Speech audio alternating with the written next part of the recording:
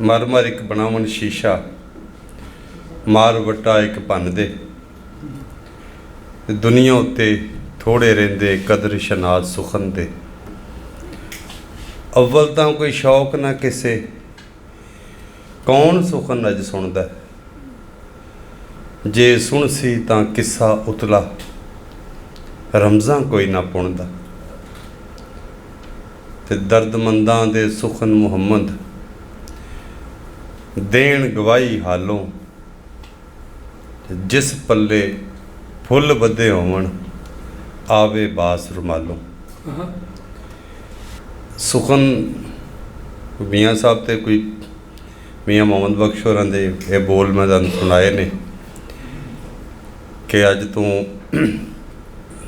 लगदा कोई 150 साल पहले उन्हें ये लिखे ने, या 125 साल ला लो, क्योंकि 120 साल तो उन्होंने गए हो गए ने। ते उस वेले भी सुखन दी बेकदरी और थोड़े रह जान वाले लोग किसी वेले सत्थां पिड़ां चुपालां च घरां च दीवियां दियां लोवां च लोग किस्सा दास्ताना पर खास तौर पर हीर पढ़ते सन। और अंग्रेज़ दे आउण दे नाल ही सब तो ज़्यादा जिहड़ी किताब छपी इस हिंदुस्तान च हीर सी। सो सारा साहित्य जिहड़ा सुलेख है उसकी वड्डी एक मानता है और उसकी वड्डी रवायत है। 1000 साल की तो लिखती रवायत है।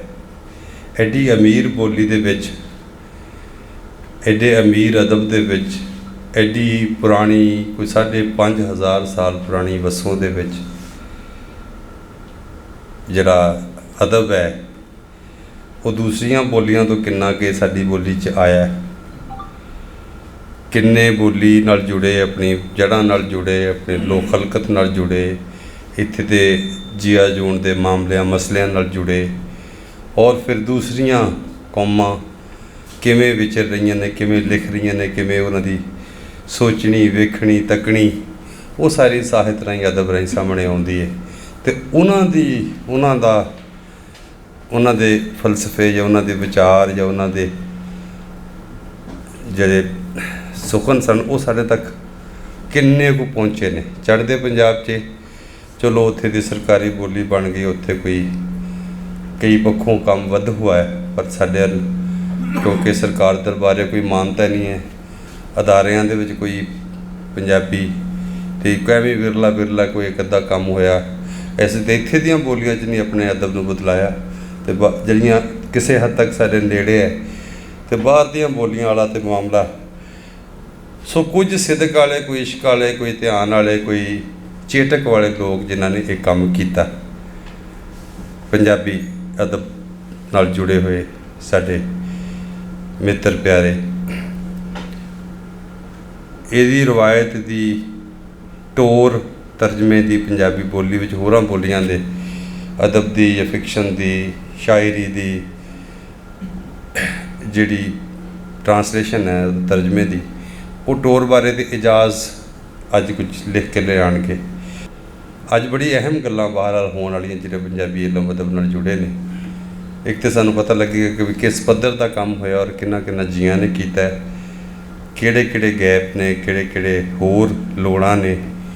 ये उलामा भी रहा है कि साइंस दी किताबां इलम दी किताबां नहीं हैगियां जी, ये उलामा भी रहा है कि भी तर्जमे नहीं है पंजाबी विच ते दूसरियां जुबानां दे। बाहर दुनिया दे विच वड्डियां कौमां जिहड़ियां जिन्हां ने तरक्कियां कीतियां ने उन्होंने दुनिया की हर नवीं किताब, हर वड्डी किताब नूं अपनी जुबान च ढालिया है ते अपने लोगों नूं ज़हनी और फिक्री तौर पर अमीर किया है। साडी किताब का की बनया, पढ़ाई का की बनया, और जिन्होंने तर्जमे किए उन्हां दी लिखतां का की बनया, ते अगों उहदी की सूरत हाल। ये सारे मुद्दे उत्ते असीं अज गल्लां करनियां ने। ते ओही सिदक वाले जी, वो लिखियार, वो इलम अदब की चेटक वाले साडे अज दे प्रधान, जिन्होंने बहुत सारे बाहर दे नावल जिहड़े ने वो मैं पहले तर्जमाकार के तौर पर जिन्हां दे नाल मेरी पुरानी संगत हुई है, जित तक मेरी संगत दीयां संगतां याद ने। उस वेले दे विच इकबाल साहब और इकबाल कैसर साहब बैठे ने, घुम्मन साहब बैठे, ਉੱਥੇ ਅਸੀਂ ਕੁਝ ਚੀਜ਼ਾਂ ਜਿਹੜੀਆਂ ਕਿਤਾਬਾਂ ਉਸ ਵੇਲੇ 'ਚ ਜਿਹੜੇ ਅਸੀਂ ਇਕੱਠੇ ਸੀ ਰਵੇਲ 'ਚ, ਉਸ ਵੇਲੇ ਇਹਨਾਂ ਦੇ ਸਫ਼ਰਨਾਮਾ ਵੀ ਔਰ ਇਹਨਾਂ ਦਾ ਹੋਰ ਜਿਹੜਾ ਸਾਹਿਤ ਬਾਹਰ ਦੀਆਂ ਜ਼ੁਬਾਨਾਂ ਤੋਂ ਤਰਜਮਾ ਹੋ ਕੇ ਆਇਆ, ਕਿਤਾਬਾਂ ਮਤਲਬ ਜਿਨ੍ਹਾਂ ਨੇ ਬੜੇ ਇੱਕ ਤਰ੍ਹਾਂ ਕਰੋ ਕਿ ਬੜੀ ਮੁਹੱਬਤ ਨਾਲ, ਬੜੀ ਧਿਆਨ ਨਾਲ, ਜਾਂ ਇੱਕ ਤਰ੍ਹਾਂ ਜ਼ਿੰਮੇਦਾਰੀ ਨਾਲ ਬਾਹਰ ਦੀਆਂ ਜ਼ੁਬਾਨਾਂ 'ਚੋਂ ਤਰਜਮੇ ਕੀਤੇ ਨਾਵਲਾਂ ਦੇ, ਔਰ ਉਹਨਾਂ ਦੇ ਨਾਵਲਸ ਸਾਹਮਣੇ ਆਏ। ਉਹ ਸਾਡੇ ਅੱਜ ਦੇ ਪ੍ਰਧਾਨ ਜਨਾਬ ਹਮੀਦ ਰਾਜ਼ੀ ਜੀ ਨੇ, ਜਿਹੜੇ ਕਿ ਵੈਸੇ ਤਾਂ ਬਹਾਕੇ ਸਰਕਾਰ ਮਹਿਫੂਜ਼ ਰਹੇ ਨੇ, ਅੱਜ ਕੱਲ੍ਹ ਵੀ ਮਹਿਫੂਜ਼ ਨੇ, ਅਤੇ ਬਲਕਿ ਅੱਜ ਕੱਲ੍ਹ ਜ਼ਿਆਦਾ ਮਹਿਫੂਜ਼ ਨੇ ਕਿਉਂਕਿ ਪਹਿਲੇ ਇਹਨਾਂ ਨੇ ਰੇਲਵੇ 'ਚ ਹਾਈ ਰੈਂਕ 'ਤੇ ਬੜਾ ਸਰਵ ਕੀਤਾ ਹੈ। ਉਸ ਤੋਂ ਬਾਅਦ ਅੱਜ ਕੱਲ੍ਹ ਬਾਕੀ ਮੁਹਤਸਬ ਨੇ, ਅਤੇ ਉਹਦੇ ਨਾਲ ਇਹਨਾਂ ਦਾ ਮਤਲਬ ਲਿਖਤ ਪੜ੍ਹਨ ਦਾ ਲੰਬਾ ਕੰਮ ਹੈ। ਜੇ ਸਮਝੋ ਕਿ ਇੱਕ ਮਰਾਠਾ ਸੂਰਮਿਆਂ ਵਰਗਾ ਕੰਮ ਹੈ, ਇੱਕ ਸਿੱਧਕ ਆਸ਼ਕਾਂ ਸਾਧਕਾਂ ਵਾਲਾ ਕੰਮ ਹੈ ਤਰਜਮੇ ਦੇ ਖੇਤਰ ਦੇ ਵਿੱਚ। ਸੋ ਮੈਂ ਪੂਰੇ ਮਾਣ ਦੇ ਨਾਲ ਮਾਣਯੋਗ ਹਮੀਦ ਰਾਜ਼ੀ ਹੋਰਾਂ ਨੂੰ ਕਹਾਂਗਾ ਕਿ ਉਹ ਪ੍ਰਧਾਨਗੀ ਦੀ ਨਿਸ਼ਸਤ 'ਤੇ ਤਸ਼ਰੀਫ ਲਿਆਉਣ ਜਨਾਬ। ਅਤੇ ਜਿਨ੍ਹਾਂ ਨੇ ਅਦਬ ਪਹੁੰਚਾਇਆ ਛਾਪ ਕੇ ਰੂਹ ਨਾਲ, ਦਿਲ ਨਾਲ, ਬਲਕਿ ਇਸ਼ਕ ਨਾਲ, ਮੈਂ ਇਹਨਾਂ ਵਰਗਾ ਪੰਜਾਬੀ ਬੋਲੀ ਦਾ, ਪੰਜਾਬੀ ਬੋਲੀ ਦੇ ਹੱਕ ਦਾ ਔਰ ਪੰਜਾਬੀ ਅਦਬ ਦਾ, ਪੰਜਾਬੀ ਲਿਖਤ ਦਾ ਆਸ਼ਿਕ ਨਹੀਂ ਜੇ ਵੇਖਿਆ। ਇਹਨਾਂ ਹੀ ਸਾਨੂੰ ਚੇਟਕ ਲਾਈ ਜਿੰਨੀ ਵੀ ਲੱਗ ਗਈ। ਗੋ ਅਸੀਂ ਆਪਣੇ ਹੱਥ ਨਹੀਂ ਆਏ ਅਤੇ ਇਹਨਾਂ ਦੇ ਹੱਥ ਕੀ ਆਉਣਾ ਸੀ ਅਤੇ ਇਹ ਫਿਰ ਇਹ ਕਿ ਇਹਨਾਂ ਦੇ ਸਦਕੇ ਹੀ ਅੱਜ ਮੈਂ ਇੱਥੇ ਲਾਹੌਰ ਆ ਜਾਂ ਗੱਲਾਂ ਕਰਦਾ ਤੁਹਾਡੇ ਨਾਲ। ਇਹਨਾਂ ਦਾ ਕੰਮ ਪੰਜਾਬੀ ਪੱਤਰਕਾਰੀ ਦੇ ਵਿੱਚ ਵੱਡਾ ਕੰਮ ਹੈ। ਮਤਲਬ 80s ਤੋਂ, ਅਰਲੀ 80s ਤੋਂ ਲਹਿਰਾਂ, ਉਸ ਤੋਂ ਬਾਅਦ ਸੱਜਣ ਅਖਬਾਰ, ਉਸ ਤੋਂ ਬਾਅਦ ਸਵੇਰ ਇੰਟਰਨੈਸ਼ਨਲ, ਰਵੇਲ, ਮੀਟੀ, ਬਹੁਤ ਸਾਰਾ ਕੰਮ, ਹੁਣ ਵੀ ਮਤਲਬ ਲੋਕਾਈ ਅਖਬਾਰ। ਪਰ ਇਹਨਾਂ ਦਾ ਇਸ਼ਕ ਹੈ ਕਹਾਣੀ। ਇਹਨਾਂ ਨੇ ਕੋਈ 650 ਸਫ਼ੇ ਦੀ ਗਲੋਬ ਕਹਾਣੀਆਂ ਦੇ ਨਾਂ ਤੋਂ ਪੰਜਾਬੀ ਦੇ ਵਿੱਚ ਤਰਜਮੇ ਦੀ ਕਿਤਾਬ ਛਾਪੀ, ਤਰਜਮੇ ਕੀਤੇ, ਔਰ ਉਹਦੇ ਵਿੱਚ ਆਲਮੋਸਟ ਕੋਈ 10-15 ਮੁਲਕਾਂ ਦੇ ਰਾਈਟਰਸ ਦੀਆਂ ਕਹਾਣੀਆਂ ਜਿਹੜੀਆਂ ਨੇ ਇਹਨਾਂ ਨੇ ਪੰਜਾਬੀ 'ਚ ਟਰਾਂਸਲੇਟ ਕੀਤੀਆਂ, ਤਰਜਮਾ ਕੀਤੀਆਂ। ਸੋ ਪੰਜਾਬੀ ਦੇ ਉਸਤਾਦ ਨੇ, ਪ੍ਰੋਫੈਸਰ ਨੇ, ਪੱਤਰਕਾਰ ਨੇ, ਸੂਝਵਾਨ ਨੇ। ਮਾਣਯੋਗ ਪ੍ਰੋਫੈਸਰ ਡਾਕਟਰ ਜਮੀਲ ਪਾਲ ਸਾਹਿਬ ਨੂੰ ਕਹਾਂਗਾ ਕਿ ਉਹ ਵੀ ਸਾਹਮਣੇ ਤਸ਼ਰੀਫ ਲਿਆਉਣ। ਇਹਨਾਂ ਦੇ ਆਉਣ ਦਾ ਜੇ ਫਾਇਦਾ ਚੁੱਕਿਆ, ਅਤੇ ਬਾਕੀ ਜਿਸ ਮੁੱਦੇ 'ਤੇ ਗੱਲ ਕਰਨੀ, ਇਹ ਆਲਰੇਡੀ ਬੜੇ ਚੰਗੇ ਜਾਣੂ ਨੇ, ਅਤੇ ਉਂਝ ਸਾਡੇ ਨਾਲ ਥੋੜ੍ਹੀ ਜਿਹੀ ਉਹ ਲਾਡੀ ਜੀ ਕਰ ਰਹੇ ਸਨ ਤੁਸੀਂ ਮੈਨੂੰ ਇਸ ਤਰ੍ਹਾਂ ਅਚਾਨਕ ਕਿਵੇਂ। ਲੇਕਿਨ ਇਹ ਵੀ ਕਿ ਜਿੱਥੇ ਬਣਦੀ ਹੈ ਗੱਲ, ਉਹ ਬਾਹਰ ਜਿਸ ਪੱਖੋਂ ਕੰਮ ਹੈ, ਜ਼ਾਹਿਰ ਅਸੀਂ ਖੇਤਰ ਦੇ ਵਿੱਚ। ਪਹਿਲੀ ਇਹ ਗੱਲ ਹੈ ਕਿ ਖਾਲਿਦ ਫਰਾਦ ਸਾਹਿਬ, ਉਹਨਾਂ ਦੇ ਨਾਲ ਦੇ ਘਰ ਦੇ ਗੁਆਂਢੀ ਜੀ, ਉਹਨਾਂ ਦੀ ਫੌਤਗੀ ਹੋ ਗਈ, ਅਤੇ ਉਹਨਾਂ ਨੇ ਜਿਹੜੀ ਲਿਖਤ ਭੇਜਣੀ ਸੀ, ਲਿਖਤੀ ਰਲਤੀ ਕਰਨੀ ਸੀ, ਉਹਨਾਂ ਨਾਲ ਉਚੇਚੀ ਇਸਦੀ ਸੰਗਤ ਬਣਾਵਾਂਗੇ ਛੇਤੀ। ਅਤੇ ਉਹ ਅੱਜ ਉਹਨਾਂ ਨੇ ਆਪਣੀ ਮਾਜ਼ਰਤ ਲਿਖਤੀ ਰੂਪ 'ਚ ਵੀ ਕਰ ਲਈ ਹੈ, ਅਤੇ ਉਹ ਸਾਰਾ ਦਿਨ ਉਹਨਾਂ ਦਾ ਉੱਥੇ ਪਿੰਡ ਫੂੜੀ 'ਚ ਲੰਘ ਗਿਆ, ਅਤੇ ਇਹ ਤੇ ਇੱਕ ਵਜ੍ਹਾ ਬਣੀ। ਸੋ ਇੰਝ ਹੀ ਪੰਜਾਬੀ ਦੇ 2 ਨਾਵਲ ਜਿਹੜੇ ਨੇ, ਜਿਨ੍ਹਾਂ ਨੇ ਅੰਗਰੇਜ਼ੀ ਦੇ ਪੰਜਾਬੀ 'ਚ ਕੀਤੇ, ਔਰ ਖੁਦ ਵੀ ਵਧੀਆ ਲਿਖਿਆਰ ਨੇ, ਕਹਾਣੀਕਾਰ ਨੇ, ਕਿੱਤੇ ਵਜੋਂ ਵਕੀਲ ਨੇ, ਅਤੇ ਸਾਡੇ ਬੜੇ ਮਿੱਤਰ ਪਿਆਰੇ ਨੇ ਜਨਾਬ ਸ਼ਾਹਿਦ ਸ਼ਬੀਰ ਐਡਵੋਕੇਟ। ਉਹਨਾਂ ਨੂੰ ਕਹਾਂਗਾ ਕਿ ਉਹ ਵੀ ਸਟੇਜ 'ਤੇ ਤਸ਼ਰੀਫ ਲਿਆਉਣ। ਅਤੇ ਬਾਕੀ ਜਿਹੜਾ ਇਹਨਾਂ ਦਾ ਕੰਮ ਹੈ, ਉਹਦੀ ਨਵੀਅਤ ਜਿਸ ਨੂੰ ਸਟੇਜ 'ਤੇ ਬੁਲਾਵਾਂਗੇ, ਉਸ ਵੇਲੇ ਸਭ ਦਾ ਬਾਰੇ ਦੱਸਾਂਗੇ ਵਿਰਲਾ ਜਿਹਾ। ਅਤੇ ਅੱਜ ਇਜਾਜ਼, ਪ੍ਰੋਫੈਸਰ ਇਜਾਜ਼ ਅਸੀਂ ਕਹਿ ਸਕਦੇ ਹਾਂ, ਕਿਉਂਕਿ ਨਿੱਕਾ ਜਿਹਾ ਨਾਂ ਰੱਖਿਆ, ਉਹਦਾ ਕੋਈ ਅੱਗੇ ਪਿੱਛੇ ਵੀ ਸਮਝ ਨਹੀਂ ਆਉਂਦੀ ਕਿ ਹੁਣ ਮੁਹੰਮਦ ਇਜਾਜ਼, ਪ੍ਰੋਫੈਸਰ ਇਜਾਜ਼ ਕਰ ਲਈਏ, ਕੀ ਕਰ ਲਈਏ। ਅਤੇ ਉਹ ਲੇਕਿਨ ਹੁਣ ਨਿੱਕਾ ਜਿਹਾ ਵਨ ਨੇਮ ਹੈ ਇਜਾਜ਼ ਸਾਹਿਬ। ਉਹ ਵੀ ਆਉਂਦੇ ਨੇ, ਅਤੇ ਉਹਨਾਂ ਨੂੰ ਵੀ ਅਸੀਂ ਉਹਨਾਂ ਦੇ ਮਾਣ ਵਾਲੀ ਥਾਂ 'ਤੇ ਬਿਠਾਵਾਂਗੇ। ਅਤੇ ਸਾਡੀ ਧੀ ਰਾਣੀ, ਜੋ ਅੱਜ ਕੱਲ੍ਹ ਡਾਕਟਰ ਹੈ, ਰੇਸ਼ਮ ਜਮੀਲ ਪਾਲ ਸਾਹਿਬ ਦੀ ਬੇਟੀ ਹੈ, ਅਤੇ ਉਹ ਪੰਜਾਬੀ ਦੀ ਉਸਤਾਦ ਵੀ ਹੈ, ਔਰ ਉਸ ਨੇ ਵੀ ਇੱਕ ਹੁਣੇ ਹੀ ਰੀਸੈਂਟ ਉਹਦੀ ਪੰਜਾਬੀ ਅੰਗਰੇਜ਼ੀ ਕਹਾਣੀਆਂ ਤੋਂ ਤਰਜਮੇ ਦੀ ਕਿਤਾਬ ਛਪ ਕੇ ਆਈ ਹੈ, ਉਹਦੇ ਬਾਰੇ ਵੀ ਗੱਲ ਹੋਏਗੀ, ਔਰ ਉਹਨਾਂ ਨੇ ਉਹਦੇ ਵਿੱਚੋਂ ਇੱਕ ਕਹਾਣੀ ਸੁਣਾਉਣੀ ਸੀ। ਅਤੇ ਹੁਣ ਮੇਰਾ ਖਿਆਲ ਅਸੀਂ ਅੱਜ ਦੇ ਪ੍ਰੋਗਰਾਮ ਦੀ ਪੂਰੀ ਕਾਰਵਾਈ ਵਧੀਆ ਸਾਬੇ ਸਦਾਰਤ ਦੀ ਇਜਾਜ਼ਤ ਦੇ ਨਾਲ। ਤੇ ਇੱਕ ਸਾਡੇ ਮਿੱਤਰ ਸਾਹਮਣੇ ਅੱਜ ਆਪਣੀਆਂ ਮੁੱਛਾਂ ਘਟਾ ਕੇ ਆਏ ਨੇ, ਪਤਾ ਨਹੀਂ ਕੋਈ ਮਿਹਣਾ ਮਿਲਿਆ।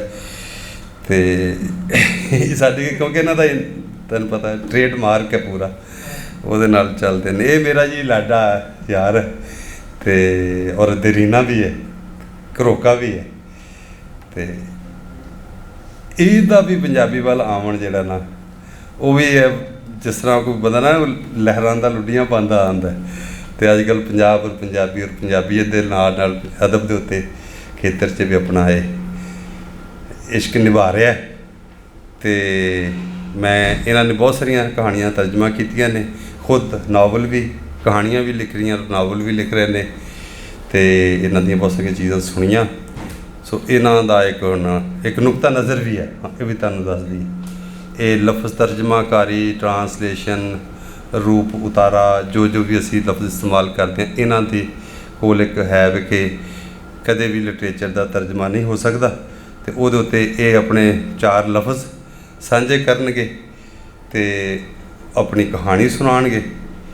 ਤੁਹਾਡੇ ਸਾਰਿਆਂ ਦੀਆਂ ਤਾੜੀਆਂ 'ਚ ਤਸ਼ਰੀਫ ਲਿਆਉਣਗੇ ਸਾਡੇ ਮਿੱਤਰ, ਲਿਖਿਆਰ, ਤਰਜਮਾਕਾਰ, ਰੂਪਕਾਰ ਜਨਾਬ ਇਫਤਖਾਰ ਮਿੱਤਰਾ ਸਾਹਿਬ।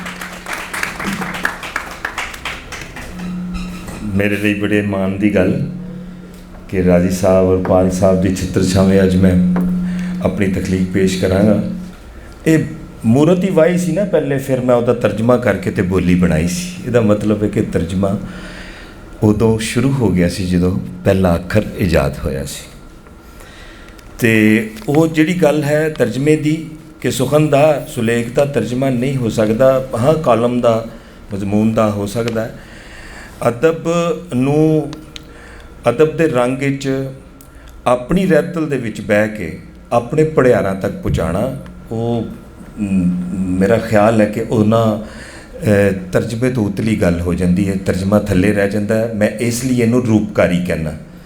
अज की कहानी है जैक लंडन, मेरे सीनियर उस्ताद जानते होंगे कि सीत दा फ्रीजिंग दा बादशाह मन्निया गया और निक्की उम्रे चला गया, लेकिन उदियां कहानियां तो फिल्मां भी बनियां। तो एक दो उदियां तकलीकां ते मैं काम किया, जिस चो एक हाज़र है। ये जैक लंडन की कहानी है टू बिल्ट अ फायर। उसका पंजाबी रूप है तापमान। मुंजमिद होए उस बियाबान च मुसाफिर का हर अगला कदम औखा सी। दिन चढ़न का एहसास होया तो उन्हें वो ना मुक्कण वाला राह छड्ड दिता। उस कन्नी कट्टी ते उस राह पै गया जिसकी तलाश सी। अगे चढ़ाई शुरू सी। हफिया होया उत्ते अपड़िया ते साह न रले। बेड़ा गर्क उहदे मूँहों निकलिया। साह सवले कर उस घड़ी ते नज़र पाई 9 वज रहे सन। वो सीधा होया ते पिछे मुड़ के वेख्या। हर सू विखरिया एक मुंजमिद उजाड़, जिदी न नुक्कर न अंत। किसे शीशा घर ने अखीर कर दी सी। नज़र की हद मुक जाती पर रंग नज़र ना आउंदे। गज गज मोटी चटानी बर्फ जिहड़ी लगातार वड़न वाली फुट्टी नाल होर मोटी हुंदी जा रही सी। हर सू एक डरावनी ठार दा राज। दिन कदों दा चढ़ आया सी, पर दबेज धुंद रिश्मां दा साह ढक्की खलोती सी। बड़े दिनों तो सूरज नहीं सी दर्शाया ते ना ही उहदे दर्शन की उम्मीद सी। चानन महसूस हुंदा, पर अगली घड़ी एक बेनामी जी तरीकी हर शय नूं टप लैंदी। ये मंजर उहदे लई अनोखे नहीं सन। अजे तक ना डर सी ते ना ही कोई ना उम्मीदी। पिछे वेख उसनूं यकीन नहीं सी आ रहा कि उस ना मुराद यखबस्ता यकून नूं पार कर आया है। उन्हें अपनी दिशा वल वेख्या ते टुर पिया। सफेदी वेख वेख उहदियां अखां रंगधारी भुल गईयां सन। बस एक राह विखांदी काली लकीर जिहड़ी सिमतां ते लक्ष्य का पता देंदी। उहदे खब्बे हत्थ 1000 मील दूर चिलकोट, दक्षिण वल डासन शहर ते उत्तर वल 100 मील परे सेंट माइकल। हयाती उस तो कोहां दूर सी। अनजान ते औखा पैंडा, पर वह कोई हारी सारी बंदा नहीं सी। पूरा होशमंद, त्रिखा ते हुशियार। ਪਰ ਇੱਥੇ ਮੁਕਾਬਲੇ 'ਚ ਨਿਰੀ ਹੁਸ਼ਿਆਰੀ ਨਹੀਂ ਸੀ ਚੱਲਣ ਲੱਗੀ। -50 ਦਾ ਮਤਲਬ ਸੀ -82 ਦਰਜੇ ਦੀ ਬਰਫੀਲੀ ਕਾਟ। ਉਸ ਨੂੰ ਇਸ ਕਾਟ ਦੀ ਕਾਟ ਦਾ ਪਤਾ ਸੀ। ਵੱਧ ਤੋਂ ਵੱਧ ਕਿੱਥੇ ਤੱਕ ਜਾਏਗੀ, ਮੈਂ ਜਰ ਲਾਂਗਾ, ਉਹਨੇ ਸੋਚਿਆ। ਆਪਣੇ ਵੱਲੋਂ ਉਹਦੀ ਤਿਆਰੀ ਤੇ ਪੂਰੀ ਸੀ। ਗਰਮ ਸ਼ਮੋਜ਼, ਜੈਕਟ, ਕੰਟੋਪ ਤੇ ਦਸਤਾਨੇ, ਮੋਜ਼ੇ ਤੇ ਮੁਕੇਸ਼ਨ, ਹੋਰ ਨਿੱਕੀਆਂ ਮੋਟੀਆਂ ਸ਼ੈਵਾਂ ਵੀ ਹੈਗੀਆਂ ਸਨ। ਪਰ ਇੱਕ ਵਹਿਮ ਦਾ ਦਾਬ ਬਾਰ-ਬਾਰ ਉਹਦੇ ਅੰਦਰ ਜਨਮ ਲੈਂਦਾ।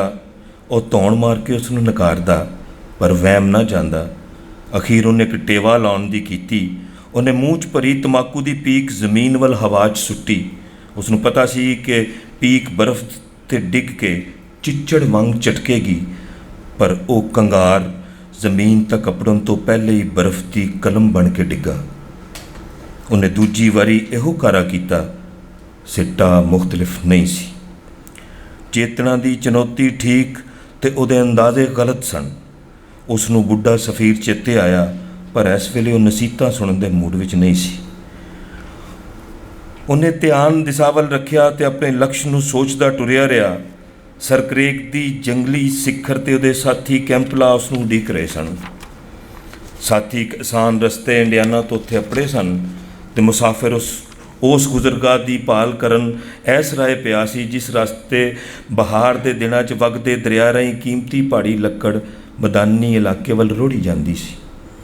ਉਹਦੀ ਰਫ਼ਤਾਰ ਦੱਸ ਰਹੀ ਸੀ ਕਿ ਉਹ ਰਾਤ ਪੈਣ ਤੋਂ ਅਗਦੇ ਕੈਂਪ ਤੱਕ ਅਪੜ ਜਾਏਗਾ। ਸਾਥੀਆਂ ਮੱਚ ਪਕਾਇਆ ਹੋਏਗਾ। ਉਹ ਸਾਰੇ ਗਰਮ ਲੰਗਰ 'ਤੇ ਉਸ ਦੀ ਉਡੀਕ ਕਰ ਰਹੇ ਹੋਣਗੇ। ਗਰਮ ਖਾਣੇ ਦਾ ਅਹਿਸਾਸ ਸ਼ਾਨਦਾਰ ਸੀ। ਟੁਰਦੇ ਟੁਰਦੇ ਉਹਨੇ ਆਪਣੀ ਵੱਖੀ ਟੋਹ ਕੇ ਵੇਖੀ। ਜੈਕਟ ਤੇ ਕਮੀਜ਼ ਦੇ ਥੱਲੇ ਪਸਲੀਆਂ ਦੇ ਨਾਲ ਰੋਗਨੀ ਕੀਮੇ ਵਾਲੇ ਨਾਨ ਬੰਨੇ ਹੋਏ ਸਨ ਤਾਂ ਜੇ ਵਜੂਦ ਦੀ ਹਰਾਰਤ ਨਾਲ ਇਹ ਨੁੱਕਲ ਖਾਣ ਦੇ ਕਾਬਲ ਰਹਿ ਸਕੇ। ਨਾਨ ਨਰਮ ਸਨ। ਉਹਦੇ ਮੂੰਹ 'ਤੇ ਮੁਸਕਾਨ ਆ ਗਈ। ਪਾਇਨ ਦੇ ਦਰਖਤਾਂ ਦਾ ਗੂੜਾ ਜ਼ਖੀਰਾ ਸ਼ੁਰੂ ਹੋਇਆ ਤੇ ਰਾਹ ਗੁਆਚਣ ਲੱਗ ਪਿਆ। ਹੱਥ ਰੇੜੀਆਂ ਦੇ ਨਿਸ਼ਾਨ ਵੀ ਕਿਧਰੇ ਸੁਜਾਈ ਨਾ ਦਿੰਦੇ। ਸ਼ੁਕਰ ਹੈ ਮੈਂ ਰੇੜੀ ਲੈ ਕੇ ਨਹੀਂ ਆਇਆ, ਆਉਂਦਾ ਤੇ ਫਸ ਜਾਣਾ ਸੀ, ਉਹਨੇ ਸੋਚਿਆ। ਉਹਦੇ ਕੋਲ ਭਾਰ ਦੇ ਨਾਂ 'ਤੇ ਸਿਰਫ ਉਹਦੀ ਇੱਕ ਵੇਲੇ ਦੀ ਰੋਟੀ ਸੀ। ਰਫ਼ਤਾਰ ਮੱਠੀ ਹੋਈ ਤੇ ਉਸ ਨੂੰ ਸਰਦੀ ਦੇ ਵਧਾਅ ਦਾ ਵਹਿਮ ਫੇਰ ਹੋਇਆ।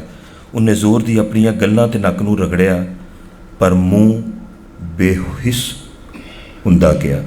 ਉਹਦੇ ਮੂੰਹ 'ਤੇ ਭਰਵੀਂ ਦਾੜੀ ਮੁੱਛ ਹੈਗੀ ਸੀ, ਪਰ ਵਾਲਾਂ ਦਾ ਇਹ ਗੁੱਛਾ ਸੀਤ ਹਵਾ ਨੂੰ ਢੱਕਣ ਲਈ ਬਿਲਕੁਲ ਨਾਕਾਫੀ ਸੀ।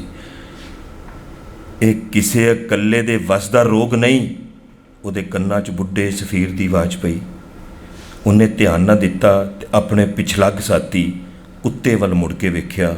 ਬਘਿਆੜੀ ਕੁੱਤਾ, ਜਿਸ ਦੀ ਜੱਤ ਹੂ-ਬਹੂ ਬਘਿਆੜ ਵਰਗੀ ਹੁੰਦੀ ਏ। ਦੋ ਨਸਲਾਂ, ਜਿਸ ਦੀ ਖਸਲਤ ਬਘਿਆੜ ਵਰਗੀ ਤੇ ਫਿਤਰਤ ਕੁੱਤੇ ਵਰਗੀ।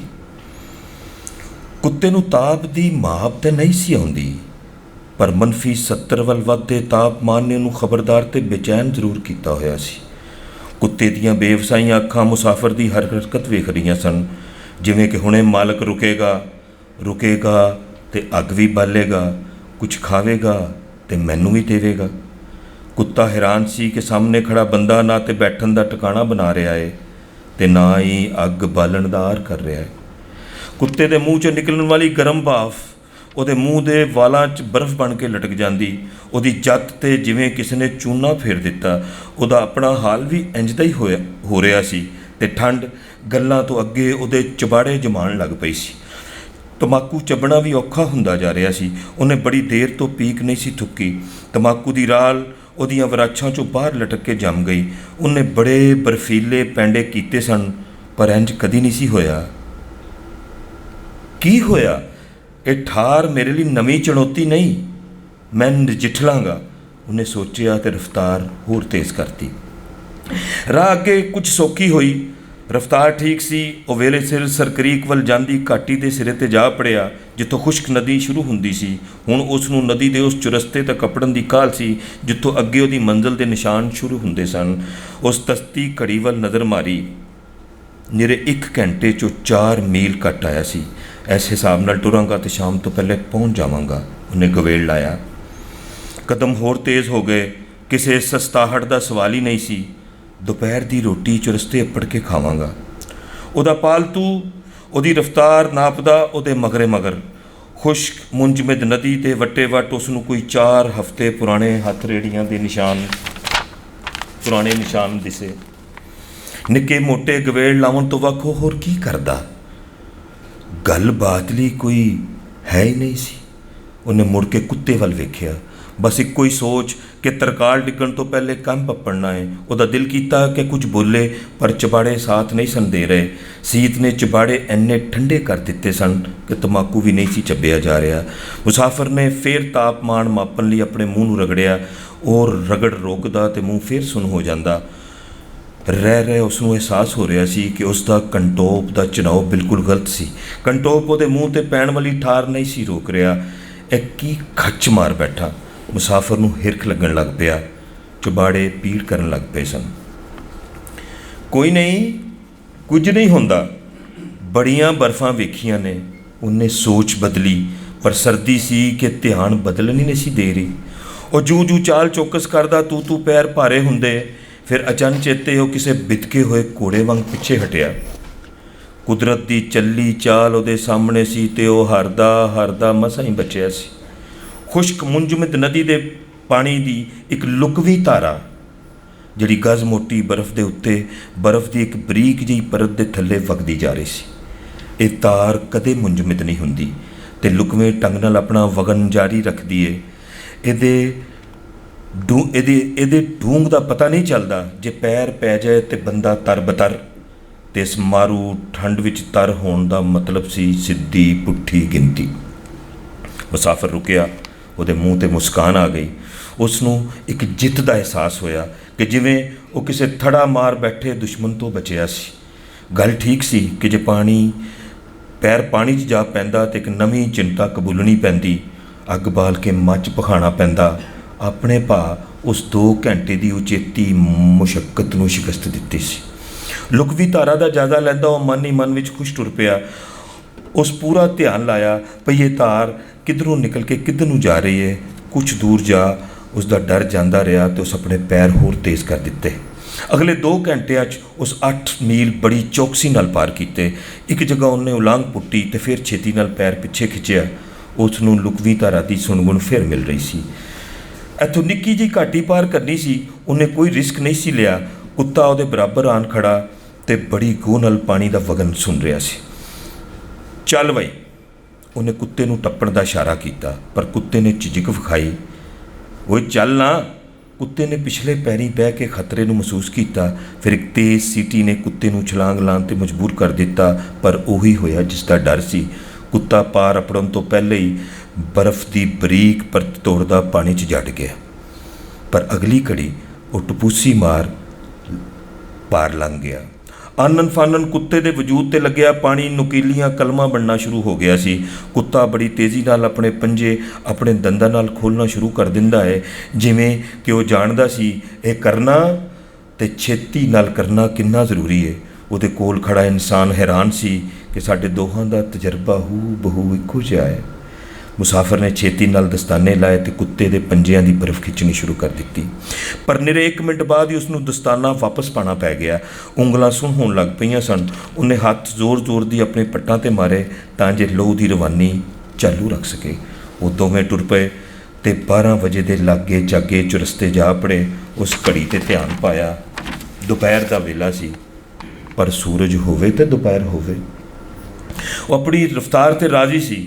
ਇੱਕ ਟਿੱਬੇ 'ਤੇ ਬਹਿ ਗਿਆ। ਜੈਕਟ ਦੀ ਅੰਦਰ ਵਾਲੀ ਸਦਰੀ ਦੇ ਬਟਨ ਖੋਲ੍ਹ ਕੇ ਉਸ ਆਪਣੇ ਨੁੱਕਲ ਦਾ ਰੁਮਾਲ ਬਾਹਰ ਕੱਢਿਆ।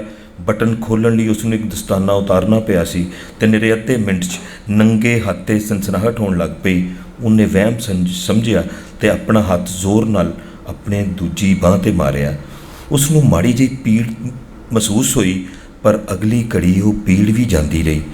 ਉਹਨੇ ਡਰਦੇ ਹੋਏ ਆਲੇ ਦੁਆਲੇ ਵੇਖਿਆ। ਖਾਣ ਦਾ ਇਰਾਦਾ ਛੱਡ ਉਹਨੇ ਛੇਤੀ ਨਾਲ ਦਸਤਾਨਾ ਚਾੜ੍ਹ ਲਿਆ। ਉਹਦਾ ਗਵੇੜਨ ਹਰ ਲਮਹੇ ਸ਼ਿਕਸਤ ਖਾ ਰਿਹਾ ਸੀ। ਉਹਨੇ ਡਰ ਕੁਛ ਦੇਰ ਉਹ ਸਾਕਤ ਬੈਠਾ ਰਿਹਾ ਤੇ ਫਿਰ ਉਸ ਦੂਜੇ ਹੱਥ ਨਾਲ ਦਸਤਾਨਾ ਲਾ ਕੇ ਨਾਨ ਖਾਵਣ ਦੀ ਕੀਤੀ, ਪਰ ਦਾੜੀ 'ਚ ਫਸੀ ਬਰਫ਼ ਨੇ ਉਹਦੇ ਚਬਾੜੇ ਮੁੰਝਮਿਤ ਕਰ ਦਿੱਤੇ ਸਨ। ਇਹ ਕੀ ਹੋ ਰਿਹਾ ਹੈ? ਇੱਕ ਪਲ ਉਹਨੇ ਸੋਚਿਆ। ਫਿਟੇ ਮੂੰਹ ਵੱਡਿਆ ਸਿਆਣਿਆ ਤੇ ਫਿਰ ਹੱਸਣ ਲੱਗ ਪਿਆ। ਇਹੋ ਜਿਹੇ ਮੁੰਜਬਤ ਬਿਆਬਾਨ 'ਚ ਹਰਕਤੀ ਜ਼ਿੰਦਗੀ ਦੀ ਇੱਕ ਖਾਸ ਮੁੱਦਤ ਹੁੰਦੀ ਹੈ। ਉਸ ਤੋਂ ਬਾਅਦ ਸਾਵਾਂ ਦੀ ਜ਼ਮਾਨਤ ਅੱਗ ਹੁੰਦੀ ਏ ਜਿਹੜੀ ਉਹ ਬਾਲਣੀ ਭੁੱਲ ਗਿਆ ਸੀ। ਦਸਤਾਨੇ 'ਚੋਂ ਬਾਹਰ ਹੱਥ ਹਰਕਤ ਕਰਨ ਤੋਂ ਇਨਕਾਰੀ ਸਨ। ਖੌਫਨਾਕ ਗਲਤੀ ਦੇ ਅਹਿਸਾਸ ਨੇ ਉਹਦੇ ਵਜੂਦ 'ਚ ਸਨਸਨੀ ਫੈਲਾ ਦਿੱਤੀ। ਉਹਨੇ ਦਸਤਾਨਾ ਪਾਇਆ ਤੇ ਉੱਠ ਕੇ ਵਰਜ਼ਿਸ਼ ਸ਼ੁਰੂ ਕਰ ਦਿੱਤੀ। ਕੁਛ ਦੇਰ ਦੀ ਮੁਸ਼ੱਕਤ ਬਾਅਦ ਉਹਦਾ ਵਜੂਦ ਜਾਗਣ ਲੱਗ ਪਿਆ। ਬੁੱਢੇ ਸਫੀਰ ਦੀ ਗੱਲ ਚੇਤੇ ਆਈ। ਕਾਕਾ, ਤੂੰ ਜਿੱਥੇ ਜਾਵਣ ਦਾ ਸੋਚੀ ਬੈਠਾ ਏ ਉੱਥੇ ਦੀ ਘਾਤਕ ਠਾਰ ਨਹੀਂ ਚੱਲ ਸਕੇਗਾ। ਤੇ ਉਹਨੇ ਬੁੱਢੇ ਦੀ ਗੱਲ ਦਾ ਚੰਗਾ ਠੱਠਾ ਲਾਇਆ ਸੀ। ਪਰ ਜੂੰ ਵੇਲਾ ਟੱਪ ਰਿਹਾ ਏ, ਉਹਦੇ ਲਾਏ ਹੋਏ ਸਾਰੇ ਗਵੇੜ ਝੂਠੇ ਹੁੰਦੇ ਜਾ ਰਹੇ ਨੇ। ਉਹਨੇ ਵਰਜ਼ਿਸ਼ ਜਾਰੀ ਰੱਖੀ। ਪੋਰਾਂ 'ਚ ਲਹੂ ਦੀ ਰਵਾਨੀ ਮਹਿਸੂਸ ਹੋਈ ਤੇ ਉਸ ਹੱਥ ਪੈਰ ਮਾਰਨੇ ਛੱਡ ਦਿੱਤੇ। ਰੁਕ ਕੇ 2 ਕੁ ਲੰਮੇ ਸਾਹ ਲਾਏ ਤੇ ਫਿਰ ਹੜ੍ਹ 'ਚ ਰੁੜ ਕੇ ਆਈ ਛਾਲ ਇਕੱਠੀ ਕਰਨ ਲੱਗ ਪਿਆ। ਸੁੱਕੀਆਂ ਛਿਟੀਆਂ ਦਾ ਨਿੱਕਾ ਜਿਹਾ ਢੇਰ ਲਾਇਆ ਤੇ ਮਾਚਿਸ ਕੱਢ ਉਸ ਨੂੰ ਅੱਗ ਵਿਖਾ ਦਿੱਤੀ। ਕੁਝ ਮੋਟੇ ਟਾਹਣ ਤੋੜ ਉਸ 'ਤੇ ਰੱਖੇ। ਮੱਚ ਤਿੜਕਣ ਲੱਗ ਪਿਆ ਤੇ ਉਹ ਨੇੜੇ ਹੋ ਬੈਠਾ, ਹੱਥ ਮੂੰਹ ਸੇਕੇ, ਜਿਹਦੇ ਨਾਲ ਦਾੜੀ 'ਚ ਫਸੀ ਬਰਫ਼ ਪੰਘਰ ਗਈ। ਸੀਤ ਦਾ ਅਹਿਸਾਸ ਘੱਟ ਹੋਇਆ ਤਾਂ ਉਸ ਆਪਣਾ ਨੁੱਕਲ ਖਾਣਾ ਸ਼ੁਰੂ ਕੀਤਾ। ਨਾਨ ਸਖਤ ਹੋ ਚੁੱਕੇ ਸਨ। ਸੇਕ ਕੇ ਚੱਬਦਾ ਰਿਹਾ। ਟੇਕ ਲਾ ਕੇ ਕੁਝ ਦੇਰ ਲੱਕ ਸਿੱਧਾ ਕੀਤਾ। ਜੇਬ 'ਚੋਂ ਪਾਈਪ ਕੱਢ ਕੇ ਤੰਬਾਕੂ ਭਰਿਆ ਤੇ ਚੰਗੇ ਭਰਵੇਂ ਕਸ਼ ਛਿੱਕਦਾ ਰਿਹਾ। ਉਹਦਾ ਕੁੱਤਾ ਮੱਝ ਤੋਂ ਇੱਕ ਖਾਸ ਫਾਸਲਾ ਬਣਾ ਕੇ ਸੇਕ ਦਾ ਚਸ ਮਾਣਦਾ ਸੌਂ ਗਿਆ ਸੀ। ਤੰਬਾਕੂ ਮੁੱਕਿਆ ਤੇ ਉਸ ਉੱਠ ਕੇ ਜਾਵਣ ਦੀ ਤਿਆਰੀ ਫੜੀ। ਉਹ ਉੱਠਿਆ ਤੇ ਕੁੱਤਾ ਵੀ ਜਾਗ ਪਿਆ ਤੇ ਉਸ ਦੇ ਜਾਵਣ ਦੇ ਇਰਾਦੇ ਨੂੰ ਭਾਂਪ ਕੇ ਹੈਰਾਨ ਜਿਹਾ ਮਾਲਕ ਵੱਲ ਵੇਖਦਾ ਹੈ। ਕੁੱਤਾ ਕਦੇ ਉਸ ਵੱਲ ਤੇ ਕਦੇ ਅੱਗ ਦੇ ਲੰਬੂ ਵੱਲ ਵੇਖਦਾ, ਜਿਵੇਂ ਆਖ ਰਿਹਾ ਹੋਵੇ, ਝੱਲਾ ਹੋ ਗਿਆ ਏ। ਇਸ ਮਾਰ ਦੇਣ ਵਾਲੀ ਸਰਦੀ 'ਚ ਭਲਾ ਅੱਗ ਛੱਡ ਕੇ ਕੌਣ ਜਾਂਦਾ ਹੈ? ਪਰ ਗੁਲਾਮ ਦੀ ਆਕਾ ਅੱਗੇ ਕੀ ਚੱਲਣੀ ਸੀ। ਬੇਬਸ ਖੜਾ ਰਿਹਾ, ਜਿਵੇਂ ਕਿ ਸੋਚ ਰਿਹਾ ਹੋਵੇ ਕਿ ਇਸ ਬੁੱਧੂ ਦਾ ਖਹਿੜਾ ਛੱਡੇ ਤੇ ਬਲਦੀ ਅੱਗ ਦੇ ਨੇੜੇ ਇੱਕ ਹੌਦੀ ਬਣਾ ਕੱਢੇ, ਰੱਜ ਸੌਵੇਂ ਤੇ ਸੂਰਜ ਉੱਗਣ ਦਾ ਇੰਤਜ਼ਾਰ ਕਰੇ। ਮੁਸਾਫਰ ਕੁਝ ਦੂਰ ਜਾ ਕੇ ਪਲਟਿਆ। ਕੁੱਤਾ ਖੜਾ ਉਹਦੇ ਵੱਲ ਵੇਖ ਰਿਹਾ ਸੀ ਤੇ ਫਿਰ ਇੱਕ ਦਬਕੇਦਾਰ ਸੀਟੀ ਕੁੱਤੇ ਨੂੰ ਛਾਂਟੇ ਵਾਂਗ ਵੱਜੀ। ਉਹਨੇ ਸੁਰ ਸੁੱਟਿਆ ਤੇ ਮਾਲਕ ਦੇ ਪੈਰਾਂ ਦੇ ਨਿਸ਼ਾਨ ਨਾਪਣ ਲੱਗ ਪਿਆ। ਮੁਸਾਫਰ ਨੇ ਤੰਬਾਕੂ ਦੀ ਚੁੰਡੀ ਰੱਖੀ ਤੇ ਇੱਕ ਜ਼ੋਰਦਾਰ ਸਾਹ ਲਿਆ। ਉਹਦੇ ਮੂੰਹ ਤੇ ਬਰਫ਼ ਦੇ ਮੋਤੀ ਬਣਨ ਲੱਗ ਪਏ ਸਨ। ਉਹ ਅੱਧਾ ਘੰਟਾ ਕਿਸੇ ਲੁਕਵੀਂ ਧਾਰਾ ਤੋਂ ਬੇਖੌਫ ਟੁਰਿਆ ਰਿਹਾ। ਉਸ ਨੂੰ ਇਹ ਪੱਕ ਹੋ ਗਈ ਸੀ ਕਿ ਹੁਣ ਸਰਕਰੇਕ ਦੀ ਚੋਟੀ ਤੇ ਤੱਕ ਕੋਈ ਲੁਕਵੀਂ ਛਲ ਉਹਦਾ ਰਾਹ ਨਹੀਂ ਢੱਕਣ ਲੱਗੀ। ਪਰ ਐਤਕੀ ਫਿਰ ਉਹਦਾ ਹਿਸਾਬ ਗਲਤ ਨਿਕਲਿਆ। ਇੱਕ ਟੋਇਆ ਪਾਰ ਕਰਦਿਆਂ ਉਹਨੇ ਉਲਾਂਘ ਪੁੱਟੀ ਤੇ ਅਗਲਾ ਪੈਰ ਬਰਫ਼ ਦੀ ਫੱਟੀ ਪਾੜਦਾ ਸਿੱਧਾ ਪਾਣੀ 'ਚ ਜਾ ਵੜਿਆ। ਨਿਕਲਣ ਦੀ ਕੀਤੀ ਤੇ ਉਹ ਗੋਡਿਆਂ ਤੋਂ ਉੱਤੇ ਤੱਕ ਪਾਣੀ 'ਚ ਭਿੱਜ ਚੁੱਕਿਆ ਸੀ। ਲੱਖ ਦੀ ਲਾਹਨਤ ਮੂਰਖਾ, ਹੁਣ 6 ਵਜੇ ਤੱਕ ਤੂੰ ਨਹੀਂ ਆਪਣਨ ਲੱਗਾ। ਉਹ ਆਪਣੇ ਆਪ ਨੂੰ ਕੋਸਦਾ ਸੁੱਕੀ ਜਾ ਖਲੋਤਾ। ਅਗਲੀਆਂ ਘੜੀਆਂ ਮੌਤ ਦੀਆਂ ਘੰਟੀਆਂ ਬਣ ਸਕਦੀਆਂ ਸਨ। ਉਸ ਨੂੰ ਤੁਰੰਤ ਅੱਗ ਬਾਲਣੀ ਪਵੇਗੀ। ਉਹਨੇ ਆਪਣੇ ਗਿੱਲੇਪਨ ਨੂੰ ਥੋੜ੍ਹੀ ਦੇਰ ਲਈ ਵਾਂਝਾ ਕੀਤਾ। ਤੇਜ਼ੀ ਨਾਲ ਅੱਗ ਬਾਲਣ 'ਚ ਜੁਟ ਗਿਆ। ਹੜ੍ਹ ਦੀ ਛਾਲ ਇਕੱਠੀ ਕੀਤੀ, ਮੋਟੀਆਂ ਟਾਹਣੀਆਂ ਦੀ ਇੱਕ ਚੁੱਲ੍ਹ ਬਣਾਈ ਤੇ ਮਾਚਿਸ ਨਾਲ ਅੱਗ ਲਾ ਕੇ ਸ਼ੋਲੇ ਨੂੰ ਤਗੜਾ ਕਰਨ ਡੈ ਪਿਆ। ਉਹ ਫੂਕਾਂ ਮਾਰ ਅੱਗ ਬਣਾ ਰਿਹਾ ਸੀ। ਉਹ ਬੜੀ ਚਤਰਾਈ ਨਾਲ ਲੱਕੜੀ ਤੇ ਲੱਕੜੀ ਰੱਖਦਾ, ਸੋਚਦਾ ਕਿ ਇਸ ਸ਼ੋਲੇ ਦਾ ਮੱਚ ਬਣਨਾ ਜ਼ਰੂਰੀ ਏ। ਠਾਰ -75 ਤੋਂ ਅੱਗੇ ਲੰਘ ਚੁੱਕੀ ਸੀ। ਪਾਣੀ 'ਚ ਗੜੁੱਚ ਬੂਟਾਂ 'ਚ ਪੈਰਾਂ ਦਾ ਲਹੂ ਹਰਕਤ ਭੁੱਲ ਸਕਦਾ ਸੀ। ਜਿਸਮਾਨੀ ਭੱਜ ਦੌੜ ਕੁਛ ਨਹੀਂ ਸੀ ਕਰਨਾ। ਹੁਣ ਵਾਹਵਾ ਤਾਪਮਾਨ ਹੀ ਅਗਲੇ ਸਮੇਂ ਦਾ ਫੈਸਲਾ ਕਰਨਾ ਸੀ। ਪਾਣੀ 'ਚ ਡਿੱਗਣ ਤੋਂ ਲੈ ਕੇ ਹੁਣ ਤੱਕ ਬੜਾ ਵਕਤ ਬੀਤ ਚੁੱਕਿਆ ਸੀ। ਉਸ ਨੂੰ ਦਿਲ ਦੀ ਧੜਕਣ ਸੁਸਤ ਹੁੰਦੀ ਜਾਪੀ। ਉਹਦੇ ਲਹੂ ਦਾ ਟੋਰਾ ਮੱਠਾ ਹੁੰਦਾ ਜਾ ਰਿਹਾ ਸੀ। ਲਹੂ ਜੁੱਸੇ ਦੇ ਬਹੁਤ ਸਾਰੇ ਹਿੱਸਿਆਂ 'ਚੋਂ ਵਾਪਸੀ ਨਹੀਂ ਸੀ ਕਰ ਰਿਹਾ। ਕੀ ਹੁਣ ਅੰਗਾਂ ਤੋਂ ਬਾਅਦ ਖੂਨ ਦੇ ਠਰਨ ਦੀ ਵਾਰੀ ਸੀ?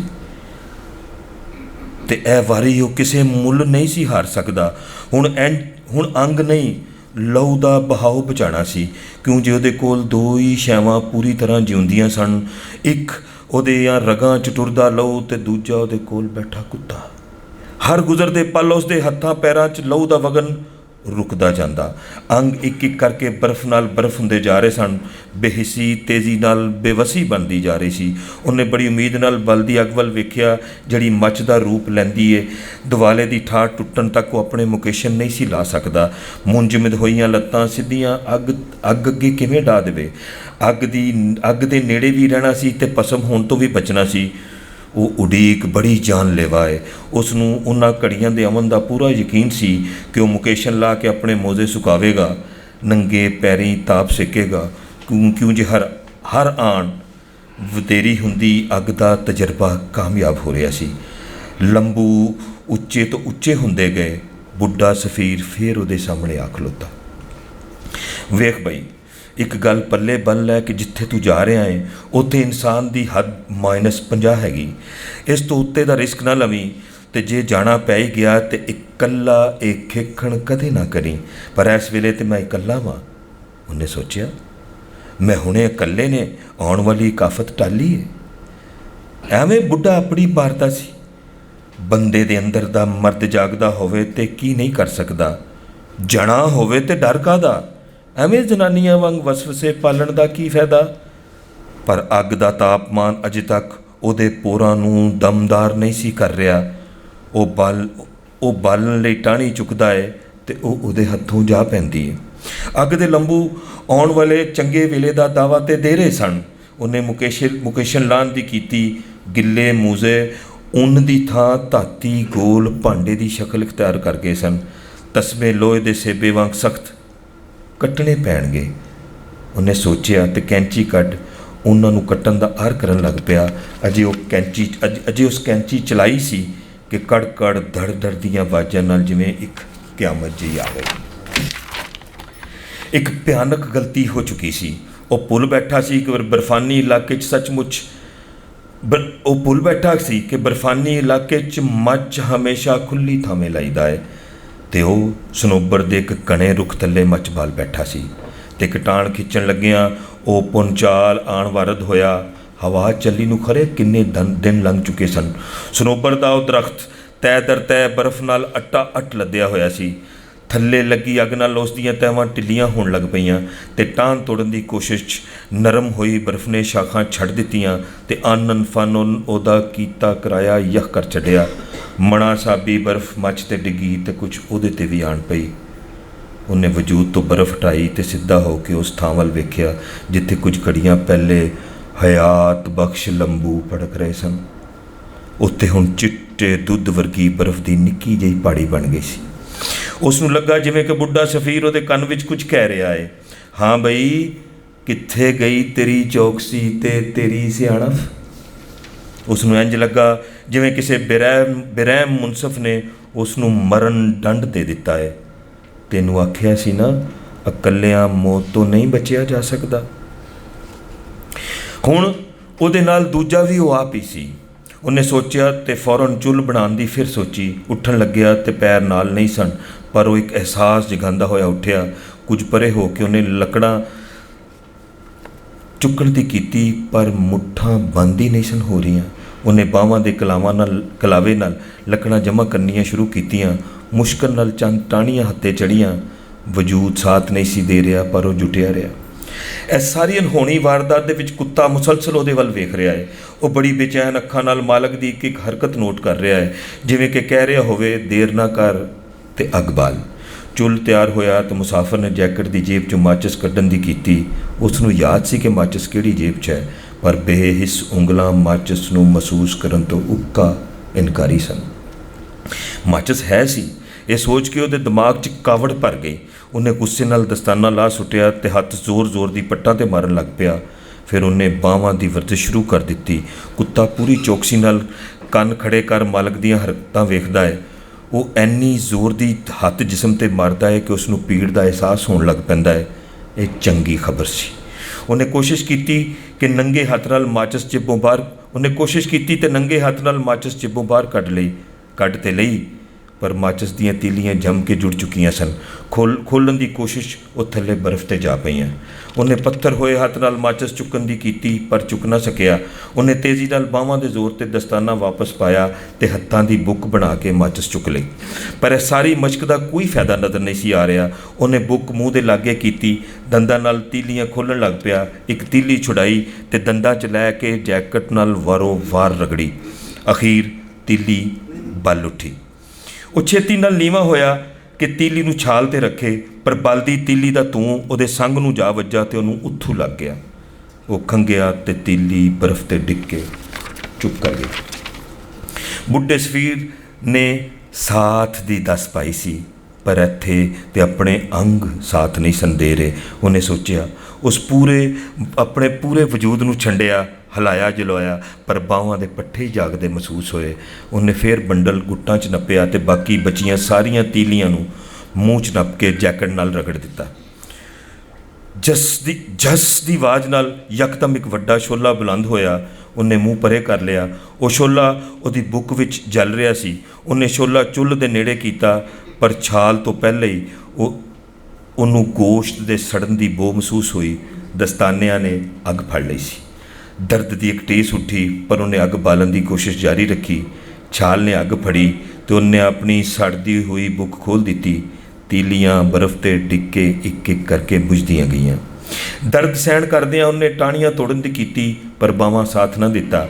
ਉਹ ਦੰਦਾਂ ਨਾਲ ਟਾਹਣ ਦੀ ਛਾਲ ਛਿੱਲਦਾ ਤੇ ਅੱਗ 'ਤੇ ਸੁੱਟਦਾ।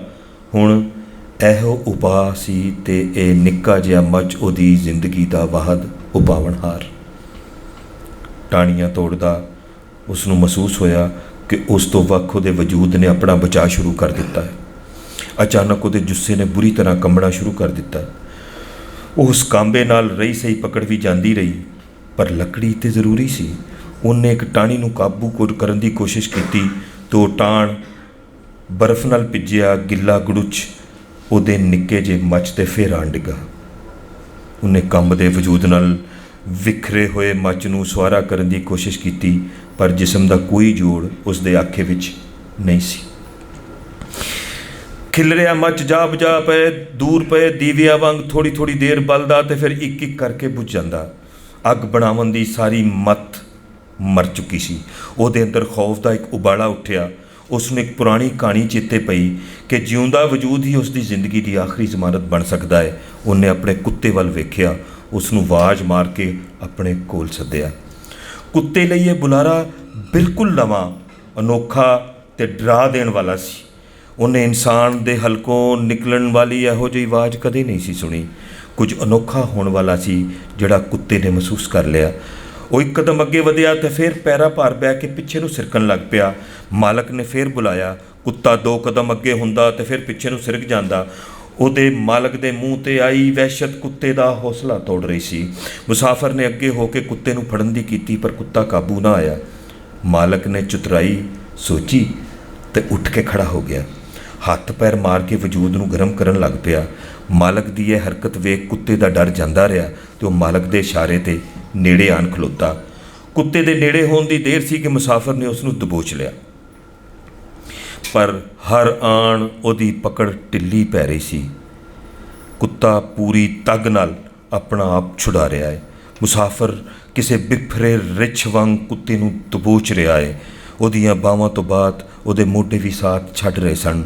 ਉਹ ਕੁੱਤੇ ਦੇ ਨਰਮ ਤੇ ਗਰਮ ਵਜੂਦ ਨਾਲ ਲਿਪਟ ਕੇ ਕੁਝ ਦੇਰ ਸ਼ਾਂਤ ਬੈਠਣਾ ਚਾਹੁੰਦਾ ਸੀ, ਪਰ ਕੁੱਤੇ ਦੀ ਹਰਕਤ ਵਧੇਰੀ ਹੁੰਦੀ ਜਾ ਰਹੀ ਸੀ। ਕੀ ਕਰਾਂ ਕਿ ਕੁੱਤੇ ਦੀ ਹਰਕਤ ਰੁਕ ਜਾਏ? ਉਹਨੇ ਸੋਚਿਆ, ਚਾਕੂ ਕੱਢਾਂ ਜਾਂ ਇਹਦਾ ਸਾਹ ਘੋਟ ਦਿਆਂ। ਦੋਵੇਂ ਕੰਮ ਨਹੀਂ ਸੀ ਹੋਣ ਲੱਗੇ। ਨਤਾਕਤੀ ਵੱਧਦੀ ਜਾ ਰਹੀ ਸੀ। ਉਹਦੀ ਪਕੜ ਢਿੱਲੀ ਹੋਈ ਤੇ ਕੁੱਤਾ ਟੱਪਦਾ ਤੁਰੰਤ ਉਹਦੇ ਕਲਾਵੇ 'ਚੋਂ ਨਿਕਲ ਗਿਆ। ਉਹ ਦੌੜਿਆ ਤੇ ਭੌਂਕਦਾ ਹੋਇਆ ਕੁਛ ਦੇਰ ਦੂਰ ਜਾ ਖਲੋਤਾ। ਉਹਦੇ ਕੰਨ ਖੜੇ ਸਨ। ਡਰਿਆ ਹੋਇਆ, ਵਫਾ ਦਾ ਮਾਰਿਆ, ਬੜੇ ਵਸਵਸੇ ਨਾਲ ਮਾਲਕ ਵੱਲ ਵੇਖ ਰਿਹਾ ਸੀ। ਬੰਦੇ ਦਾ ਕੁਛ ਗੁਆਚ ਜਾਏ ਤੇ ਹੱਥਾਂ ਨਾਲ ਲੱਭੀਦਾ ਹੈ। ਮੁਸਾਫਰ 'ਤੇ ਅਜੀਬ ਵੇਲਾ ਆ ਗਿਆ ਸੀ। ਉਹਨੂੰ ਆਪਣੇ ਹੱਥ ਲੱਭਣੇ ਪੈ ਗਏ। ਹੱਥ ਬਾਹਾਂ ਨਾਲ ਹੈਗੇ ਸਨ। ਕੰਬਦੇ ਵਜੂਦ ਨਾਲ ਉਹਨੇ ਮੋਢਿਆਂ ਦੇ ਜ਼ੋਰ 'ਤੇ ਹੱਥਾਂ ਨੂੰ ਉੱਤੇ ਚੁੱਕਿਆ ਤੇ ਜ਼ੋਰ-ਜ਼ੋਰ ਦੀ ਗੋਡਿਆਂ 'ਤੇ ਮਾਰਿਆ। ਉਹ ਕਿੰਨੀ ਦੇਰ ਹਰਕਤ ਕਰਦਾ ਰਿਹਾ। ਕੰਬਾ ਤੇ ਥੋੜ੍ਹਾ ਘੱਟ ਹੋਇਆ, ਪਰ ਹੱਥਾਂ ਨੇ ਚੂੰ ਵੀ ਨਾ ਕੀਤੀ। ਕਿ ਉਹ ਸਦਾ ਦੀ ਮੁਥਾਜੀ 'ਚ ਜਾ ਡਿੱਗਿਆ ਸੀ? ਉਹਨੇ ਸੋਚਿਆ ਤੇ ਖੌਫ ਛਾਲ ਮਾਰ ਕੇ ਉਹਦੇ ਅੰਦਰ ਆ ਵੜਿਆ। ਖੇਡ ਬਦਲ ਚੁੱਕੀ ਸੀ। ਹੁਣ ਅਸਲ ਮਸਲਾ ਮੁਥਾਜੀ ਨਹੀਂ, ਉਹਦੀ ਹਰ ਤਰ੍ਹਾਂ ਦੀ ਦੌੜ ਮੁੱਕਦੀ ਜਾਂਦੀ ਹੈ। ਹੁਣ ਵਜੂਦ ਦੇ ਅੰਗ ਨਹੀਂ, ਬਾਕੀ ਸਾਹ ਬਚਾਣੇ ਸਨ। ਕੀ ਕਰਾਂ? ਮੌਤ ਨੇੜੇ ਖੜੀ ਮਹਿਸੂਸ ਹੋਈ। ਉਹਨੂੰ ਕੁਝ ਨਾ ਸੁੱਝਿਆ ਤੇ ਉਸ ਉੱਠ ਕੇ ਪਾਗਲਾ ਵਾਂਗਰ ਦੌੜ ਲਾਤੀ। ਦੌੜਦੇ ਹੋਏ ਉਸ ਨੂੰ ਲੱਗਾ ਕਿ ਸਾਹਮਣੇ ਦਾ ਮੰਜ਼ਰ, ਬਰਫ਼ ਨਾਲ ਲੱਦੇ ਹੋਏ ਰੁੱਖ, ਮੁੰਜਮਦ ਦਰਿਆ ਦਾ ਕੰਢਾ ਤੇ ਹਰ ਸੂ ਛਾਇਆ ਅੰਬਰ, ਅੱਜ ਉਹ ਆਖਰੀ ਵਾਰੀ ਵੇਖ ਰਿਹਾ ਹੈ। ਦੌੜਨ ਨਾਲ ਜੁੱਸੇ 'ਚ ਹਰਾਰਤ ਮਹਿਸੂਸ ਹੋਈ ਤਾਂ ਉਹਨੇ ਫੈਸਲਾ ਕੀਤਾ ਕਿ ਹੁਣ ਰੁਕਣ ਨਹੀਂ ਲੱਗਾ। ਰੁਕਿਆ ਤੇ ਮਾਰੂ ਸੀਤ ਨੂੰ ਹੱਡੀਆਂ ਤੱਕ ਅਪੜਨ ਤੋਂ ਨਹੀਂ ਰੁਕ ਸਕੇਗਾ। ਉਹ ਰੁਕਿਆ ਤੇ ਕਦੀ ਆਪਣੇ ਸਾਥੀਆਂ ਦਾ ਮੂੰਹ ਨਹੀਂ ਵੇਖ ਸਕੇਗਾ। ਉਹ ਜਾਣਦਾ ਸੀ ਕਿ ਉਸ ਦੇ ਹੱਥਾਂ ਪੈਰਾਂ ਦੀਆਂ ਉਂਗਲੀਆਂ ਬਰਫਾਨੀ ਕਾਟ ਪਾਰੋਂ ਮੁੱਕ ਚੁੱਕੀਆਂ ਨੇ। ਕੋਈ ਨਹੀਂ, ਪਰ ਗੋਡਿਆਂ ਤੋਂ ਥੱਲੇ ਦਾ ਕੋਈ ਅਹਿਸਾਸ ਹੀ ਮੌਜੂਦ ਨਹੀਂ ਸੀ। ਉਹ ਹਵਾ 'ਚ ਦੌੜ ਰਿਹਾ ਸੀ। ਉਸ ਨੂੰ ਯਕੀਨ ਸੀ ਇੰਝ ਹੀ ਦੌੜਦਾ ਹੋਇਆ ਕੈਂਪ ਤੱਕ ਜਾ ਪੜੇਗਾ, ਪਰ ਦੌੜਨ ਲਈ ਨਿਰਾ ਧੜ ਕਾਫੀ ਨਹੀਂ ਹੁੰਦਾ। ਉਹੀ ਹੋਇਆ। ਉਸ ਨੂੰ ਮਾੜੀ ਜਿਹੀ ਠੋਕਰ ਲੱਗੀ ਤਾਂ ਅਡੋਲ ਬਰਫ਼ 'ਤੇ ਜਾ ਡਿੱਗਿਆ। ਛੇਤੀ ਨਾਲ ਉੱਠਣ ਦੀ ਕੀਤੀ ਪਰ ਨਹੀਂ ਉੱਠਿਆ ਗਿਆ। ਉਹਨੇ ਸਾਹ ਸਵੱਲੇ ਕੀਤੇ ਤੇ ਸੋਚਿਆ, ਦੌੜਨ ਦੀ ਕੀ ਲੋੜ ਹੈ, ਮੈਂ ਪੈਦਲ ਟੁਰ ਸਕਦਾ। ਉਹਨੇ ਬਾਂਹ ਚੁੱਕਣ ਦੀ ਕੋਸ਼ਿਸ਼ ਕੀਤੀ ਪਰ ਜੋੜ ਸਾਥ ਨਹੀਂ ਦੇ ਰਹੇ। ਹੁਣ ਜੋੜਾਂ ਤੋਂ ਬਾਅਦ ਉਹਦੇ ਧੜ ਦੀ ਵਾਰੀ ਆ ਗਈ ਸੀ। ਕੁੱਤਾ ਉਹਦੇ ਬਿਲਕੁਲ ਸਾਹਮਣੇ ਆਪਣੇ ਪੈਰਾਂ 'ਤੇ ਪੂਛਲ ਵਲੇਟ ਕੇ ਬੈਠਾ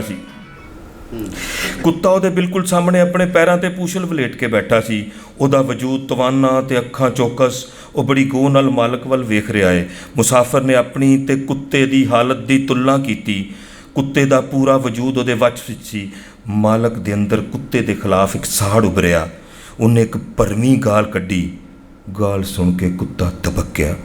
ਉਹਨੂੰ ਫਿਰ ਕੰਬਣੀ ਛਿੜ ਪਈ, ਜਿਵੇਂ ਕਿ ਖੇਡ ਦੇ ਆਖਰੀ ਰੌਂਡ ਦਾ ਬਿਗਲ ਵੱਜਿਆ ਸੀ। ਉਹਨੇ ਹਿੰਮਤ ਕੀਤੀ ਤੇ ਉੱਠ ਕੇ ਟੁਰ ਪਿਆ, ਪਰ ਜਾਣਾ ਕਿੱਧਰ ਨੂੰ ਸੀ? ਪਹਿਲੇ ਤੇ ਉਹ ਟੁਰਿਆ ਤੇ ਫਿਰ ਉਹਨੇ ਦੁਬਾਰਾ ਦੌੜਨ ਦੀ ਕੀਤੀ ਤੇ ਮੂੰਹ ਭਰਨੇ ਜਾ ਪਿਆ। ਜੰਗ ਦੇ ਮੈਦਾਨ ਦਾ ਹਾਰਿਆ ਹੋਇਆ ਲੜਾਕਾ, ਜਿਸ ਨੂੰ ਇਹ ਪੱਖ ਹੁੰਦੀ ਹੈ ਕਿ ਕਿਸੇ ਚੇਤਾਵਨੀ ਦਿੱਤੇ ਬਗੈਰ ਉਹਦੀ ਧੌਣ ਮਾਰ ਦੇਣੀ ਹੈ। ਉਹ ਹਿੱਲ ਨਾ ਸਕਿਆ ਤੇ ਮੌਤ ਨੂੰ ਸਾਹਮਣੇ ਵੇਖ ਸੋਚਣ ਲੱਗ ਪਿਆ, ਸ਼ਿਕਾਰ ਕੀਤਾ ਹੋਇਆ ਜ਼ਖਮੀ ਪਰਿੰਦਾ ਕਿੰਨੀ ਕੁ ਦੂਰ ਜਾ ਸਕਿਆ। ਉਹਨੇ ਬਚੀ ਤਾਕਤ ਨਾਲ ਢੋਹ ਲਾਈ ਤੇ ਹਿਲਜੁਲ ਛੱਡ ਦਿੱਤੀ। ਉਹਨੂੰ ਨੀਂਦਰ ਆਉਣ ਲੱਗ ਪਈ ਸੀ। ਨੀਂਦਰ ਦੇ ਅਹਿਸਾਸ ਨਾਲ ਉਹਦਾ ਮਨ ਸ਼ਾਂਤ ਹੁੰਦਾ ਗਿਆ। ਡੂੰਘੀ ਨੀਂਦਰ 'ਚ ਸੁੱਤਾ ਬੰਦਾ ਜੰਮ ਕੇ ਮਰ ਜਾਏ ਭੈੜਾ ਨਹੀਂ ਲੱਗਦਾ।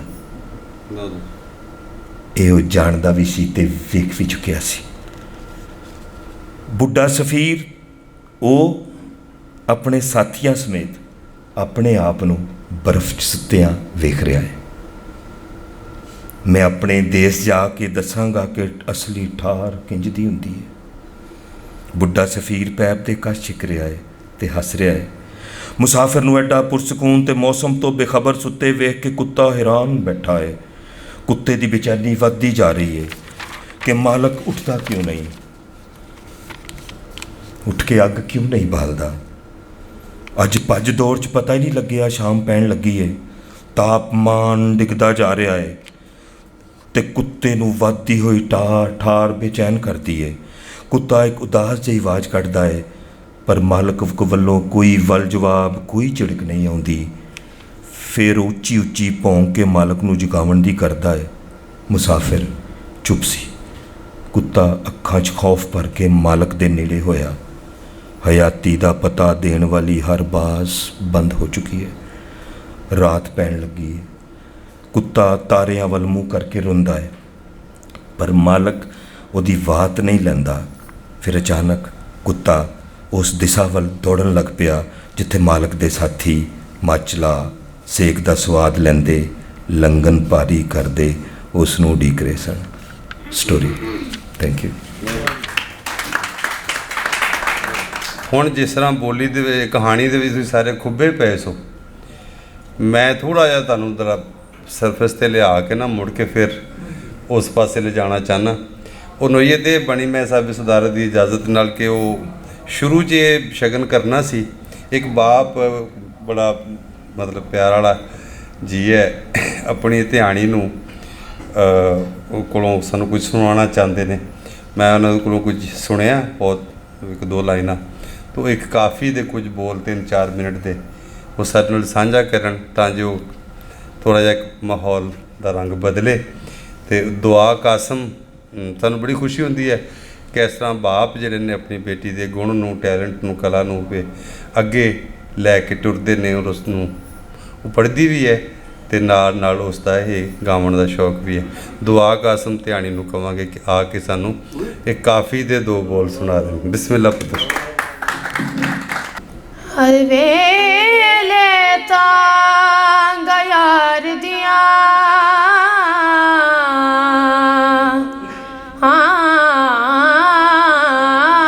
ਤੇ ਮੈਂ ਬੈਠੀ ਕਾਗ ਉਡਾਰਾ,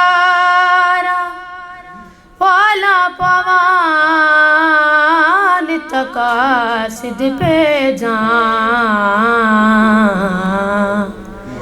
मेरा थी गयो हाल बीमार सोने यार बजो हुण जीवन कूड़े हाँ मेरे अंदर दर्द हजारा यार फरीदा मैं तई वे रोवां जिवें विछड़ी कूंज कतारा यार फरीदा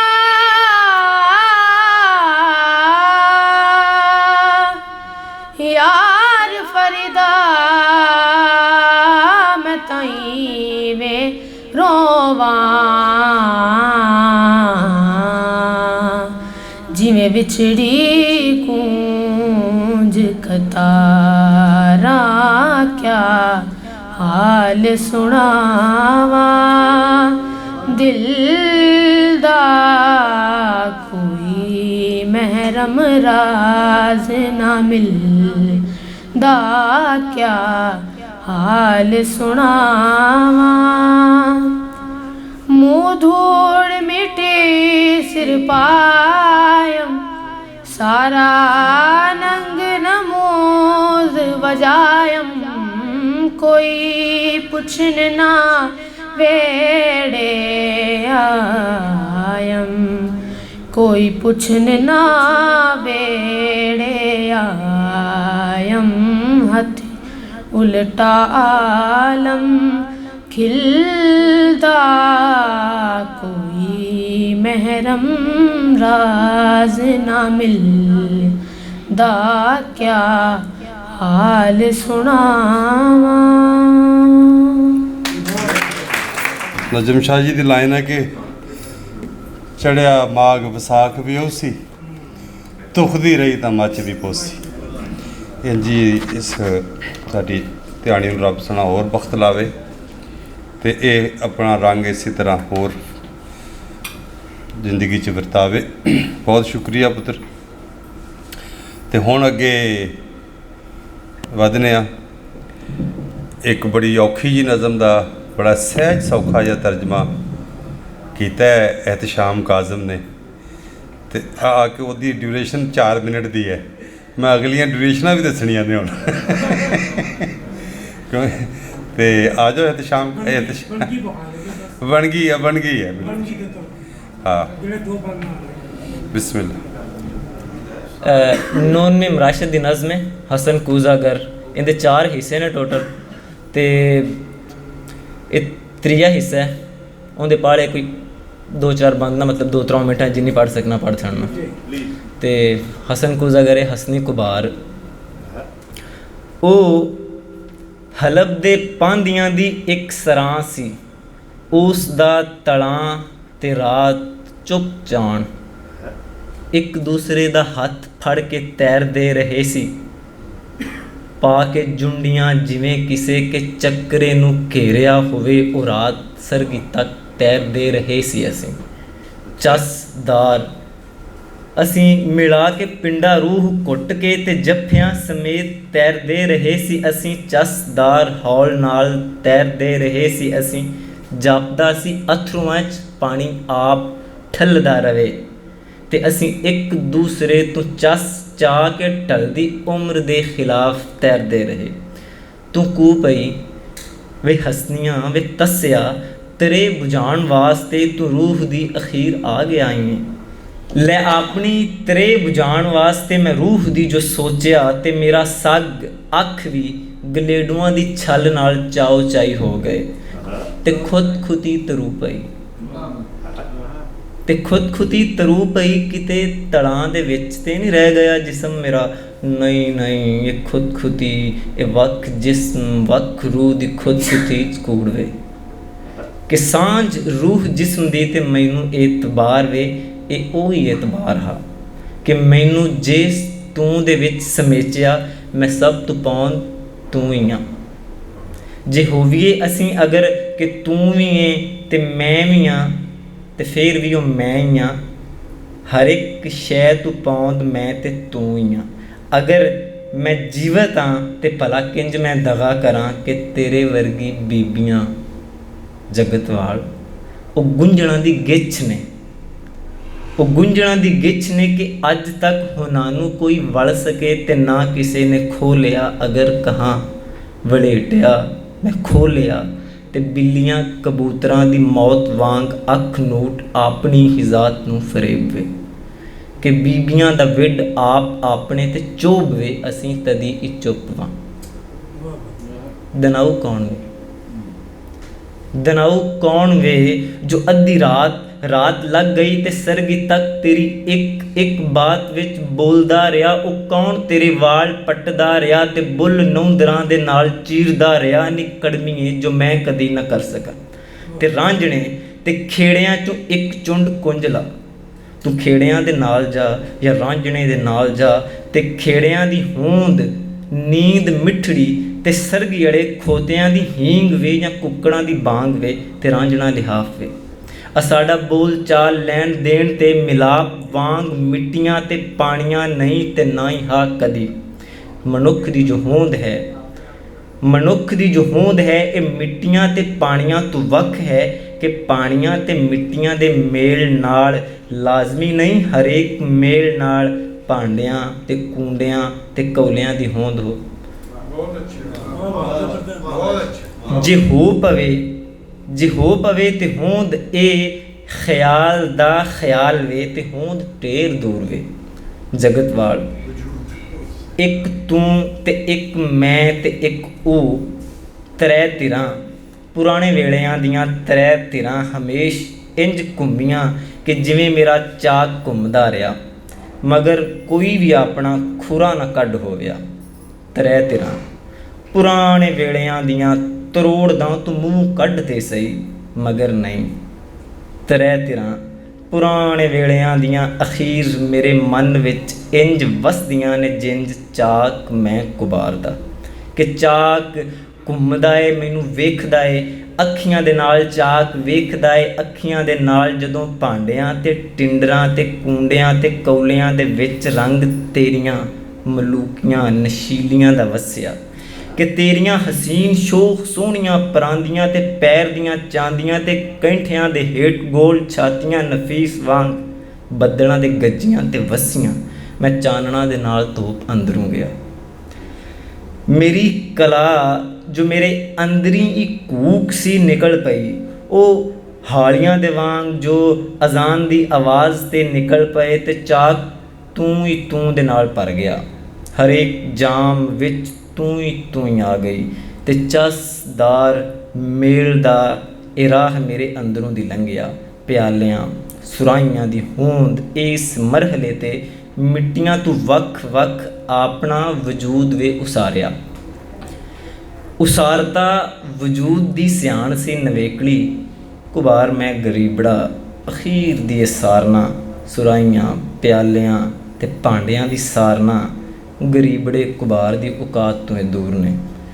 जगत वाल उड़ीक मैनू अज भी महसूस दी है क्यों भला जो 9 वरे परार सी महसूस तेरी सिक दी ना अथरुआं दी छल दी उड़ीक है उड़ीक ना गवाचने दी रात दी। गुनाह दे सवाद नूं मैं इतना हकारिया सवाद आप ही गुनाह हो गया। हलक दे पांदियां दी ना सरान दा ना हौज दा ना मौत दा ना अपनी गरीबड़ी जी खुरदी हुई होन दा उड़ीक एक अवेड़ियां दी तार दी बनी गई। कदी जे पल वेड़ियां दे आके विच अवेड़ियां खलो गए कदी जे पल वेड़ियां दे आके विच अवेड़ियां खलो गए ते वेड़ियां दा भार मेरे मोढियां तो लै गया। पिछोकड़ा ते बीतियां अदोकियां दी याद वांग दाचियां दी डार फिर अंदरी टुरीच पई। अदोकियां जमानियां ते वेड़ियां दे लांघियां दी रेल पीर जाग पई कि जिस तरह स्वर्ग जाग पविया खुदा दे ही अचेत च मैं जा गया ਅਨੀਂਦਰੇ ਦੀ ਰੇਤ ਤੇ ਪਿਆ ਪਿਆ, ਅਨੀਂਦਰੇ ਦੀ ਰੇਤ ਤੇ ਪਏ ਪਏ ਉਹ ਭਾਂਡੜੇ ਮੇਰੇ ਵਜੂਦ ਤੂੰ ਜੋ ਬਾਹਰ ਰਹਿ ਗਏ, ਜੋ ਆਕਰੇ ਦੇ ਆਕਰੇ ਹੀ ਰਹਿ ਗਏ। ਵਿਛੋੜਿਆਂ ਦੀ ਤਾਂਗ ਤੂੰ ਉਹ ਮੇਰਿਆਂ ਵਿਛੋੜਿਆਂ ਦੀ ਤਾਂਗ ਤੂੰ ਉਹ ਫੇਰ ਤੂੰ ਨਵੇਂ ਸਿਰੇ ਤੂੰ ਚਾਕ ਦੀ ਬਣੇ ਕਿਲੀ, ਉਹ ਫੇਰ ਤੂੰ ਅਵੇੜਿਆਂ ਦਾ ਨਾਚ ਆਖਰੀ ਬਣੇ, ਉਹ ਵੇਲਿਆਂ ਦੇ ਮੁੱਢ ਦੇ ਗਵਾਹ ਬਣੇ। ਰੇਸ਼ਮ ਜਮੀਲ ਪਾਲ ਜੋ ਪੰਜਾਬੀ ਦੇ ਉਸਤਾਦ ਨੇ, ਪ੍ਰੋਫੈਸਰ ਨੇ, ਡਾਕਟਰ ਨੇ, ਅੱਜ ਕੱਲ੍ਹ PhD ਵੀ ਪੰਜਾਬੀ 'ਚ ਇਹਨਾਂ ਦੀ ਹੋ ਗਈ। ਤੇ ਇੱਕ ਕਹਾਣੀ ਅੱਜ ਇਹਨਾਂ ਕੋਲੋਂ ਸੁਣਨੇ ਆ ਤੁਹਾਡੇ ਸਾਰਿਆਂ ਦੀਆਂ ਤਾੜੀਆਂ 'ਚ। ਰੇਸ਼ਮ ਜਮੀਲ ਪਾਲ। Title of the story is Hard Up and it is written by Yusuf Idris ਤੇ ਮੈਂ ਦਾ ਪੰਜਾਬੀ ਤਰਜਮਾ ਕੰਗਲਾ ਦੇ ਸਰਨਾਮੇ ਹੇਠ ਕੀਤਾ ਹੈ। ਸਰ ਤੁਹਾਡੀ ਇਜਾਜ਼ਤ ਨਾਲ। ਅਬਦੂ ਹਾਲੀ ਹੱਦ ਸੀ ਤੇ ਇਹ ਕੋਈ ਪਹਿਲੀ ਵਾਰ ਨਹੀਂ ਸੀ। ਉਹ ਆਮ ਤੌਰ 'ਤੇ ਅਜਿਹੀ ਹਾਲਤ ਵਿੱਚ ਹੀ ਹੁੰਦਾ ਸੀ। ਉਹ ਹੁਣ ਤੱਕ ਹਯਾਤੀ ਨੂੰ ਔਖਤ ਨਾਲ ਹੀ ਖਿੱਚਦਾ ਆਇਆ ਸੀ। ਉਹਨੇ ਸ਼ਾਮੀ ਹੇਕ ਫਾਇਦ ਤੋਂ ਸਿੱਖ ਕੇ ਬਾਵਰਚੀ ਦੇ ਤੌਰ 'ਤੇ ਕੰਮ ਸ਼ੁਰੂ ਕੀਤਾ ਤੇ ਇੰਨੀ ਮਹਾਰਤ ਹਾਸਿਲ ਕੀਤੀ ਕਿ ਸਿਖਾਉਣ ਵਾਲਾ ਆਪ ਕਈ ਵਾਰ ਉਹਦੇ ਬਣੇ ਹੋਏ ਮਸਾਲਿਆਂ ਤੇ ਉਹਨਾਂ ਨਾਲ ਬੜੀਆਂ ਚਟਨੀਆਂ ਨੂੰ ਚੱਖ ਕੇ ਹੈਰਾਨੀ ਨਾਲ ਚੀਕ ਉੱਠਦਾ। ਪਰ ਕੁਝ ਵੀ ਹਮੇਸ਼ ਲਈ ਨਹੀਂ ਹੁੰਦਾ। ਬਾਵਰਚੀ ਮਗਰੋਂ ਉਹਨੇ ਉਸ ਵਰਕਸ਼ਾਪ ਵਿੱਚ ਕੰਮ ਕੀਤਾ ਜਿਹੜੀ ਉਸ ਖਾਬੇ ਦੇ ਨਾਲ ਹੀ ਸੀ ਜਿੱਥੇ ਉਹ ਕੰਮ ਕਰਦਾ ਸੀ। ਫਿਰ ਉਹਨੂੰ ਕੱਢ ਦਿੱਤਾ ਗਿਆ ਤੇ ਉਹਨੇ ਇੱਕ ਐਸੀ ਇਮਾਰਤ ਦੇ ਰਾਖੇ ਦੀ ਨੌਕਰੀ ਲੱਭੀ ਜਿਹੜਾ 10 ਮੰਜ਼ਲਾਂ ਉੱਤੇ ਸੀ। ਜਦੋਂ ਕੁਝ ਮਸਲਿਆਂ ਪਾਰੂ ਉਹਨੇ ਉਹ ਨੌਕਰੀ ਵੀ ਛੱਡੀ ਤੇ ਉਹਦੇ ਵੱਡੇ ਜੁੱਸੇ ਤੇ ਕੱਦ ਕਾਠ ਵਜੋਂ ਉਹਨੂੰ ਕੁੱਲੀ ਦੇ ਕੰਮ ਲਈ ਚੁਣ ਲਿਆ ਗਿਆ। ਜਿੱਥੇ ਉਹ ਟਰੱਕਾਂ ਨੂੰ ਸਮਾਨ ਨਾਲ ਭਰਦਾ ਸੀ ਉਦੋਂ ਤੱਕ ਜਦੋਂ ਤੀਕਰ ਉਹਨੂੰ ਹਰਨੀਆਂ ਨਾ ਹੋ ਗਿਆ। ਚੰਗੇ ਜੁੱਸੇ ਤੋਂ ਅੱਡ ਉਹਦੀ ਆਵਾਜ਼ ਵੀ ਸੁਲੱਖਣੀ ਸੀ, ਬਹੁਤੀ ਖੁਸ਼ਗਵਾਰ ਤੇ ਨਹੀਂ ਲੇਕਿਨ ਇੰਨੀ ਉੱਚੀ ਜ਼ਰੂਰ ਕਿ ਉਹ ਪੂਰੇ ਬਾਜ਼ਾਰ ਨੂੰ ਖਿੱਚ ਲਿਆਵੇ। ਜਦੋਂ ਉਹਨੇ ਖੀਰੇ, ਖਰਬੂਜ਼ੇ ਤੇ ਅੰਗੂਰ ਵੇਚਣੇ ਸ਼ੁਰੂ ਕੀਤੇ। ਇੱਕ ਵੇਲੇ ਉਹਨੇ ਸੋਹਣੇ ਬਾਜ਼ਾਰਾਂ ਵਿੱਚ ਉਸ ਵਿਚੋਲੇ ਦਾ ਰੂਪ ਵਟਾਇਆ ਜਿਹੜਾ ਖਾਲੀ ਕਮਰਿਆਂ ਨੂੰ ਲੱਭਦਾ ਸੀ। ਉਹ ਉਹਨੂੰ ਅਕਸਰ ਲੱਭ ਜਾਂਦੇ ਸਨ ਤੇ ਨਾਲ ਨਾਲ 10 ਨਿੱਕੇ ਸਿੱਕੇ ਉਹ ਜਿਹੜੇ ਉਹਦੇ ਨਾਲ ਜਾਂਦੇ ਸਨ। ਓੜਕ ਉਹਦੀ ਪਹੁੰਚ ਅੰਦਰ ਤੱਕ ਹੋਈ ਤੇ ਉਹਨੇ ਉੱਥੋਂ ਗਲੀਆਂ ਵਿੱਚ ਘੁੰਮਣ ਤੇ ਕਮਰਾ ਲੱਭ ਕੇ ਦੇਵਣ ਦੇ ਬਗੈਰ ਆਪਣੇ ਕਲਾਇੰਟਾਂ ਤੋਂ 10 ਨਿੱਕੇ ਸਿੱਕੇ ਕਢਾਣੇ ਸਿੱਖੇ। ਜਿੱਥੇ ਤੱਕ ਬਹਿਰੇ ਹੋਣ ਦਾ ਸਵਾਲ ਸੀ ਤੇ ਉਹਦੇ ਜਿਹਾ ਦੂਜਾ ਕੋਈ ਨਹੀਂ ਸੀ। ਉਹਨੂੰ ਯਾਦ ਸੀ ਕਿ ਕਿਵੇਂ ਉਹ ਆਪਣੇ ਚੰਗੇ ਵੇਲੇ ਕਿਸੇ ਦਾਵਤ ਦੀ ਸ਼ਾਮ ਨੂੰ ਪੂਰੇ ਕੈਫੇ ਨੂੰ ਕਿਸੇ ਆਰਡਰ ਨੂੰ ਕਵੇਲ ਕੀਤੇ ਤੇ ਕੋਈ ਗਲਾਸ ਪੰਨੇ ਬਗੈਰ ਸਾਂਭ ਲੈਂਦਾ ਸੀ। ਆਪਣੀ ਘਰਵਾਲੀ ਨਾਲ ਉਹ ਇੱਕ ਕਮਰੇ ਵਿੱਚ ਰਹਿੰਦਾ ਸੀ ਜਿਹਦੇ ਆਲ ਦੁਆਲੇ ਚੋਖੇ ਗਵਾਂਢੀ ਸਨ। ਉਹ ਚੰਗੇ ਲੋਕ ਸਨ ਮਜਮੂਈ ਤੌਰ 'ਤੇ ਤੇ ਜੇ ਉਹਨਾਂ ਦੇ ਉੱਤੇ ਉਹਦੀ ਬੀਵੀ ਦੇ ਦਰਮਿਆਨ ਵਕਫੇ ਨਾਲ ਅਚਾਨਕ ਹੋਣ ਵਾਲੇ ਝਿੜਿਆਂ ਨੂੰ ਨਜ਼ਰਅੰਦਾਜ਼ ਕਰ ਦਿੱਤਾ ਜਾਂਦਾ।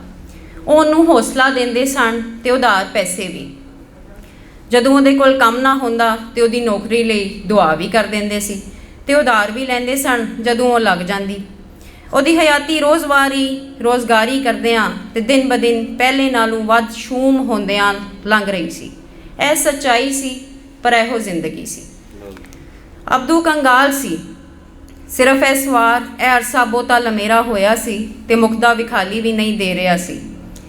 ਉਹਦੇ ਪੈਰ ਪੁਰਾਣੇ ਦੋਸਤਾਂ ਤੇ ਅੰਗਾਂ ਸਾਕਾਂ ਦੇ ਬੂਹੇ ਖੜਕਾਉਂਦਿਆਂ ਥੱਕ ਗਏ ਸਨ ਤੇ ਜਦੋਂ ਵੀ ਉਹ ਘਰ ਸਖਣੇ ਹੱਥੀਂ ਤੇ ਮੱਥੇ ਤੇਵੜੀ ਨਾਲ ਪਰਤਿਆ ਉਹਦੀ ਬੀਵੀ ਬੂਹਾ ਖੋਲ੍ਹਦਿਆਂ ਉਹਦਾ ਸਵਾਗਤ ਨਹੀਂ ਕਰਦੀ ਸੀ ਤੇ ਨਾ ਉਹਦੇ ਮੱਥੇ ਲੱਗਦਾ, ਸਗੋਂ ਉਹ ਸਿੱਧਾ ਆਪਣੇ ਤੀਲਿਆਂ ਦੇ ਬਿਸਤਰ ਵੱਲ ਜਾਂਦਾ ਤੇ ਨਫੀਸਾ ਦੀਆਂ ਮੁਸਲਸਲ ਚਲਦੀਆਂ ਗੱਲਾਂ ਤੋਂ ਕੰਨ ਬੰਦ ਕਰਕੇ ਸੌਣ ਦਾ ਯਤਨ ਕਰਦਾ। ਪਰ ਉਹ ਭਾਰੀ ਆਵਾਜ਼ ਵਿੱਚ ਭਿੰਨ ਕਰਦਿਆਂ ਉਹਨੂੰ ਪੂਰੇ ਦਿਨ ਦੀ ਰੁਦਾਤ ਸੁਣਾ ਕੇ ਛੱਡਦੀ। ਮਾਲਕ ਮਕਾਨ ਦੀਆਂ ਤੜੀਆਂ ਤੇ ਉਹ ਰੋਟੀ ਦੇ ਟੁਕੜੇ ਜਿਹੜੇ ਗਵਾਂਢੀਆਂ ਨੇ ਖੈਰਾਤ ਵਿੱਚ ਘੱਲੇ ਅਤੇ ਆਵਣ ਵਾਲੀ ਦਾਵਤ ਦੀਆਂ ਗੱਲਾਂ ਤੇ ਕਿਵੇਂ ਉਹ ਆੜੂਆਂ ਵਾਸਤੇ ਤਰਸ ਰਹੀ ਸੀ ਤੇ ਉਹਨਾਂ ਦੀ ਉਹ ਨਿੱਕੀ ਕੁੜੀ ਜਿਹੜੀ ਮਰ ਗਈ ਸੀ ਤੇ ਉਹ ਮੁੰਡਾ ਜਿਹੜਾ ਆੜੂ ਦੇ ਪੈਦਾਇਸ਼ੀ ਨਿਸ਼ਾਨ ਨਾਲ ਪੈਦਾ ਹੋਣਾ ਸੀ। ਕਿਉਂ ਜੇ ਉਹ ਆੜੂਆਂ ਲਈ ਲਿੱਲਾ ਲੈ ਰਹੀ ਸੀ ਤੇ ਉਹ ਬੋਲਦੀ ਰਹਿੰਦੀ ਜਦੋਂ ਤੱਕ ਉਹਦੀ ਆਵਾਜ਼ ਨਾਕਾਬਲੇ ਬਰਦਾਸ਼ਤ ਹੱਦ ਤੱਕ ਚੁਭਣ ਲੱਗ ਜਾਂਦੀ ਤੇ ਉਹ ਹੋਰ ਜਰ ਨਾ ਸਕਦਾ। ਉਹ ਆਪਣੇ ਗਵਾਂਢੀਆਂ ਦੀ ਉਸ ਰਹਿਮ ਭਰੀ ਨਜ਼ਰ ਨੂੰ ਵੀ ਬਰਦਾਸ਼ਤ ਨਹੀਂ ਕਰ ਸਕਦਾ ਸੀ ਜਿਹਦੇ ਨਾਲ ਉਹ ਉਹਨੂੰ ਵੇਖਦੇ ਸਨ ਤੇ ਉਹਦੀ ਚੰਗੀ ਕਿਸਮਤ ਹੋਣ ਦੀ ਦੁਆਵਾਂ ਦਿੰਦੇ ਸਨ, ਕਿਉਂਕਿ ਉਹਨਾਂ ਦੀਆਂ ਗੱਲਾਂ ਉਹਦੇ ਸਖਣੇ ਢਿੱਡ ਤੇ ਨਫੀਸਾ ਦੇ ਤਕਰੀਬਨ ਨੰਗੇ ਪਿੰਡੇ ਲਈ ਕੁਝ ਨਹੀਂ ਕਰ ਸਕਦੀਆਂ ਸਨ। ਇੱਕ ਦਿਹਾੜੇ ਉਹਦੇ ਘਰ ਵਾਪਸ ਪਰਤਣ ਤੇ ਨਫੀਸਾ ਨੇ ਉਹਨੂੰ ਦੱਸਿਆ ਕਿ ਟੋਲਬਾ ਨੇ ਉਹਨੂੰ ਬੁਲਾਇਆ ਸੀ ਤੇ ਉਹਦੀ ਉਮੀਦ ਦਾ ਟਟਹਿਣਾ ਬਿਨਾਂ ਜਵਾਬ ਤੋਂ ਟਮਟਮਾਇਆ, ਪਰ ਫਿਰ ਵੀ ਕੁਝ ਨਾ ਹੋਣ ਨਾਲੋਂ ਬਿਹਤਰ ਸੀ। ਉਹ ਝੱਬਦੇ ਉੱਠਿਆ ਤੇ ਟੋਲਬਾ ਵੱਲ ਚਲਾ ਗਿਆ। ਟੋਲਬਾ ਬਿਲਾਸ਼ੁਬਾ ਇੱਕ ਬਿਹਤਰੀਨ ਕਿਰਾਏਦਾਰ ਸੀ, ਕਿਉਂਕਿ ਉਹ ਇੱਕ ਮਰਦ ਨਰਸ ਦੇ ਤੌਰ 'ਤੇ ਇੱਕ ਹਸਪਤਾਲ ਵਿੱਚ ਕੰਮ ਕਰਦਾ ਸੀ। ਦੂਜਾ, ਉਹ ਬਹੁਤਾ ਪੁਰਾਣਾ ਕਿਰਾਏਦਾਰ ਨਹੀਂ ਸੀ। ਟੋਲਬਾ ਨੂੰ ਬੜੀ ਗਰਮਜੋਸ਼ੀ ਨਾਲ ਮਿਲਿਆ, ਜਿਹਦੇ ਨਾਲ ਅਬਦੂ ਦੇ ਚਿਹਰੇ ਦੀ ਹਾਲਤ ਬਦਲੀ। ਛੇਤੀ ਉਹਨਾਂ ਦੇ ਰਸਮੀ ਲਫ਼ਜ਼ਾਂ ਦੇ ਵਟਾਂਦਰੇ ਮਗਰੋਂ ਅਬਦੂ ਨੇ ਆਪਣੇ ਬਾਰੇ ਗੱਲਬਾਤ ਛੋਈ। ਉਹਨੂੰ ਆਪਣੇ ਪਿਛੋਕੜ ਦੇ ਉਹਦੇ ਆੜ ਪਸੰਦ ਸਨ, ਜਦੋਂ ਉਹਦੇ ਕੋਲ ਚੋਖੇ ਕੰਮ ਸਨ ਤੇ ਉਹ ਸਾਰੇ ਲੋਕ ਜਿਨ੍ਹਾਂ ਨੂੰ ਉਹ ਜਾਣਦਾ ਸੀ, ਖਾਸ ਤੌਰ 'ਤੇ ਜਦੋਂ ਉਹਨੇ ਨਫ਼ਰਤ ਵੇਖੀ ਜਿਹਦੇ ਨਾਲ ਉਹਦੇ ਕਿੱਸੇ ਤੇ ਥੱਕੇ ਪਰਵੱਟੇ ਚੁੱਕੇ ਗਏ। ਉਹਨੂੰ ਇੰਝ ਜਾਪਦਾ ਸੀ ਜਿਵੇਂ ਆਪਣੀ ਸ਼ਾਨ ਦੇ ਦਿਹਾੜਿਆਂ ਬਾਰੇ ਗੱਲ ਕਰਨਾ ਉਹਦੀ ਕਾਬਲੇ ਮੁਰੰਮਤ ਹਾਲਤ ਨੂੰ ਲੁਕਾ ਲਏਗਾ। ਗਰੂਰ ਨਾਲ ਉਹਦਾ ਦਿਲ ਵੱਧ ਜਾਂਦਾ ਸੀ ਜਦੋਂ ਉਹ ਉਹਨਾਂ ਦਿਨਾਂ ਬਾਰੇ ਗੱਲ ਕਰਦਾ ਸੀ ਜਦੋਂ ਉਹ ਅਹਿਮ ਕੰਮਾਂ ਵਿੱਚ ਸ਼ਾਮਿਲ ਸੀ, ਪਰ ਆਪਣੀ ਮੌਜੂਦਾ ਹਾਲਤ ਨੂੰ ਯਾਦ ਕਰਨਾ ਉਹਨੂੰ ਅਫਸੁਰਦਾ ਕਰ ਦਿੰਦਾ ਸੀ। ਉਹ ਮਨੁੱਖ ਦੇ ਦਿਲ ਵਿੱਚ ਮੌਜੂਦ ਕਰੋਧ ਨੂੰ ਵੇਖ ਕੇ ਕੁੜਦਾ ਤੇ ਸ਼ਾਇਦ ਪੁਰਾਣੇ ਦਿਨਾਂ 'ਤੇ ਸ਼ਿਕਵਾ ਕਰਦਾ ਸੀ। ਉਹਦੀ ਆਵਾਜ਼ ਇੱਕ ਸਰਗੋਸ਼ੀ ਜਿਹੀ ਹੋ ਗਈ, ਜਿਹੜੀ ਤਜ਼ਲੀਲ ਦੀਆਂ ਡੂੰਘਾਈਆਂ ਵਿੱਚੋਂ ਨਿਕਲੀ ਸੀ ਜਦੋਂ ਉਹਨੇ ਔੜਕ ਟੋਲਬਾ ਨੂੰ ਆਪਣੇ ਲਈ ਕੰਮ ਲੱਭਣ ਲਈ ਆਖਿਆ। ਟੋਲਬਾ ਨੇ ਸੁਣਿਆ, ਭਾਵੇਂ ਵਾਰ-ਵਾਰ ਟੋਕ ਕੇ, ਤੇ ਅਖੀਰ ਉਹਨੇ ਦੱਸਿਆ ਕਿ ਉਹਦੇ ਲਈ ਇੱਕ ਕੰਮ ਹੈ ਸੀ। ਉਸ ਰਾਤ ਅਬਦੂ ਤਰੰਗ ਵਿੱਚ ਘਰ ਗਿਆ। ਉਹਨੇ ਨਫੀਸਾ ਨਾਲ ਟੋਲਬਾ ਦੇ ਮਿਹਰਬਾਨ ਦਿਲ ਬਾਰੇ ਭਰਵੀਂ ਗੱਲਬਾਤ ਕੀਤੀ ਤੇ ਉਹਨੂੰ ਆਖਿਆ ਕਿ ਉਹ ਕੱਲ੍ਹ ਉਹਦੀ ਬੀਵੀ ਕੋਲ ਜਾਏ ਤੇ ਜਿਹੜਾ ਪੜਿਆਰਾਂ ਲਈ ਧੋਣ ਤਵਾਣ ਦਾ ਕੰਮ ਉਹ ਕਰ ਰਹੀ ਏ ਉਹਦੇ ਵਿੱਚ ਉਹਦੀ ਮਦਦ ਕਰੇ ਤੇ ਉਹਨੂੰ ਵੇਲਾ ਦੇਵੇ। ਅਗਲੇ ਦਿਨ ਸੂਰਜ ਦੀ ਮੁੱਢਲੀ ਰਿਸ਼ਮ ਨਾਲ ਅਬਦੂ ਉੱਠ ਖਲੋਤਾ ਸੀ ਤੇ ਸੂਰਜ ਨਿਕਲਣ ਤੱਕ ਉਹ ਹਸਪਤਾਲ ਦੇ ਖੂਨ ਦੇਣ ਵਾਲੇ ਸ਼ੋਭੇ ਸਾਹਮਣੇ ਖਲੋਤਾ ਸੀ। ਉਹਨੇ ਉਡੀਕਿਆ, ਹੋਰ ਲੋਕ ਵੀ ਆਏ ਤੇ ਉਡੀਕਦੇ ਰਹੇ। 10 ਵਜੇ ਬੂਹਾ ਖੁੱਲ੍ਹਿਆ ਤੇ ਉਹ ਸਭ ਅੰਦਰ ਗਏ। ਉੱਥੇ ਦੀ ਚੁੱਪ ਨੇ ਉਹਨੂੰ ਮੁਤਾਸਰ ਕੀਤਾ। ਉੱਥੇ ਦੀ ਫਜ਼ਾ ਵਿੱਚ ਕਾਰਬੋਲਿਕ ਐਸਿਡ ਦੀ ਬੋ ਖਿਲਰੀ ਹੋਈ ਸੀ, ਜਿਹਦੇ ਨਾਲ ਉਹਨੂੰ ਮਤਲੀ ਵੀ ਮਹਿਸੂਸ ਹੋਈ। ਉਹ ਪਾਲ ਵਿੱਚ ਖਲੋਤੇ ਹੋਏ ਸਨ ਤੇ ਮੁਆਇਨਾ ਸ਼ੁਰੂ ਹੋ ਚੁੱਕਿਆ ਸੀ। ਉਹਦੇ ਮਾਪਿਆਂ ਦਾ ਨਾਂ ਪੁੱਛ ਰਹੇ ਸਨ ਤੇ ਉਹਦੇ ਚਾਚੇ, ਤਾਏ ਤੇ ਮਾਮੇ ਕਿਵੇਂ ਮਰੇ, ਤੇ ਉਹਨਾਂ ਉਹਦੇ ਕੋਲੋਂ ਉਹਦੀ ਤਸਵੀਰ ਮੰਗੀ ਤੇ ਉਹ ਸਿਰਫ ਉਹ ਇਕਲੌਤੀ ਤਸਵੀਰ ਦੇ ਸਕਿਆ ਜਿਹੜੀ ਉਹਦੀ ਸ਼ਨਾਖਤੀ ਕਾਰਡ 'ਤੇ ਚਿਪਕੀ ਹੋਈ ਸੀ ਕਿ ਕਿਸੇ ਹਾਦਸੇ ਜਾਂ ਪੁਲਿਸ ਨਾਲ ਕਿਸੇ ਮਸਲੇ ਵਿੱਚ ਕੰਮ ਆ ਸਕੇ। ਉਹਨਾਂ ਉਹਦੀ ਨਾੜ ਵਿੱਚ ਸੂਈ ਲਾਈ ਤੇ ਰੱਤ ਦੀ ਬੋਤਲ ਭਰ ਲਈ ਤੇ ਉਹਨੂੰ ਅਗਲੇ ਹਫ਼ਤੇ ਫੇਰ ਆਉਣ ਨੂੰ ਆਖਿਆ। ਹਫ਼ਤੇ ਦੇ ਦੌਰਾਨ ਉਹ ਮੁੜ ਕੰਗਾਲ ਰਿਹਾ, ਨੌਕਰੀ ਦੀ ਤਲਾਸ਼ ਵਿੱਚ, ਤੇ ਗਵਾਂਢੀਆਂ ਦੀ ਕੱਲੀ ਖੈਰਾਤੀ ਰੋਟੀ ਵਿੱਚੋਂ ਕੁਝ ਨਾ ਬਚਿਆ। ਅਗਲੇ ਹਫ਼ਤੇ ਮੁਕਰਰਾ ਤਾਰੀਖ ਤੇ ਮਿੱਥੇ ਵੇਲੇ ਉਹ ਫੇਰ ਹਸਪਤਾਲ ਦੇ ਸ਼ੋਬੇ ਵਿੱਚ ਸੀ। 10 ਵਜੇ ਬੂਹਾ ਖੁੱਲ੍ਹਿਆ। ਤੂੰ ਨਹੀਂ, ਉਹਨਾਂ ਉਹਦੇ ਅੱਗੇ ਖਲੋਤੇ ਬੰਦੇ ਨੂੰ ਆਖਿਆ। ਬੰਦੇ ਨੇ ਪਰਾਂ ਹਟਣ ਤੋਂ ਇਨਕਾਰ ਕਰ ਦਿੱਤਾ। ਤੇਰਾ ਲਹੂ ਸਲਖਣਾ ਨਹੀਂ। ਉਹਨਾਂ ਉਹਨੂੰ ਰਾਹ ਤੋਂ ਪਰਾਂ ਕਰ ਦਿੱਤਾ। ਅਬਦੂ ਦਾ ਦਿਲ ਡੁੱਬਿਆ, ਪਰ ਉਹਦੀ ਵਾਰੀ ਤੇ ਜਦੋਂ ਉਹਨਾਂ ਆਖਿਆ ਕਿ ਉਹਦਾ ਖੂਨ ਲੈਣਗੇ ਤੇ ਉਹਦੀ ਪਰੇਸ਼ਾਨੀ ਮੁੱਕ ਗਈ। ਉਹ ਢੀਠ ਖਲੋਤਾ ਰਿਹਾ, ਬੇਫਿਕਰੀ ਨਾਲ ਪਹਿਲੇ ਦਿਨਾਂ ਵਾਂਗ ਹੱਸਦਾ ਰਿਹਾ ਤੇ ਉਡੀਕਦਾ ਰਿਹਾ, ਭਾਵੇਂ ਉਹ ਭੁੱਖਾ ਸੀ। ਛੇਤੀ ਉਹਦੀ ਵਾਰੀ ਆ ਗਈ। ਉਹਨਾਂ ਉਹਦੀ ਬਾਂਹ ਤੰਗ ਜੇ ਸੁਰਾਖ ਵਿੱਚ ਰੱਖੀ। ਉਹ ਕੁਝ ਘਬਰਾਇਆ, ਪਰ ਜਦੋਂ ਉਹਨੇ 2 ਹੋਰ ਲੋਕਾਂ ਨੂੰ ਇੰਜ ਕਰਦਿਆਂ ਵੇਖਿਆ ਤੇ ਉਹ ਮੁਤਮਈਨ ਹੋ ਗਿਆ। ਇੱਕਦਮ ਉਹਨੂੰ ਇੰਜ ਜਾਪਿਆ ਜਿਵੇਂ ਉਹਦੀ ਬਾਂਹ ਨੂੰ ਬਰਫੀਲੇ ਤੋਦੇ ਵਿੱਚ ਰੱਖ ਦਿੱਤਾ ਹੋਵੇ ਤੇ ਕੋਈ ਪੱਥਰ ਉਹਦੇ ਅੰਦਰ ਵੜ ਗਿਆ ਹੋਵੇ। ਉਹ ਕਰਾਇਆ ਤੇ ਫਿਰ ਚੁੱਪ ਹੋ ਗਿਆ।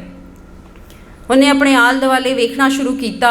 ਉਹਨੇ ਆਪਣਾ ਸਿਰ ਥੋੜ੍ਹਾ ਉੱਚਾ ਕੀਤਾ ਤੇ ਸ਼ੀਸ਼ੇ ਦੇ ਦੂਜੇ ਪਾਸੇ ਵੇਖਣ ਦੀ ਕੋਸ਼ਿਸ਼ ਕੀਤੀ, ਜਿੱਥੇ ਸੋਹਣੀਆਂ ਕੁੜੀਆਂ ਜਿਨ੍ਹਾਂ ਨੇ ਨਫੀਸਾ ਵਾਂਗ ਪੂਰੇ ਕਾਲੇ ਕੱਪੜੇ ਨਹੀਂ ਪਾਏ ਹੋਏ ਸਨ ਤੇ ਉਹਨਾਂ ਦੇ ਦੰਦ ਵੀ ਨਫੀਸਾ ਵਾਂਗ ਡਿੰਗੇ ਤੇ ਬਾਹਰ ਨਿਕਲੇ ਹੋਏ ਨਹੀਂ ਸਨ, ਉਹਨਾਂ ਨੂੰ ਵੇਖਿਆ। ਨੇੜੇ ਹੋ ਕੇ ਉਹਨੇ ਵੇਖਿਆ ਕਿ ਉਹ ਸਾਰੀਆਂ ਕੁੜੀਆਂ ਨਹੀਂ ਸਨ। ਉਹਨਾਂ ਵਿੱਚੋਂ ਕੁਝ ਸਾਫ਼ ਤੇ ਲਿਸ਼ਕਦੇ ਚਿਹਰਿਆਂ ਵਾਲੇ ਗੱਭਰੂ ਵੀ ਸਨ। ਉਹਨੂੰ ਸਾੜ ਉੱਠਿਆ ਕਿ ਉਹ ਉਹਨਾਂ ਸੋਹਣੀਆਂ ਦੇ ਕੋਲ ਸਨ ਤੇ ਉਹਦੇ ਮਨ ਵਿੱਚ ਸਦਰ ਜਾਗੀ ਕਿ ਉਹ ਆਪਣੀ ਬਾਂਹ ਨੂੰ ਲੰਮਾ ਕਰਕੇ ਉਹਨਾਂ ਕੁੜੀਆਂ ਦੇ ਮੂੰਹੋਂ ਨਕਾਬ ਹਟਾ ਕੇ ਉਹਨਾਂ ਦੀ ਗਲ 'ਤੇ ਚੁੰਡੀ ਵੱਢ ਲਏ। ਅਬਦੂ ਉਹਨਾਂ ਲੁਕੀਆਂ ਚਿਹਰਿਆਂ ਨੂੰ ਵੇਖਦਾ ਰਿਹਾ। ਇੱਥੋਂ ਤਾਈਂ ਪਈ ਉਹ ਧੁੰਦਲਾਣਾ ਸ਼ੁਰੂ ਹੋ ਗਏ ਤੇ ਸ਼ੀਸ਼ੇ ਦੀ ਕੰਧ ਵਿੱਚੋਂ ਰੋਸ਼ਨੀ ਦੇ ਝਮਾਕੇ ਜਿਹੇ ਦਿਸਣ ਲੱਗ ਪਏ ਤੇ ਨਕਾਬ ਆਉਣ ਤੇ ਜਾਣ ਲੱਗ ਪਏ। ਅਚਨਚੇਤ ਉਹ ਚੌਕਾ ਥਕੇਵਾਂ ਮਹਿਸੂਸ ਕਰਨ ਲੱਗ ਪਿਆ। ਉਹਦੀ ਬਾਂਹ ਠੰਡੀ, ਗਰਮ ਤੇ ਇੱਕ ਵਾਰ ਫੇਰ ਸੁੰਨ ਜਿਹੀ ਹੋ ਗਈ। ਇਹ ਕਿੰਨਾ ਲੈ ਰਹੇ ਨੇ? ਉਹਨੇ ਆਪਣੇ ਸੱਜੇ ਖਲੋਤੇ ਬੰਦੇ ਕੋਲੋਂ ਪੁੱਛਿਆ। ਮੈਨੂੰ ਨਹੀਂ ਪਤਾ, ਅੱਧਾ ਲੀਟਰ ਉਹਨਾਂ ਆਖਿਆ ਸੀ। ਬੰਦੇ ਨੇ ਆਖਿਆ ਤੇ ਗੱਲ ਉੱਥੇ ਹੀ ਮੁੱਕ ਗਈ। ਤੇ ਠੀਕ ਹੈ, ਬਸ ਮੁੱਕ ਗਿਆ ਕੰਮ। ਕਿਸੇ ਨੇ ਉਹਦੀ ਬਾਂਹ ਥਪਥਪਾਈ। ਅਬਦੂ ਲੜਖੜਾਉਂਦਿਆਂ ਉੱਠਿਆ। ਜਦੋਂ ਉਹਨੇ ਪੈਸੇ ਮੰਗੇ ਤੇ ਉਹਨੂੰ ਉਡੀਕਣ ਨੂੰ ਆਖਿਆ ਗਿਆ ਤੇ ਉਹਨੇ ਉਡੀਕਿਆ। ਉਹਨਾਂ 1 ਪਾਉਂਡ ਤੇ 3 ਨਿੱਕੇ ਸਿੱਕੇ ਮਾਲੀਆ ਕੱਢ ਕੇ ਉਹਨੂੰ ਦੇ ਦਿੱਤੇ। ਉਹਨਾਂ ਦੀਆਂ ਮਿਹਰਬਾਨੀਆਂ ਵਿੱਚ ਉਹਨੂੰ ਉਸ ਦਿਨ ਨਾਸ਼ਤਾ ਕਰਾਉਣਾ ਵੀ ਸ਼ਾਮਿਲ ਸੀ। ਘਰ ਜਾਣ ਤੋਂ ਪਹਿਲਾਂ ਉਹਨੇ ਕਸਾਈ ਕੋਲੋਂ 1 ਕਿਲੋ ਗੋਸ਼ਤ ਖਰੀਦਿਆ। ਫਿਰ ਉਹਨੇ ਸੌਦਿਆਂ ਵਾਲੇ ਕੋਲ ਆਲੂ ਵੀ ਖਰੀਦੇ ਤੇ ਆਪਣੇ ਕਮਰੇ ਵਿੱਚ ਜਾਂਦਿਆਂ ਉਹਦੇ ਮੂੰਹ ਤੇ ਮੁਸਕਰਾਹਟ ਸੀ। ਨਫੀਸਾ ਉਹਦੇ ਹੱਥ ਵੱਲ ਵੇਖ ਕੇ ਲਿਸ਼ਕਣ ਲੱਗ ਪਈ ਤੇ ਉਹਨੇ ਉਹਦੇ ਜੀ ਆਇਆਂ ਨੂੰ ਦਾ ਵੀ ਸੋਹਣਾ ਜਵਾਬ ਦਿੱਤਾ। ਛੇਤੀ ਨਾਲ ਅੱਗੇ ਵੱਧ ਕੇ ਉਹਨੇ ਅਬਦੂ ਦੇ ਹੱਥਾਂ ਨੂੰ ਭਾਰ ਤੋਂ ਮੁਕਤੀ ਦਿੱਤੀ ਤੇ ਸਿਰਫ ਉਹਦੀ ਸ਼ਰਮ ਨੇ ਉਹਨੂੰ ਅਬਦੂ ਨੂੰ ਦੱਸਣ ਤੋਂ ਰੋਕਿਆ ਕਿ ਉਹ ਉਹਦੇ ਨਾਲ ਕਿੰਨਾ ਪਿਆਰ ਕਰਦੀ ਹੈ। ਚੱਬਦੇ ਹੀ ਉਹ ਖਾਣ ਪੀਣ ਵਿੱਚ ਰੁੱਝ ਗਈ ਤੇ ਤਲਣ ਦੀ ਵਾਸ਼ਨਾ ਘਰ ਵਿੱਚ ਫੈਲਣ ਮਗਰੋਂ ਗਵਾਂਢੀਆਂ ਦੇ ਘਰ ਵੀ ਅਪੜ ਗਈ, ਜਿਨ੍ਹਾਂ ਵਿੱਚੋਂ ਕੁਝ ਮੁਸਕਰਾਏ ਤੇ ਬਾਕੀ ਤਰਸ ਨਾਲ ਹਾਵਾਂ ਭਰਨ ਲੱਗ ਗਏ। ਅਬਦੂ ਨੇ ਢਿੱਡ ਭਰ ਕੇ ਖਾਣਾ ਖਾਧਾ ਤੇ ਫਿਰ ਦਿਲ ਦੇ ਹੱਥੋਂ ਮਜਬੂਰ ਹੋ ਕੇ ਹਦਵਾਣਾ ਵੀ ਲੈ ਆਇਆ। ਉਸ ਰਾਤ ਉਹਦੀ ਸਵਾਣੀ ਨੇ ਕੋਈ ਹੰਗਾਮਾ ਨਾ ਕੀਤਾ। ਉਹ ਮਲੂਕ ਤੇ ਆਜਜ਼ ਸੀ ਤੇ ਉਹਨਾਂ ਦੋਹਾਂ ਪ੍ਰੇਮੀਆਂ ਵਾਂਗ ਆਪਸ ਵਿੱਚ ਗੱਲਾਂ ਬਾਤਾਂ ਕੀਤੀਆਂ। ਹਫ਼ਤੇ ਤੋਂ ਪਹਿਲੇ ਹੀ ਅਬਦੂ ਸਾਰੇ ਪੈਸੇ ਲਾ ਚੁੱਕਿਆ ਸੀ। ਮੁਕਰਰਾ ਦਿਨ ਉਹ ਹਸਪਤਾਲ ਗਿਆ ਤੇ ਉਹਨੇ ਬਾਂਹ ਲੰਮੀ ਕੀਤੀ ਤੇ ਉਹਨਾਂ ਰੱਤ ਕੱਢ ਲਈ ਤੇ ਰੋਟੀ ਤੇ ਉਹਦੀ ਦਿਹਾੜੀ ਉਹਨੂੰ ਦੇ ਦਿੱਤੀ। ਅਬਦੂ ਆਪਣੇ ਇਸ ਨਵੇਂ ਕੰਮ ਨਾਲ ਖੁਸ਼ ਸੀ ਕਿਉਂਕਿ ਇਹਦੇ ਵਿੱਚ ਉਹਨੂੰ ਕਿਸੇ ਦਾ ਹੁਕਮ ਨਹੀਂ ਲੈਣਾ ਪੈਂਦਾ ਸੀ ਤੇ ਕੋਈ ਉਹਦਾ ਮੌਜੂ ਵੀ ਨਹੀਂ ਉਡਾਉਂਦਾ ਸੀ। ਉਹਨੂੰ ਹਫ਼ਤੇ ਵਿੱਚ 1 ਵਾਰ ਉੱਥੇ ਆਉਣਾ ਪੈਂਦਾ ਜਿੱਥੇ ਹਰ ਸ਼ੈ ਵਿੱਚ ਚਟਿਆਈ ਸੀ। ਅੱਧਾ ਲੀਟਰ ਖੂਨ ਦੇ ਬਦਲੇ ਉਹਨੂੰ ਪੈਸੇ ਲੱਭ ਜਾਂਦੇ ਸਨ। ਉਹਦੀ ਬੀਵੀ ਉਹਦੀ ਕਮਾਈ ਨਾਲ ਇੰਤਜ਼ਾਮ ਕਰ ਲੈਂਦੀ ਸੀ ਤੇ ਉਹਦਾ ਜੁੱਸਾ ਖੂਨ ਦੀ ਕਮੀ ਦੀ ਭਰਾਈ ਪੂਰੀ ਕਰ ਲੈਂਦਾ ਸੀ। ਅਗਲੇ ਹਫ਼ਤੇ ਮੋੜੋ ਉੱਥੇ ਟੁਰ ਜਾਂਦਾ, ਖੂਨ ਦੇ ਕੇ ਨੋਟ ਫੜ ਲੈਂਦਾ। ਇੰਝ ਹੀ ਚੱਲਦਾ ਰਿਹਾ। ਉਸ ਉੱਪਰ ਬੜੇ ਲੋਕ ਰਸ਼ਕ ਕਰਦੇ ਸਨ। ਜਿੱਥੇ ਤੱਕ ਉਹਦੀ ਬੀਵੀ ਦਾ ਸਵਾਲ ਸੀ, ਉਹ ਜਦੋਂ ਆਣ ਪਾਣੀ ਘਰ ਲੈ ਕੇ ਆਂਦਾ ਤੇ ਉਹ ਖੁਸ਼ੀ ਨਾਲ ਚੀਕ ਉੱਠਦੀ, ਪਰ ਜਦੋਂ ਉਹ ਪੂਰਾ ਹਫ਼ਤਾ ਸੁੱਤਾ ਰਹਿੰਦਾ ਤੇ ਉਹਨੂੰ ਇਕੱਲਾ ਨਾ ਛੱਡਦੀ ਤੇ ਉਹਦੀਆਂ ਸੁੱਕੀਆਂ ਲੱਤਾਂ ਤੇ ਥੱਕੇ ਮੂੰਹ ਬਾਰੇ ਮਿਹਣੇ ਦਿੰਦੀ ਤੇ ਬਗੈਰ ਝਿਜਕੇ ਉਹਨੂੰ ਦੱਸਦੀ ਕਿ ਗਵਾਂਢਣਾਂ ਉਹਦੇ ਬਾਰੇ ਕੀ ਆਖਦੀਆਂ ਨੇ, ਕਿਵੇਂ ਉਹਦੇ ਮੂੰਹ ਤੇ ਆਖਦੀਆਂ ਨੇ ਕਿ ਉਹਦਾ ਖਸਮ ਜੀਵਨ ਲਈ ਲਹੂ ਵੇਚਦਾ ਹੈ। ਕਈ ਵਾਰ ਉਹ ਰਾਤੀ ਕੁਕੜੀ ਵਾਂਗ ਹੰਗਾਮਾ ਕਰਦੀ ਜਦੋਂ ਉਹਨੂੰ ਲੇਫ ਵਿੱਚ ਗਰਮ ਹੋਇਆ ਵੇਖਦੀ ਤੇ ਲੇਫ ਉੱਤੋਂ ਖਿੱਚ ਕੇ ਇੰਝ ਵਿਖਾਲਾ ਕਰਦੀ ਜਿਵੇਂ ਆਪ ਲੱਥ ਗਿਆ ਹੋਵੇ। ਦਿਨ ਨੂੰ ਉਹਨੂੰ ਹਿੱਲਣ ਨਾ ਦਿੰਦੀ ਤੇ ਉਹਦਾ ਹਰ ਬੁਲਾਵਾ ਸੁਣਦੀ ਜਿਵੇਂ ਉਹ ਕੋਈ ਰੋਗੀ ਬਾਲ ਹੋਵੇ। ਇਸ ਸਭ ਕਾਸੇ ਨੇ ਅਬਦੂ ਨੂੰ ਬਚਾਇਆ ਨਹੀਂ, ਉਹਨੂੰ ਹੋਰ ਕਸੈਲਾ ਕਰ ਦਿੱਤਾ। ਪਰ ਫਾਇਦਾ ਕੀ ਹੋਇਆ? ਇਹ ਸੱਚ ਸੀ ਕਿ ਉਹਦਾ ਸਿਰ ਹਰ ਵਾਰ ਲਹੂ ਵੇਚਣ ਮਗਰੋਂ ਚਕਰਾਉਂਦਾ ਸੀ ਤੇ ਉਹਨੂੰ ਹਸਪਤਾਲ ਦੀ ਕੰਧ ਨਾਲ ਦੁਪਹਿਰ ਤੱਕ ਲਿਟੇ ਰਹਿਣਾ ਪੈਂਦਾ ਸੀ। ਇਹ ਵੀ ਸੱਚ ਸੀ ਕਿ ਲੋਕ ਗੱਲਾਂ ਕਰਦੇ ਸਨ, ਪਰ ਚੁੱਲ੍ਹਾ ਬਲਦਾ ਸੀ ਤੇ ਕਿਰਾਇਆ ਦਿੱਤਾ ਜਾਂਦਾ ਸੀ। ਲੋਕ ਜਾਣ ਜਨਮ ਵਿੱਚ ਸਵਾਏ ਉਸ ਇੱਕ ਦਿਨ ਦੇ ਜਦੋਂ ਉਹ ਹਸਪਤਾਲ ਗਿਆ ਤੇ ਉਹਨਾਂ ਉਹਦੀ ਬਾਂਹ ਉਸ ਸੁਰਾਖ ਵਿੱਚ ਨਾ ਰੱਖੀ। ਉਹਨਾਂ ਉਹਨੂੰ ਬੁਲਾ ਕੇ ਨਾ ਕਰ ਦਿੱਤੀ। ਕਿਉਂ ਨਹੀਂ? ਅਨੀਮੀਆ। ਇਹ ਕੀ ਹੈ? ਖੂਨ ਦੇ ਲਾਲ ਜ਼ਰਰੇ ਨਹੀਂ ਹੈਗੇ। ਫੇਰ ਕੀ ਹੈ? ਇਹਦਾ ਫਾਇਦਾ ਨਹੀਂ ਹੋਏਗਾ ਤੇ ਫਿਰ ਮੈਂ ਕੀ ਕਰਾਂ? ਬਾਅਦ ਵਿੱਚ ਆਓ ਜਦੋਂ ਤਾਕਤ ਵਾਪਸ ਆ ਜਾਏ। ਮੈਂ ਤਾਕਤਵਾਰ ਹਾਂ, ਵੇਖੋ ਮੈਂ ਇਸ ਕੰਧ ਨੂੰ ਭੰਨ ਕੇ ਵਿਖਾ ਸਕਣਾ। ਤੂੰ ਡਿੱਗ ਪਏਗਾ, ਕੋਈ ਮਸਲਾ ਨਹੀਂ। ਓਏ ਤੂੰ ਮਰ ਜਾਏਗਾ, ਮੈਂ ਖਤਰਾ ਮੋਲ ਲੈ ਸਕਣਾ ਵਾਂ। ਇਹ ਮਨੁੱਖਤਾ ਦੀ ਨਿੰਦਿਆ ਏ, ਤੇਰੇ ਆਪਣੇ ਲਈ ਬਿਹਤਰ। ਤੇ ਜੋ ਤੂੰ ਕਰ ਰਿਹਾ ਹੈ ਕੀ ਉਹ ਇਨਸਾਨੀਅਤ? ਇਸ ਤਰ੍ਹਾਂ ਹੀ ਹੁੰਦਾ ਏ। ਮਤਲਬ ਕੁਝ ਨਾ ਕਰੋ, ਹਾਂ ਕੁਝ ਨਹੀਂ। ਉਸ ਦਿਨ ਉਹਨੂੰ ਰੋਟੀ ਖਵਾਉਣਾ ਭੁੱਲ ਗਏ ਤੇ ਅਬਦੂ ਮੁੜ ਸਖਣੇ ਹੱਥੀਂ ਹੋ ਗਿਆ। ਮਿਹਰਬਾਨੀ। ਇਹਨਾਂ ਨੇ ਇੱਕ ਬੜੇ ਸਿੱਧਕ ਨਾਲ ਕੰਮ ਕੀਤਾ ਹੈ ਕਿ ਬਹੁਤ ਸਾਰੇ ਅੰਗਰੇਜ਼ੀ ਸਾਹਿਤ ਨੂੰ, ਖਾਸ ਤੌਰ 'ਤੇ ਕਹਾਣੀਆਂ ਨੂੰ ਆਪਣੀ ਕਿਤਾਬ ਰਾਹੀਂ ਸਾਡੇ ਪੰਜਾਬੀ ਸੁਲੇਖ, ਪੰਜਾਬੀ ਰੀਡਰਸ ਦੇ ਝੋਲੀ ਪਾਇਆ। ਇਹ ਕਹਾਣੀ ਸੁਣਾਉਣ ਵਾਲਾ ਦਿਲ ਇਹਨਾਂ ਦੀ ਇਹਦੇ ਪਿੱਛੇ ਜੇ ਕਿਤਾਬ ਆਈ ਅਤੇ ਸਾਨੂੰ ਬੜੀ ਖੁਸ਼ੀ ਹੋਈ।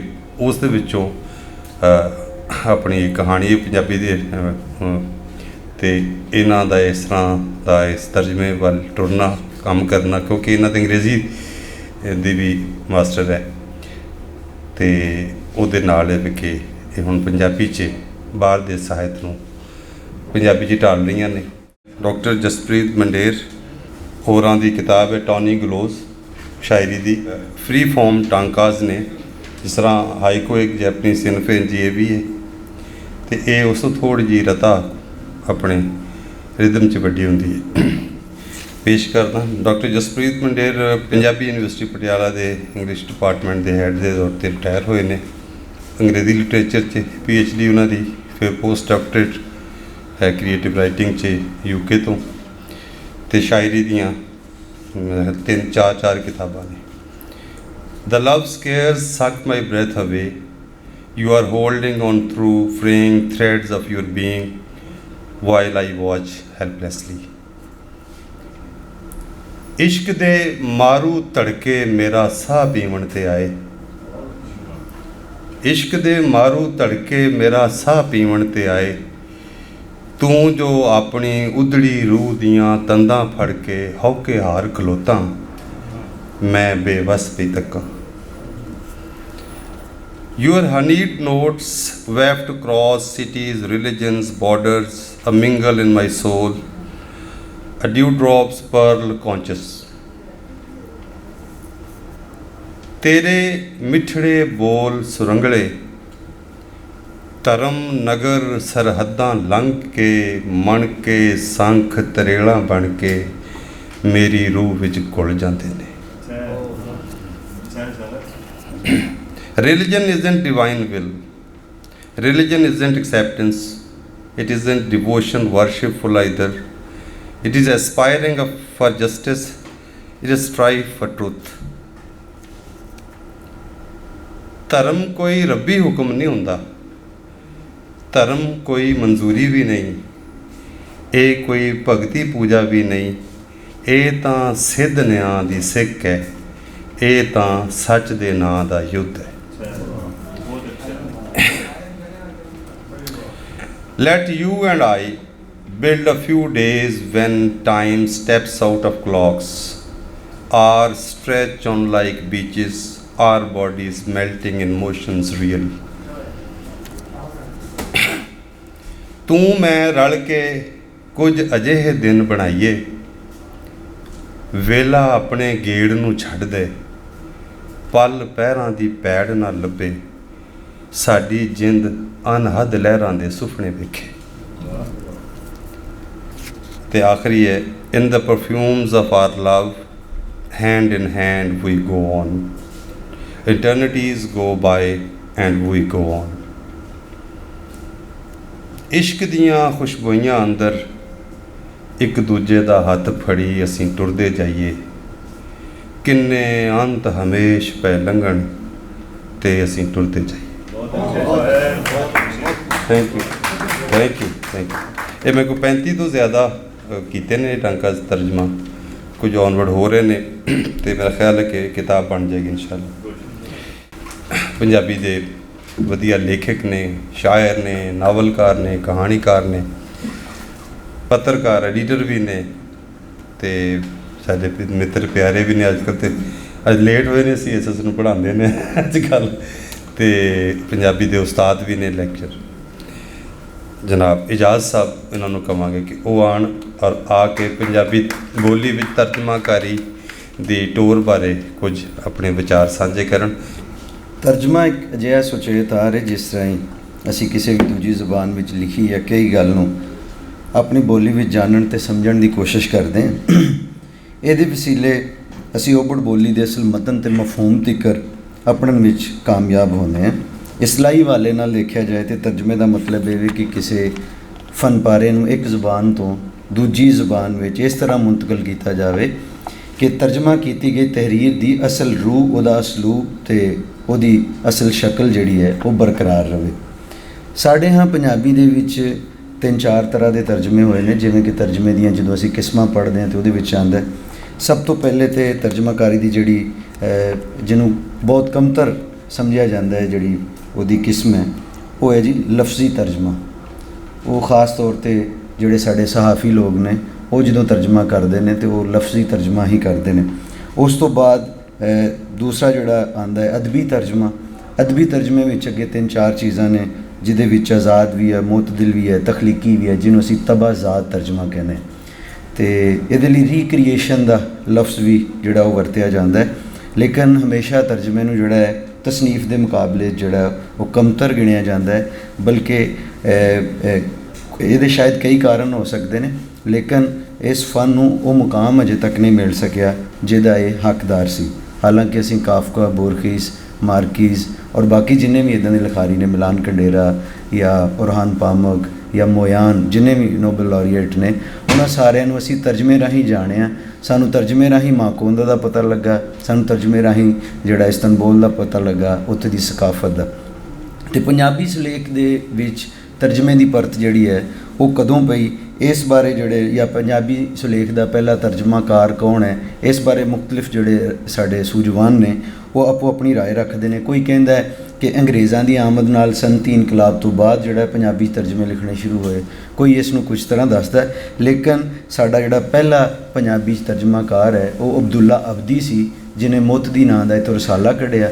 ਔਰ ਇਹ ਸਾਰਾ ਜਿਹੜਾ ਹੈ ਇਹ ਜਿਹੜਾ ਅਕਬਰ ਦਾ ਦੀਨ-ਏ ਇਲਾਹੀ ਸੀ ਉਹਦੇ ਅਗੇਂਸਟ ਇੱਥੇ ਦੇ ਲੋਕਾਂ ਨੇ ਜਿਹੜਾ ਹੈ ਉਹ ਕੁਝ ਚੀਜ਼ਾਂ ਤਹਿਰੀਰਾਂ ਲਿਖੀਆਂ, ਜਿਨ੍ਹਾਂ ਦੇ ਵਿੱਚ ਲੋਕਾਂ ਨੂੰ ਆਪਣੇ ਮਜ਼ਹਬ ਵੱਲ ਰਾਗਬ ਕੀਤਾ ਗਿਆ। ਅਤੇ ਇੰਜ ਸਾਡੇ ਕੋਲ ਜਿਹੜੀ ਪਹਿਲੀ ਰੀਤ ਰਵਾਇਤ ਹੈ ਉਹ ਅਰਬੀ ਅਤੇ ਫਾਰਸੀ ਦੇ ਤਰਾਜਮ ਦੀ ਰੀਤ ਰਵਾਇਤ ਹੈ, ਜਿਹਦੇ ਵਿੱਚ ਬੇਸ਼ੁਮਾਰ ਤਰਜਮੇ ਨੇ। ਔਰ ਉਹਦੇ ਵਿੱਚ ਰਸਾਲਾ ਮੁਹਤਦੀ ਦੇ ਨਾਲ ਜੁੜੀਆਂ ਚੀਜ਼ਾਂ ਨੇ, ਪੱਕੀ ਰੋਟੀ, ਬੋਲ ਨਮਾਜ਼, ਇਹ ਸਾਰੇ ਉਹ ਮਤਲਬ ਸਾਡੀ ਜਿਹੜੀ ਇੱਕ ਤਰਜਮਾਕਾਰੀ ਜਿਹੜੀ ਲੇਅਰ ਚੱਲਦੀ ਹੈ, ਜਿਹਦੇ ਵਿੱਚ ਮਜ਼ਹਬੀ ਚੀਜ਼ਾਂ ਨੂੰ ਜਿਹੜਾ ਉਹ ਸ਼ਾਮਿਲ ਕੀਤਾ ਗਿਆ।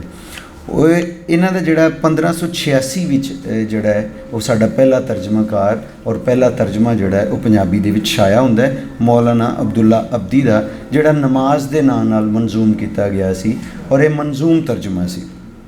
ਅੱਛਾ, ਇਸ ਤੋਂ ਬਾਅਦ ਸਾਡੇ ਜਿਹੜੇ ਇਹਨਾਂ ਨੇ 40 ਵਰੇ ਮੁਸਲਸਲ ਤਰਾਜਮ ਕਰਦੇ ਰਹੇ ਨੇ ਅਰਬੀ ਤੋਂ, ਫਾਰਸੀ ਤੋਂ, ਮੁਖਤਲਿਫ ਕਿਤਾਬਾਂ ਦੇ। ਔਰ ਇਜ਼ਤ ਬਾਰੀ, ਰਾਜ਼ਕ ਬਾਰੀ, ਵਾਹਦ ਬਾਰੀ, ਸਿਫਤ ਬਾਰੀ ਇਸ ਦੌਰ ਵਿੱਚ ਲਿਖੀਆਂ ਗਈਆਂ ਕਿਤਾਬਾਂ ਨੇ। ਉਸ ਤੋਂ ਬਾਅਦ ਜਿਹੜੇ ਸਾਡੇ ਕਲਾਸਿਕ ਸ਼ਾਇਰ ਨੇ, ਜਿਨ੍ਹਾਂ ਦੇ ਵਿੱਚ ਸੈਯਦ ਵਾਰਿਸ ਸ਼ਾਹ ਦਾ ਨਾਮ ਆਉਂਦਾ ਹੈ, ਉਹਨਾਂ ਕਸੀਦਾ ਬੁਰਦਾ ਸ਼ਰੀਫ ਦਾ ਤਰਜਮਾ ਕੀਤਾ। ਔਰ ਇਸੇ ਤਰ੍ਹਾਂ ਜਿਹੜਾ ਹਾਫਿਜ਼ ਬਰਖੁਰਦਾਰ ਹੈ ਉਹਨੇ ਵੀ ਪੰਜਾਬੀ ਦੇ ਵਿੱਚ ਮੁਖਤਲਿਫ ਤਰਜਮੇ ਕੀਤੇ। ਡਾਕਟਰ ਨਾਮੁਲ ਹਕ ਜਵੇਦ ਹੋਰਾਂ ਨੇ ਇੱਕ ਤਰਜਮੇ ਦੀ ਵੀ ਦੱਸ ਪਾਈ ਹੈ, ਜਿਹੜੀ ਮੀਆਂ ਮੁਹੰਮਦ ਬਖਸ਼ ਹੋਰਾਂ ਦੀ ਜਗਤ ਤੁਮੀ ਕਿਤਾਬ ਸੈਫੁਲ ਮਲੂਕ ਵਿੱਚ ਹਾਫਿਜ਼ ਦੀ ਇੱਕ ਗਜ਼ਲ ਦਾ ਪੰਜਾਬੀ ਤਰਜਮਾ ਜਿਹੜਾ ਹੈ ਉਹ ਸ਼ਾਮਿਲ ਕੀਤਾ ਗਿਆ। ਇੰਜ ਸ਼ੇਰੀ ਤਰਜਮਿਆਂ ਦੀ ਰੀਤ ਰਵਾਇਤ ਸਾਡੀ ਜਿਹੜੀ ਹੈ ਘੱਟ ਵੱਧ 300 350 ਸਾਲ ਜਿਹੜੀ ਹੈ ਉਹ ਪੁਰਾਣੀ ਹੈ। ਉਸ ਤੋਂ ਬਾਅਦ ਜਿਹੜਾ ਪੰਜਾਬੀ ਵਿੱਚ ਕੁਰਾਨ ਮਜੀਦ ਦੇ ਤਰਜਮੇ, ਅਹਾਦੀਸ ਦੇ ਤਰਾਜਮ ਦਾ ਇੱਕ ਦੌਰ ਸ਼ੁਰੂ ਹੁੰਦਾ ਹੈ। ਉਹਦੇ ਵਿੱਚ ਬਹੁਤ ਸਾਰੇ ਜਿਹੜੇ ਸਾਡੇ ਮੁੱਲਾਂ ਹਜ਼ਰਾਤ ਨੇ, ਉਹਨਾਂ ਨੇ ਬਹੁਤ ਬੇਸ਼ੁਮਾਰ ਜਿਹੜੀਆਂ ਕਿਤਾਬਾਂ ਨੇ ਉਹ ਕੀਤੀਆਂ। ਔਰ ਇਹ ਸਿਲਸਿਲਾ ਸਾਡਾ ਜਿਹੜਾ ਚੱਲਦਾ ਅੰਗਰੇਜ਼ ਦੌਰ ਤੱਕ ਆਉਂਦਾ ਹੈ। ਔਰ ਅੰਗਰੇਜ਼ ਦੌਰ ਵਿੱਚ ਆਣ ਕੇ ਡਾਕਟਰ ਜ਼ਹੀਰ ਸ਼ਫੀਕ ਜਿਹੜੇ ਨੇ, ਉਹਨਾਂ ਦਾ ਮਕਾਲਾ ਹੈ ਪੰਜਾਬੀ ਤਰਜਮਾਕਾਰੀ ਦੇ ਉੱਤੇ, ਉਹ ਲਿਖਦੇ ਨੇ ਕਿ ਪਾਕਿਸਤਾਨੀ ਦੌਰ ਦਾ ਅੱਗੇ ਮਤਲਬ ਅੰਗਰੇਜ਼ ਦੌਰ ਤੋਂ ਬਾਅਦ ਜਿਹੜਾ ਪਾਕਿਸਤਾਨੀ ਦੌਰ ਦਾ ਜਿਹੜਾ ਪਹਿਲਾ ਤਰਜਮਾ ਹੈ ਉਹ 1949 ਵਿੱਚ ਛਪਿਆ। ਗੁਜਰਾਂਵਾਲੇ ਤੋਂ ਛਾਪੇ ਚੜ੍ਹਨ ਵਾਲੇ ਇਸ ਤਰਜਮੇ ਦਾ ਨਾਂ, ਇਸ ਕਿਤਾਬ ਦਾ ਨਾਮ ਮਹਿਮੂਦ ਨਾਮਾ ਹੈ। ਇਸ ਮਨਜ਼ੂਮ ਪੰਜਾਬੀ ਤਰਜਮੇ ਦੇ ਜਿਹੜੇ ਤਰਜਮਾਕਾਰ ਨੇ ਉਹ ਮੌਲਵੀ ਗੁਲਾਮ ਅਲੀ ਮੱਕੀ ਨੇ। ਪਾਕਿਸਤਾਨ ਬਣਨ ਤੋਂ ਬਾਅਦ ਜਿਹੜੇ ਤਰਜਮਾਕਾਰ, ਜਿਨ੍ਹਾਂ ਦੀ ਇੱਕ ਲੰਬੀ ਲਿਸਟ ਹੈ, ਜਿਹੜੇ ਇਸ ਪਾਸੇ ਆਏ, ਉਹਨਾਂ 'ਚ ਪੀਰ ਫਜ਼ਲ ਗੁਜਰਾਤੀ, ਦਾਇਮ ਇਕਬਾਲ ਦਾਇਮ, ਸੂਫੀ ਤਬਸਮ, ਸ਼ਰੀਫ ਕੰਜਾਈ, ਅਹਿਮਦ ਹੁਸੈਨ ਕੁਰੈਸ਼ੀ ਕਿਲੇਦਾਰੀ, ਖਲੀਲ ਆਤਸ਼, ਅਖਤਰ ਸ਼ੇਖ, ਦਿਲਸ਼ਾਦ ਕਲਾਂਚਵੀ, ਅਸੀਰ ਆਬਦ ਔਰ ਖਾਦਮ ਮਲਕ ਮੁਲਤਾਨੀ ਦੇ ਨਾਂ ਸਿਰ ਕਢਵੇਂ ਨੇ। ਪਹਿਲੇ ਦੌਰ ਦੇ ਜਿਹੜੇ ਤਰਾਜਮ ਨੇ ਉਹ ਸਾਰੇ ਮਨਜ਼ੂਮ ਨੇ। ਉਹਨਾਂ ਦੇ ਵਿੱਚ ਇਕਬਾਲ ਨੂੰ ਔਰ ਗਾਲਬ ਨੂੰ ਬਹੁਤ ਜ਼ਿਆਦਾ ਤਰਜਮਾ ਕੀਤਾ ਗਿਆ, ਜਾਂ ਫਾਰਸੀ ਤੋਂ ਰੂਮੀ ਦੀਆਂ ਕੁਝ ਚੀਜ਼ਾਂ ਜਿਹੜੀਆਂ ਤਰਜਮਾ ਕੀਤੀਆਂ ਗਈਆਂ। ਉਹਨਾਂ ਵਿੱਚ ਸ਼ਰੀਫ ਕੰਜਾਹੀ ਦੀਆਂ ਕਿਤਾਬਾਂ ਵੇਖੀਏ ਤਾਂ ਖੁਤਬਾਦ ਇਕਬਾਲ, ਜਵੇਦਨਾਮਾ, ਇਲਮੁਲ ਇਕਤਸਾਦ, ਪੰਜ ਸੂਰਾ, ਨਬੀ ਪਾਕ ਦੇ ਖੁਤਬੇ, ਇਸ ਨਾਂ ਦੀਆਂ ਕਿਤਾਬਾਂ ਜਿਹੜੀਆਂ ਉਹ ਸਾਹਮਣੇ ਆਉਂਦੀਆਂ ਨੇ। ਡਾਕਟਰ ਫਕੀਰ ਨੇ ਰੁਬਾਇਆਤ ਖ਼ਿਆਮ ਦਾ ਤਰਜਮਾ ਕੀਤਾ। ਸੂਫੀ ਗੁਲਾਮ ਮੁਸਤਫਾ ਤਬਸਮ ਨੇ ਨਕਸ਼ ਇਕਬਾਲ ਦੇ ਨਾਂ ਤੋਂ ਕਿਤਾਬ ਲਿਖੀ। ਇਸੇ ਤਰ੍ਹਾਂ ਜੋਸ਼ਵਾ ਫਜ਼ਲੁੱਦੀਨ ਨੇ ਇੰਜੀਲ ਦਾ ਤਰਜਮਾ ਕੀਤਾ ਔਰ ਉਹਨੇ ਸਲਮਾਨ ਦੇ, ਹਜ਼ਰਤ ਸੁਲਮਾਨ ਦੇ ਵਾਕ ਇੱਕ ਹੋਰ ਕਿਤਾਬ ਲਿਖੀ। ਅਸੀਰ ਆਬਦ ਨੇ ਜਬਰੀਲ ਉਡਾਰੀ ਦੇ ਨਾਂ ਤੋਂ ਜਿਹੜਾ ਹੈ ਉਹ ਤਰਜਮਾ ਕੀਤਾ। ਫਿਰ ਉਹਨੇ ਜਿਹੜਾ ਉਹਦਾ ਮਸ਼ਹੂਰ ਬਹੁਤ ਜ਼ਿਆਦਾ ਹੋਇਆ ਉਹ ਗਾਲਬ ਦਾ ਤਰਜਮਾ ਸੀ। ਇਸੇ ਤਰੀਕੇ ਅਫਜ਼ਲ ਅਹਿਸਨ ਰੰਧਾਵਾ ਆਉਂਦੇ ਨੇ, ਫਿਰ ਉਹਨਾਂ ਨੇ ਜਿਹੜਾ 101 ਅਫਰੀਕੀ ਨਜ਼ਮਾਂ ਦੇ ਤਰਾਜਮ ਕੀਤੇ। ਅਤੇ ਇੰਜ ਸ਼ਾਇਰੀ ਦੇ ਸ਼ੁਰੂ ਦੇ ਵਿੱਚ ਬਹੁਤ ਜ਼ਿਆਦਾ ਤਰਾਜਮ ਹੋਏ, ਲੇਕਿਨ ਨਸਰੀ ਤਰਾਜਮ ਦੀ ਰਵਾਇਤ ਜਿਹੜੀ ਹੈ ਉਹ 70 ਤੱਕ ਬਹੁਤ ਜ਼ਿਆਦਾ ਕਮਜ਼ੋਰ ਰਹੀ। ਪਾਕ ਭਾਰਤ ਤਕਸੀਮ ਮਗਰੋਂ ਸਾਡੇ ਪਾਸੇ ਪੰਜਾਬੀ ਵਿੱਚ ਜਿੱਥੇ ਮਨਜ਼ੂਮ ਤਰਜਮਿਆਂ ਦੀ ਰੀਤ ਨੇ ਜ਼ੋਰ ਫੜਿਆ, ਉੱਥੇ ਇਸ ਵਿੱਚ ਆਜ਼ਾਦ ਨਸਰੀ ਤਰਾਜਮ ਦੇ ਕਈ ਸੰਗ੍ਰਹਿ ਵੀ ਛਪ ਕੇ ਸਾਹਮਣੇ ਆਏ। ਪੰਜਾਬੀ ਵਿੱਚ ਤਰਜਮਾ ਹੋਣ ਵਾਲੀ ਸਭ ਤੋਂ ਪਹਿਲੀ ਨਸਰੀ ਲਿਖਤ ਜਿਹੜੀ ਹੈ ਉਹ ਮਸੀਹੀ ਮੁਸਾਫਰੀ ਯਾਤਰਾ ਹੈ, ਜਿਹੜੀ ਜਾਨ ਹੈਨਨ ਦੇ ਸਫ਼ਰਨਾਮੇ ਨੂੰ ਕਿਹਾ ਜਾਂਦਾ ਹੈ। ਇਸ ਨੂੰ ਨਾਵਲ ਵੀ ਕਹਿੰਦੇ ਨੇ। ਇਹ ਤਰਜਮਾ ਪਹਿਲੀ ਵਾਰ 1844 ਵਿੱਚ ਛਾਇਆ ਹੋਇਆ ਸੀ। ਪੰਜਾਬੀ ਵਿੱਚ ਫਿਕਸ਼ਨ ਦੇ ਜ਼ਿਆਦਾਤਰ ਤਰਜਮੇ ਜਿਹੜੇ ਨੇ ਉਹ ਅੰਗਰੇਜ਼ੀ, ਉਰਦੂ, ਸਿੰਧੀ, ਹਿੰਦੀ, ਗੁਜਰਾਤੀ, ਪਸ਼ਤੋ ਤੇ ਅਰਬੀ ਤੋਂ ਕੀਤੇ ਗਏ ਨੇ। ਲੇਕਿਨ ਜ਼ਿਆਦਾ ਜਿਹੜੇ ਨੇ ਉਹ ਅੰਗਰੇਜ਼ੀ ਤੋਂ ਹੀ ਕੀਤੇ ਗਏ ਨੇ, ਠੀਕ ਹੈ। ਜਾਂ ਸਿੰਧੀ ਔਰ ਪਸ਼ਤੋ ਤੋਂ ਇੱਕ ਦੋ ਤਰਾਜਮ ਆਸ਼ਕ ਰਾਹੀਲ ਦੇ ਔਰ ਦੂਸਰੀ ਜਿਹੜੀ ਪਸ਼ੂ ਪਾਸ਼ਾ ਨਾਂ ਦੀ ਕਿਤਾਬ ਹੈ ਉਹ ਬਰਾਹ ਰਾਸਤ ਹੋਏ ਨੇ। ਬਾਕੀ ਰੂਸੀ ਜਾਂ ਫਰਾਂਸੀਸੀ ਜਾਂ ਜਰਮਨ ਤੋਂ ਬਰਾਹ ਰਾਸਤ ਸਾਨੂੰ ਤਰਜਮੇ ਕੋਈ ਵੇਖਣ ਨੂੰ ਨਹੀਂ ਮਿਲਦੇ। ਉਹਦੇ ਵਿੱਚ ਅਫਜ਼ਲ ਅਹਿਸਨ ਨਾਵਲ ਨੇ ਚੀਬਾ ਦਾ ਨਾਵਲ ਕੀਤਾ ਟੁੱਟ ਭੱਜ, ਫਿਰ ਮਾਰਕੀਜ਼ ਦਾ ਪਹਿਲਾਂ ਦੱਸ ਦਿੱਤੀ ਗਈ ਮੌਤ ਦਾ ਰੋਜ਼ਨਾਮਚਾ, ਪਾਲ ਸਾਹਿਬ ਨੇ ਬੁੱਢਾ ਅਤੇ ਸਮੁੰਦਰ, ਰਾਜ਼ੀ ਸਾਹਿਬ ਨੇ ਜਦੋਂ ਸਦਰ ਕਤਲ ਹੋਇਆ, ਨਸੀਮ ਖਰਲ ਦੀ ਜਿਹੜੀ ਸਿੰਧੀ ਤੋਂ ਕਿਤਾਬ ਪੰਜਾਬੀ 'ਚ ਹੋਈ ਮਿਕਸਡ ਗਰਲ, ਜ਼ਾਹਦ ਹਸਨ ਨੇ ਕੁਝ ਕਿਤਾਬ ਜਿਹੜੀਆਂ ਕਹਾਣੀਆਂ ਉਰਦੂ ਤੋਂ ਜਾਂ ਹੋਰਨਾਂ ਬੋਲੀਆਂ ਤੋਂ ਕੀਤੀਆਂ, ਰੇਲਵੇ ਫਾਟਕ ਤੇ ਹੋਰ ਕਹਾਣੀਆਂ। ਇਸੇ ਤਰੀਕੇ ਹੀ ਪਾਲ ਸਾਹਿਬ ਦਾ ਇੱਕ ਹੋਰ ਕੰਮ ਹੈ ਗਲੋਬ ਕਹਾਣੀ, ਜਿਹਦੇ ਵਿੱਚ ਦੁਨੀਆ ਦੀਆਂ 75 ਜ਼ਬਾਨਾਂ ਦੀਆਂ ਕਹਾਣੀਆਂ ਸ਼ਾਮਲ ਨੇ। ਫਿਰ ਜਵੇਦ ਬੂਟਾ ਦਾ ਹਿੰਦੀ ਤੋਂ ਬਰਾਹ ਰਾਸਤ ਰਾਜਮ ਨੇ ਔਖਾ ਕੰਮ, ਫਿਰ ਰਾਜ਼ੀ ਸਾਹਿਬ ਨੇ ਹਨੇਰੇ ਤੋਂ ਦੂਰ ਨਾਂ ਦੀ ਇੱਕ ਕਿਤਾਬ ਵੀ ਲਿਖੀ।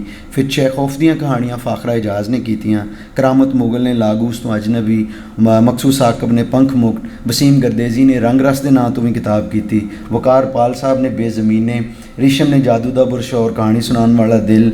ਇਸ ਨਾਲ ਹੈ ਰਾਈਟਰ ਦਾ ਰਿਸ਼ਮ ਜਮੀਲ ਪਾਲ ਨੇ ਜਾਦੂ ਦਾ ਬੁਰਸ਼ ਔਰ ਕਹਾਣੀ ਸੁਣਾਉਣ ਵਾਲਾ ਦਿਲ ਤਰਜਮਾ ਕੀਤਾ।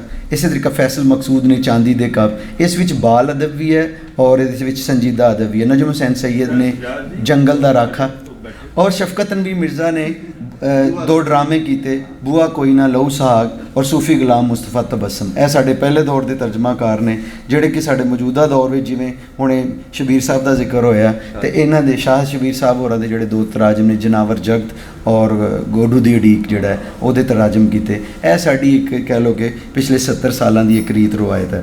ਇਹਦੇ ਨਾਲ ਨਾਲ ਚੂँਕਿ ਪੰਜਾਬੀ ਵਿੱਚ ਅਸੀਂ ਅਨੁਵਾਦ ਜਾਂ ਉਲੱਥਾ ਦਾ ਲਫ਼ਜ਼ ਇਸਤੇਮਾਲ ਕਰਦੇ ਹਾਂ, ਅਤੇ ਪੰਜਾਬੀ ਚੂँਕਿ 3-4 ਸਕ੍ਰਿਪਟਸ ਵਿੱਚ ਲਿਖੀ ਜਾ ਰਹੀ ਹੈ ਕਿ ਉਹ ਸਿੰਧੀ 'ਚ ਵੀ ਲਿਖੀ ਜਾਂਦੀ ਹੈ, ਰੋਮਨ ਵਿੱਚ ਵੀ ਲਿਖੀ ਜਾਂਦੀ ਹੈ, ਸ਼ਾਹਮੁਖੀ ਔਰ ਗੁਰਮੁਖੀ 'ਚ ਵੀ ਲਿਖੀ ਜਾਂਦੀ ਹੈ, ਅਤੇ ਉਹਦੇ ਲਈ ਅਸੀਂ ਉਲੱਥੇ ਦਾ ਲਫ਼ਜ਼ ਇਸਤੇਮਾਲ ਕਰਦੇ ਹਾਂ ਜਿਹੜਾ ਸਾਡੀ ਬੋਲੀ ਨੂੰ ਇੱਕ ਲਿਪੀ ਤੋਂ ਦੂਸਰੀ ਲਿਪੀ ਦੇ ਵਿੱਚ ਜਿਹੜਾ ਹੈ ਉਹ ਕਰਦਾ ਹੈ। ਅਤੇ ਮੁੱਕਦੀ ਗੱਲ ਇਹ ਕਿ ਅੱਜ ਦੇ ਦੌਰ ਵਿੱਚ ਜਿੱਥੇ ਕੰਪਿਊਟਰ ਦੀ ਮਦਦ ਨਾਲ ਇੱਕ ਜ਼ੁਬਾਨ ਤੋਂ ਦੂਜੀ ਜ਼ੁਬਾਨ ਵਿੱਚ ਧੜਾਧੜ ਤਰਾਜਮ ਕੀਤੇ ਜਾ ਰਹੇ ਨੇ, ਉੱਥੇ ਪੰਜਾਬੀ ਵਿੱਚ ਵੀ ਇਸ ਪੱਖੋਂ ਚੌਖਾ ਕੰਮ ਹੋ ਰਿਹਾ ਹੈ। ਇਸ ਸਿਲਸਿਲੇ ਵਿੱਚ ਦੋਹਾਂ ਪੰਜਾਬਾਂ ਦੇ ਸੂਝਵਾਨਾਂ ਇੱਕ ਦੂਜੇ ਦਾ ਹੱਥ ਵਟਾਉਣ ਵਿੱਚ ਲੱਗੇ ਹੋਏ ਨੇ। ਇਸ ਵਿੱਚ ਚੜ੍ਹਦੇ ਪੰਜਾਬ ਦੇ ਤਲੀਮੀ ਅਦਾਰਿਆਂ ਦਾ ਹੱਥ ਜ਼ਿਆਦਾ ਹੈ ਭਈ ਉਹ ਆਏ ਦਿਨ ਬੋਲੀ ਤੇ ਅਦਬ ਵਿਚਲੇ ਵੱਧ ਰਹੇ ਲਫ਼ਜ਼ਾਲੀ ਦੇ ਵਖਰੇਵੇਂ ਤੇ ਪਾੜ ਨੂੰ ਡੱਕਾ ਲਾਉਣ ਲਈ ਕਿਸੇ ਨਾ ਕਿਸੇ ਵੈੱਬਸਾਈਟ 'ਤੇ ਕੰਮ ਕਰ ਰਹੇ ਨੇ। ਇਸ ਬਾਰੋਂ ਪਟਿਆਲਾ ਯੂਨੀਵਰਸਿਟੀ ਦੀਆਂ ਕੋਸ਼ਿਸ਼ਾਂ ਸਲਾਹੁਣਯੋਗ ਨੇ। ਅਜਿਹੀਆਂ ਵੈੱਬਸਾਈਟਸ ਦੀ ਮਦਦ ਨਾਲ ਅਸੀਂ ਹੋਰਨਾਂ ਜ਼ੁਬਾਨਾਂ ਤੋਂ ਪੰਜਾਬੀ ਜ਼ੁਬਾਨ ਵਿੱਚ ਤਰਜਮੇ ਕਰ ਸਕਦੇ ਹਾਂ। ਇਸ ਹਵਾਲਿਓਂ ਮੁਖਤਲਿਫ ਅਦਾਰੇ ਪੰਜਾਬੀ ਦੀਆਂ ਦੋਹਾਂ ਲਿਪੀਆਂ ਗੁਰਮੁਖੀ ਤੇ ਸ਼ਾਹਮੁਖੀ ਨੂੰ ਇੱਕ ਦੂਜੀ ਵਿੱਚ ਪਰਤਾਵਣ ਦੇ ਆਰ ਵੀ ਰੰਭ ਰਹੇ ਨੇ। ਆਸ ਹੈ ਵੀ ਪੰਜਾਬੀ ਸੂਝਵਾਨ ਲਿਖਾਰੀਆਂ ਦੇ ਇਹ ਉਦਮ ਹੀ ਆਉਣ ਵਾਲੇ ਵੇਲੇ ਵਿੱਚ ਅਜੋਕੇ ਪੰਜਾਬੀ ਸਾਹਿਤ ਦੇ ਨਵੇਂ ਮਹਾੜਾਂ ਦੀਆਂ ਜੜ੍ਹਾਂ ਪਾਲਣ ਅਤੇ ਉਹਨਾਂ ਨੂੰ ਨਵੀਆਂ ਲੀਹਾਂ 'ਤੇ ਤੋਰਨ ਦੇ ਯਤਨ ਕਰ ਸਕਣਗੇ। ਸ਼ੁਕਰੀਆ। ਸਾਡੇ ਅੱਜ ਦੇ ਅਗਲੇ ਵਿਚਾਰਵਾਨ ਉਲੱਥਾਕਾਰੀ ਦੀ ਜਿਹੜੀ ਕਲਾ ਹੈ ਜਾਂ ਰੂਪਕਾਰੀ ਜਾਂ ਤਰਜਮੇ ਦੀ, ਉਸ ਦੇ ਹਵਾਲੇ ਨਾਲ ਥੋੜ੍ਹੀ ਗੱਲ ਕਰਨ।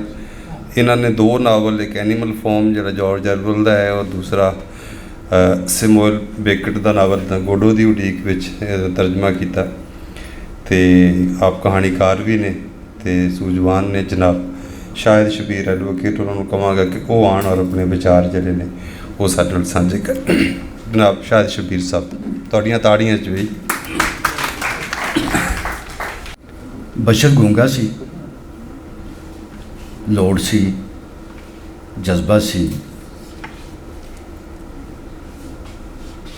ਪਹਿਲੀ ਬੋਲੀ ਇਸ਼ਾਰਿਆਂ ਦੀ ਇਜਾਦ ਕੀਤੀ ਉਹਨੇ।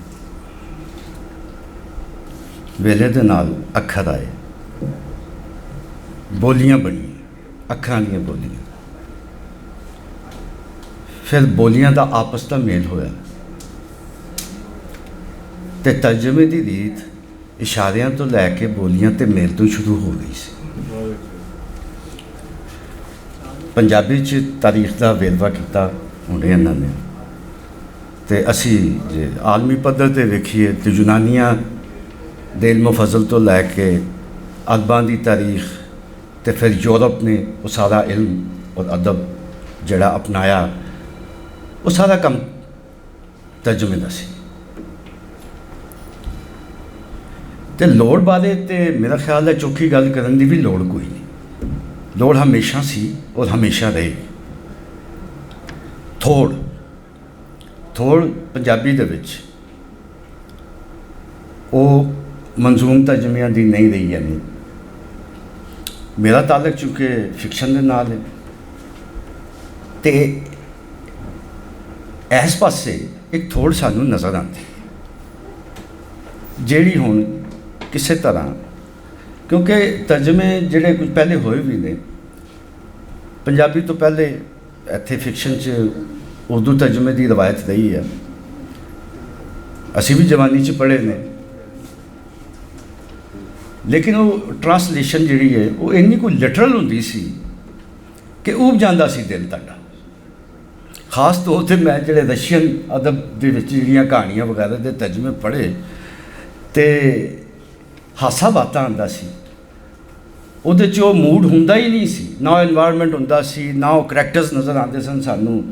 ਉਹ ਪਤਾ ਨਹੀਂ ਲੱਗਦਾ ਸੀ ਕਿ ਕਿੱਥੋਂ ਦਾ ਬੂਟਾ ਪੱਟ ਕੇ ਕਿੱਥੇ ਲਾ ਦਿੱਤਾ ਹੈ। ਉਹਨੂੰ ਜਿੰਨਾ ਮਰਜ਼ੀ ਪਾਣੀ ਦੇਣ ਦੀ ਲੀਡਰ ਆਪਣੇ ਵੱਲੋਂ ਕੋਸ਼ਿਸ਼ ਕਰੇ, ਉਹਦੀ ਗੋਡੀ ਕਰੇ, ਪੱਲੇ ਕੁਝ ਨਹੀਂ ਸੀ ਪੈਂਦਾ। ਲੇਕਿਨ ਹੁਣ ਖਾਸ ਤੌਰ 'ਤੇ ਅੱਜ ਦੇ ਸੈਸ਼ਨ ਦੇ ਵਿੱਚ ਮੈਡਮ ਦੀ ਕਹਾਣੀ, ਮੈਂ ਚੂੰਕਿ ਉਹਦਾ ਇੰਗਲਿਸ਼ ਵਰਜਨ ਨਹੀਂ ਦੇਖਿਆ, ਲੇਕਿਨ ਜੈਕ ਲੰਡਨ ਦੀ ਕਹਾਣੀ, ਇਹ ਕਹਾਣੀ ਮੈਂ ਬੜੀ ਦਫਾ ਪੜ੍ਹੀ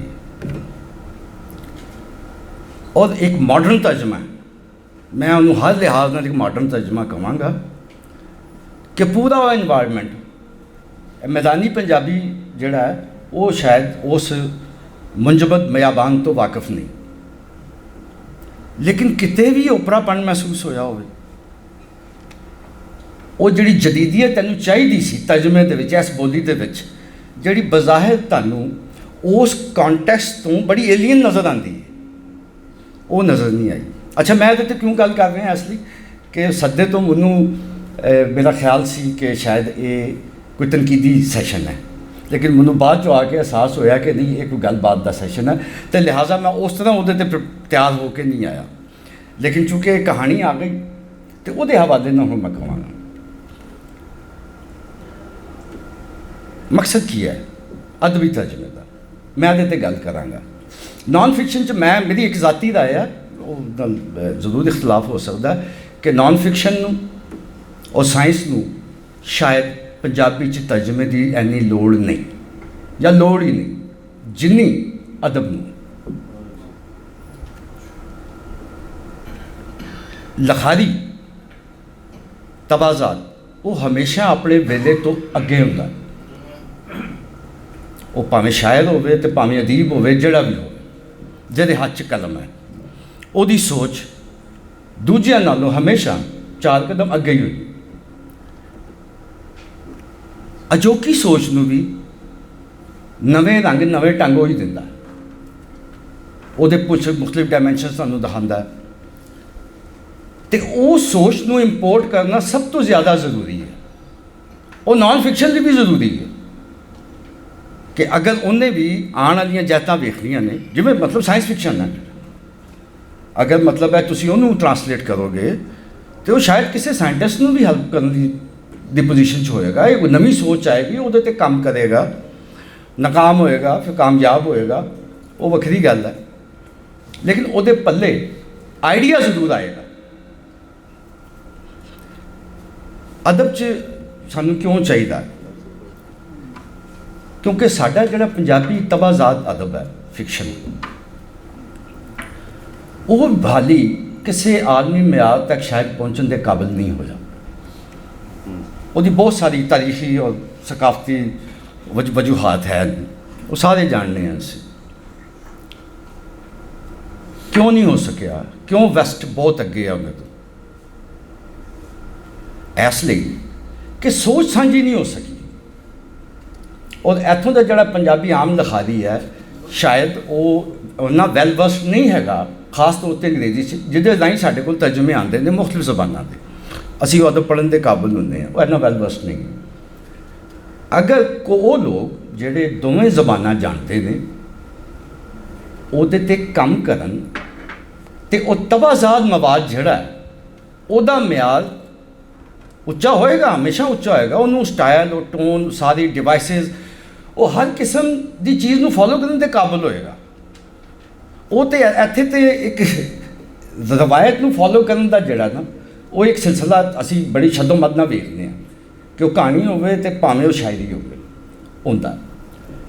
ਕਹਾਣੀ ਨੂੰ ਬਦਲ ਜਾਣਾ ਚਾਹੀਦਾ ਹੈ ਕਿਉਂਕਿ ਦੁਨੀਆ ਦੀ ਆਪਣੀ ਕਹਾਣੀ ਪਲ ਪਲ ਬਦਲ ਰਹੀ ਆ। ਉਹਦੇ ਤੋਂ ਸਿੱਖਣਾ ਸਾਡੇ ਲਈ ਲਾਜ਼ਮ ਹੈ। ਅਸੀਂ ਇਹ ਅਗਰ ਅਦਬ ਦੇ ਵਿੱਚ ਇਹ ਲਾਜ਼ਮੀ ਸਬਕ ਨਾ ਸਿੱਖਿਆ ਔਰ ਅਗਰ ਅਸੀਂ ਉਹਨੂੰ ਟਰਾਂਸਲੇਟ ਨਹੀਂ ਕੀਤਾ ਆਪਣੇ ਆਮ ਲਿਖਾਰੀ ਲਈ ਕਿ ਜਿਹੜਾ ਵੈਲ ਵਰਸਡ ਨਹੀਂ ਅੰਗਰੇਜ਼ੀ 'ਚ, ਉਹ ਆਲਮੀ ਅਦਬ ਨਹੀਂ ਪੜ੍ਹਨ ਜੋਗਾ ਨਹੀਂ ਹੈਗਾ, ਲੇਕਿਨ ਪੰਜਾਬੀ ਉਹ ਪੜ੍ਹੇਗਾ ਅਤੇ ਫਿਰ ਪੰਜਾਬੀ 'ਚ ਤਬਾਹਜ਼ਾਦ ਕੰਮ ਸ਼ਾਇਦ ਕੁਝ ਨਸਲਾਂ ਤੱਕ ਕਿਸੇ ਮਕਾਮ 'ਤੇ ਆ ਜਾਏ। ਲੇਕਿਨ ਅਸੀਂ ਉਹਦੀ ਨੀਂਹ ਪੈਂਦੇ ਰੱਖਦੇ ਹਾਂ, ਅਸੀਂ ਵੇਖ ਹੀ ਲਾਂਗੇ।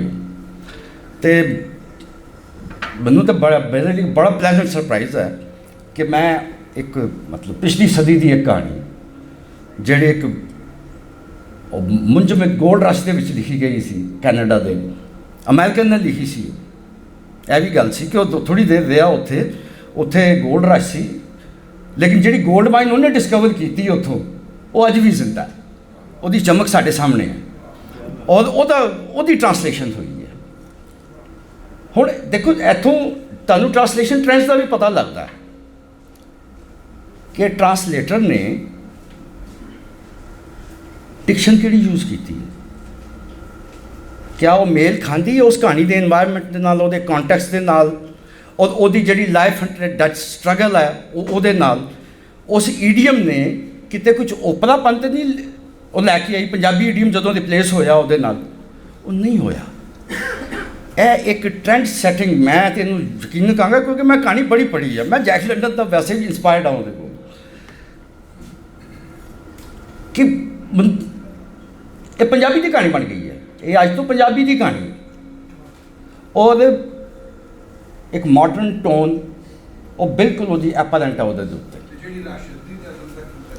ਸਰ ਉਹਦੀ ਡਿਕਸ਼ਨ ਕਿਉਂਕਿ ਮੈਂ ਉੱਥੇ ਆਪਣੀ ਇਨਕੰਪੀਟੈਂਸ ਦੀ ਗੱਲ ਕਰਾਂਗਾ, ਮੈਨੂੰ ਉਹਦੀ ਡਿਕਸ਼ਨ ਦੇ ਨਾਲ ਔਰ ਮੇਰਾ ਖਿਆਲ ਹੈ ਕਿ ਉਹਦੇ ਫਲੋ ਦੇ ਨਾਲ ਵੀ ਸ਼ਾਇਦ ਮੈਨੂੰ ਪ੍ਰੋਬਲਮ ਸੀ। ਮੈਂ ਕਿਉਂਕਿ ਸ਼ਾਇਰੀ ਇੰਨੀ ਬਿਹਤਰ ਨਹੀਂ ਜਾਣਦਾ, ਉਹ ਮੈਂ ਹਜ਼ਨ ਕੂਸਾ ਕਰ ਪੜ੍ਹੀ, ਉਹ ਵੀ ਮੈਂ ਇੱਕ ਤੋਂ ਜ਼ਿਆਦਾ ਦਫਾ ਪੜ੍ਹੀ ਹੋਈ ਹੈ, ਉਹ ਰਿਕਾਲ ਵੀ ਨਹੀਂ ਮੈਂ ਕੀਤੀ, ਉਹ ਮੈਂ ਸ਼ਾਇਦ ਉਹਦੇ ਨਾਲ ਕਨੈਕਟ ਨਹੀਂ ਹੋ ਪਾਇਆ ਅਤੇ ਮੈਂ ਉਹਦੇ 'ਤੇ ਕਮੈਂਟ ਨਹੀਂ ਕਰਾਂਗਾ। ਕੋਈ ਬਿਹਤਰ ਅਗਰ ਕਰ ਸਕੇ ਤੁਸੀਂ ਕਰ ਸਕੋ ਤਾਂ ਯੂ ਵੈਲਕਮ। ਅਤੇ ਮਾਯੂਸ ਨਹੀਂ ਹਾਂ ਅਸੀਂ, ਮੈਨੂੰ ਅੱਜ ਬੜੀ ਖੁਸ਼ੀ ਹੈ ਇੰਨੇ ਨਾ ਇਹਨਾਂ ਨੇ ਲਾਏ ਅਤੇ ਮੇਰਾ ਖਿਆਲ ਹੈ ਕਿ ਅਗਲੀ ਵਾਰੀ ਜਦੋਂ ਤੁਸੀਂ ਆਓਗੇ ਕੁਝ ਵਕਫੇ ਦੇ ਬਾਅਦ ਤਾਂ ਸ਼ਾਇਦ ਐਸੇ ਮਜਲਿਸ ਤੋਂ 2 ਨਾਂ ਤੁਹਾਨੂੰ ਹੋਰ ਵੀ ਲੈਣੇ ਪੈ ਜਾਣਗੇ ਅਤੇ really pleasantly surprise. Thank you very much. ਇੱਕ ਗੱਲ ਬੜੀ ਅਹਿਮ ਜੀ ਯਾਦ ਆਈ ਕਿ ਜਿਵੇਂ ਵੈਸਟ ਦੇ ਵਿੱਚ ਯੂਰਪ 'ਚ ਜਾਂ ਦੂਸਰੇ ਡਿਵੈਲਪ ਕੰਟਰੀਜ਼ ਦੇ ਵਿੱਚ ਦੂਸਰੇ ਕਲਚਰਸ ਦੇ ਦੂਸਰੀਆਂ ਕੌਮਾਂ ਦੇ ਲੋਕ ਸਰਕਾਰੀ ਪੱਧਰ ਦੇ ਉੱਤੇ ਸੱਦੇ ਜਾਂਦੇ ਨੇ, ਰਾਈਟਰ ਅਦੀਬ, ਅਤੇ ਉਹ ਕਿਤਾਬਾਂ ਸ਼ੇਅਰ ਕਰਦੇ ਨੇ, ਗੱਲਾਂ ਕਰਦੇ ਨੇ, ਇੱਕ ਦੂਸਰੇ ਦੇ ਬਾਰੇ ਜਾਣਦੇ ਨੇ ਔਰ ਇਸ ਤਰ੍ਹਾਂ ਉਹਨਾਂ ਦੇ ਤਾਲੁਕ ਵੀ ਮੁਹੱਬਤਾਂ ਵੀ ਸਾਂਝਾ, ਜਿਵੇਂ ਕਿਸੇ ਜ਼ਮਾਨੇ 'ਚ ਥੋੜ੍ਹਾ ਜਿਹਾ 70 'ਚ ਰਹੀਆਂ ਵੀ ਨੇ, 80s 60s ਦੇ ਵਿੱਚ ਜਦੋਂ ਥੋੜ੍ਹੀ ਪੋਲੀਟੀਕਲ ਮੂਵਮੈਂਟਸ ਪੂਰੀ ਦੁਨੀਆ 'ਤੇ ਚੱਲ ਰਹੀਆਂ ਸਨ ਅਤੇ ਸਰਕਾਰ ਖੁਦ ਇਹਦੇ ਉੱਤੇ ਕਰਦੀ। ਸਾਡੀ ਸਰਕਾਰ ਨੂੰ ਅੱਜ ਤੱਕ ਇਹ ਖਿਆਲ ਹੀ ਨਹੀਂ ਆਇਆ। ਇੱਕ ਵਾਰੀ ਰਸੂਲ ਹਮਜ਼ਾ ਤੋਂ ਜਦੋਂ ਫਖਰ ਜ਼ਮਾਨ ਨੇ ਕਾਨਫਰੰਸ ਕਰਵਾਈ ਸੀ, ਬਾਕੀ ਐਲੀਟ ਵਾਲੇ ਕੋਈ ਆਪਸ 'ਚ ਕਰਦੇ ਹੋਣਗੇ ਤਾਂ ਸਾਨੂੰ ਪਤਾ ਨਹੀਂ, ਅਤੇ ਲੇਕਿਨ ਇਹ ਵੀ ਕਿ ਇਹ ਕੰਮ ਵੀ ਅਗਰ ਹੋਇਆ ਰਹਿੰਦਾ ਅਤੇ ਜ਼ਾਤੀ ਤਾਲੁਕ ਵੀ ਬਣਦੇ ਔਰ ਇੱਕ ਦੂਸਰੇ ਦੀਆਂ ਕਿਤਾਬਾਂ ਵੀ ਅਸੀਂ ਪੜ੍ਹਦੇ ਔਰ ਇੱਕ ਦੂਸਰੇ ਦੇ ਤਰਜਮੇ ਕਰਦੇ, ਸਾਂਝ ਟੂਰਿਜ਼ਮ ਵਧਿਆ ਹੋਵੇ, ਕਮ ਸੇ ਕਮ ਲੋਕ ਹੀ ਆ ਜਾ ਰਹੇ ਹੋਣ, ਉਹ ਸਾਨੂੰ ਤਾਂ ਇੱਕ ਵਾਹਵਾ ਹੀ ਹੋੜ ਕੇ ਰੱਖਿਆ ਹੈ ਇੱਕ ਤਰ੍ਹਾਂ ਨਾ ਇਲਮੀ ਫਿਕਰੀ ਹਵਾਲੇ ਨਾਲ ਵੀ ਸਾਡੇ ਇਸ ਤਰ੍ਹਾਂ ਕਮ ਸੇ ਕਮ ਥੋੜ੍ਹਾ ਜਿਹਾ ਵਾਧਾ ਤਾਂ ਹੋ ਸਕਦਾ ਸੀ। ਅਤੇ ਹੁਣ ਪ੍ਰੋਫੈਸਰ ਜਮੀਲ ਪਾਲ ਸਾਹਿਬ ਨੂੰ ਅਸੀਂ ਕਹਾਂਗੇ ਕਿ ਉਹ ਆਉਣ, ਜਿਨ੍ਹਾਂ ਨੇ ਬਹੁਤ ਸਾਰਾ ਕੰਮ ਕੀਤਾ ਤਰਜਮਾਕਾਰੀ 'ਤੇ ਔਰ ਛਾਪਿਆ ਵੀ ਬਹੁਤ ਹੈ ਔਰ ਇਹਨਾਂ ਦਾ ਇੱਕ ਤਰ੍ਹਾਂ ਇੱਕ ਮੂਵ ਹੈ ਪੂਰੀ, ਇਸ ਹਵਾਲੇ ਨਾਲ ਬਹੁਤ ਸਾਰੇ ਲੋਕਾਂ ਨੂੰ ਇਸ ਪਾਸੇ ਲਾਇਆ ਵੀ ਹੈ।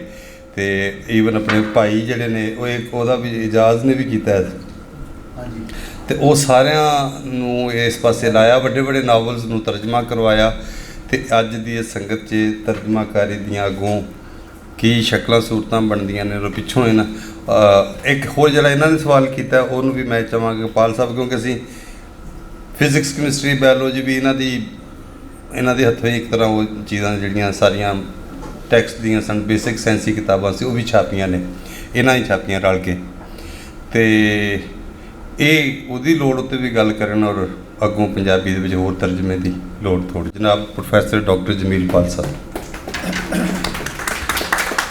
ਅਫਜ਼ਲ ਸਾਹਿਬ ਨੇ ਤਾਂ ਜੋ ਫਰਮਾਇਆ ਠੀਕ ਫਰਮਾਇਆ। ਇੱਥੇ ਜੇ ਮੈਂ ਤੁਹਾਨੂੰ ਆਈ ਨਜ਼ਰ ਆ ਰਿਹਾ ਤਾਂ ਉਹਦੀ ਵਜ੍ਹਾ ਇਹ ਨਹੀਂ ਕਿ ਮੈਂ ਕੋਈ ਤਰਜਮੇ ਕੀਤੇ ਜਾਂ ਤਰਜਮੇ ਛਾਪੇ ਜਾਂ ਮੈਂ ਕੋਈ ਲਿਖਾ ਰਹੀ ਹਾਂ। ਉਹਦੀ ਅਸਲ ਵਜ੍ਹਾ ਹੈ ਕਿ ਖਾਲਿਦ ਫਰਾਦ ਧਾਰੀਵਾਲ ਸਾਹਿਬ ਦੇ ਗੁਆਂਢ ਵਿੱਚ ਕੋਈ ਫੌਤਗੀ ਹੋ ਗਈ, ਉਹ ਆ ਨਹੀਂ ਸਕੇ। ਉਹ ਮੈਂ ਸ਼ਾਮ ਤੇ ਅਮਾਲ ਨਾਲ ਇੱਥੇ ਆਇਆ ਤੇ ਇਹਨਾਂ ਮੈਨੂੰ ਇੱਥੇ ਬੰਨ ਲਿਆ। ਅਸਲ ਇਹ ਵਜ੍ਹਾ ਹੈ, ਇਹਦੇ ਮੇਰੇ ਕੰਮ ਦਾ ਕੋਈ ਤਲਕ ਨਹੀਂ ਇਸ ਗੱਲ ਦੇ ਨਾਲ। ਨਹੀਂ ਬਹੁਤ ਜ਼ਰੂਰੀ ਹੈ। ਅੱਛਾ, ਤਰਜਮੇ ਆਪ ਘਰ ਦੀ ਗੱਲ ਹੈ, ਤੁਹਾਨੂੰ ਕੀ ਜ਼ਬਾਨ ਜਿਹੜੀ ਹੈ ਨਾ, ਕੋਈ ਵੀ ਜ਼ਬਾਨ ਜਦੋਂ ਆਪਣੀ ਰੂਪ ਰੇਖਾ ਬਣਾ ਰਹੀ ਹੁੰਦੀ ਹੈ ਤੇ ਇੱਕ ਵਾਰੀ ਉਹ ਤੇ ਭਰਪੂਰ ਤਰਜਮੇ ਦਾ ਦੌਰ ਆਉਂਦਾ ਹੈ। ਫਿਰ ਜਦੋਂ ਉਹ ਤਰੱਕੀ ਕਰ ਜਾਂਦੀ ਹੈ ਤਾਂ ਫਿਰ ਵੀ ਇੱਕ ਦੌਰ ਆਉਂਦਾ ਹੈ। ਇਹ ਸਾਬਤਸ਼ੁਦਾ ਗੱਲ ਹੈ। ਕਿਸੇ ਜ਼ਬਾਨ ਨੂੰ ਤੁਸੀਂ ਵੇਖ ਲਓ ਕਿ ਜ਼ਬਾਨ ਦੇ ਵਿੱਚ ਤਖਲੀਕੀ ਦੌਰ ਤੋਂ ਪਹਿਲਾਂ, ਵੱਡੇ ਤਖਲੀਕੀ ਦੌਰ ਤੋਂ ਪਹਿਲਾਂ ਤਰਜਮੇ ਦਾ ਇੱਕ ਵੱਡਾ ਦੌਰ ਜ਼ਰੂਰ ਆਉਂਦਾ ਹੈ। ਅਰਬੀ ਜਿਹੜੀ ਹੈ ਨਾ, ਊਂਠ ਲਈ 700 ਲਫ਼ਜ਼ ਨੇ, ਹੋਰੇ ਮਹੀਨੇ ਦੀ ਚੰਦ ਦੀ ਹਰ ਰਾਤ ਲਈ, ਉਂਗਲੀ ਦੇ ਹਰ ਪੋੜ ਲਈ ਵੱਖਰੇ ਲਫ਼ਜ਼ ਨੇ, ਪੈਟਰੋਲ ਲਈ ਇੱਕ ਲਫ਼ਜ਼ ਵੀ ਨਹੀਂ ਹੈ। ਸੌਫਟਵੇਅਰ ਵਾਸਤੇ, ਹਾਰਡ ਡਿਸਕ ਵਾਸਤੇ ਅਰਬੀ 'ਚ ਕੋਈ ਲਫ਼ਜ਼ ਨਹੀਂ ਹੈ। ਕੰਪਿਊਟਰ ਨੂੰ ਅਲ ਕੰਪਿਊਟਰ ਕਹਿਣਾ ਪੈਂਦਾ ਨਾ ਅਰਬ ਨੂੰ, ਇਸ ਲਈ ਕਿ ਨਹੀਂ ਹੈ ਨਾ। ਤੋ ਜ਼ਬਾਨਾਂ 'ਚ ਇਹੋ ਜਿਹੀਆਂ ਕਮੀਆਂ ਹੁੰਦੀਆਂ ਨੇ, ਤੋ ਤਰਜਮੇ ਨਾਲ ਦੂਰ ਹੁੰਦੀਆਂ ਨੇ। ਅੰਗਰੇਜ਼ੀ ਜੱਜ ਵੱਡੀ ਜ਼ੁਬਾਨ ਹੈ ਤੇ ਉਹਦੀ ਬਹੁਤ ਸਾਰੀਆਂ ਵਜ੍ਹਾ ਨੇ, ਦੁਨੀਆ 'ਤੇ ਛਾਈ ਰਹੀ ਵਗੈਰਾ ਵਗੈਰਾ। ਇੱਕ ਵਜ੍ਹਾ ਇਹ ਵੀ ਹੈ ਕਿ ਉਹਦੇ 'ਚ ਤਰਜਮਾ ਵੀ ਹਰ ਚੀਜ਼ ਦਾ ਮੌਜੂਦ ਹੈ। ਦੂਜੇ ਦਿਨ ਅੰਗਰੇਜ਼ੀ ਤਰਜਮਾ ਆਇਆ ਹੁੰਦਾ, ਤੁਸੀਂ ਕੁਰਾਨ ਪਾਕ ਪੜ੍ਹਨਾ 10 ਤਰਜਮੇ ਮਿਲ ਜਾਣਗੇ। ਇੰਜੀਲ ਪੜ੍ਹਨੀ ਹੈ ਮਿਲ ਜਾਣਗੇ। ਜ਼ਬੂਰ ਪੜ੍ਹਨੀ ਹੈ, ਧੰਪਦ ਪੜ੍ਹਨੀ ਹੈ, ਉਹਦੀ ਮਹਾਤਮਾ ਬੁੱਧ ਦੀ ਕਿਤਾਬ, ਹਿੰਦੂਆਂ ਦੇ ਵੇਦ ਪੜ੍ਹਨੇ ਨੇ, ਅੰਗਰੇਜ਼ੀ 'ਚ ਸਾਰਾ ਕੁਝ ਮੌਜੂਦ ਹੈ। ਬਲਕਿ ਦਰਮਿਆਨ 'ਚ ਕਿਵੇਂ ਗੱਲ ਯਾਦ ਆ ਗਈ ਜੇ ਮਜ਼ਹਬੀ ਜਜ਼ਬਾਤ ਨੂੰ ਠੇਸ ਨਾ ਪਹੁੰਚੇ। ਆਸਫ ਖਾਨ ਸਾਹਿਬ ਪੰਜਾਬੀ ਬੋਰਡ ਦੇ ਸੈਕਟਰੀ ਸਨ, ਬੜਾ ਵੱਡਾ ਕੰਮ ਹੈ।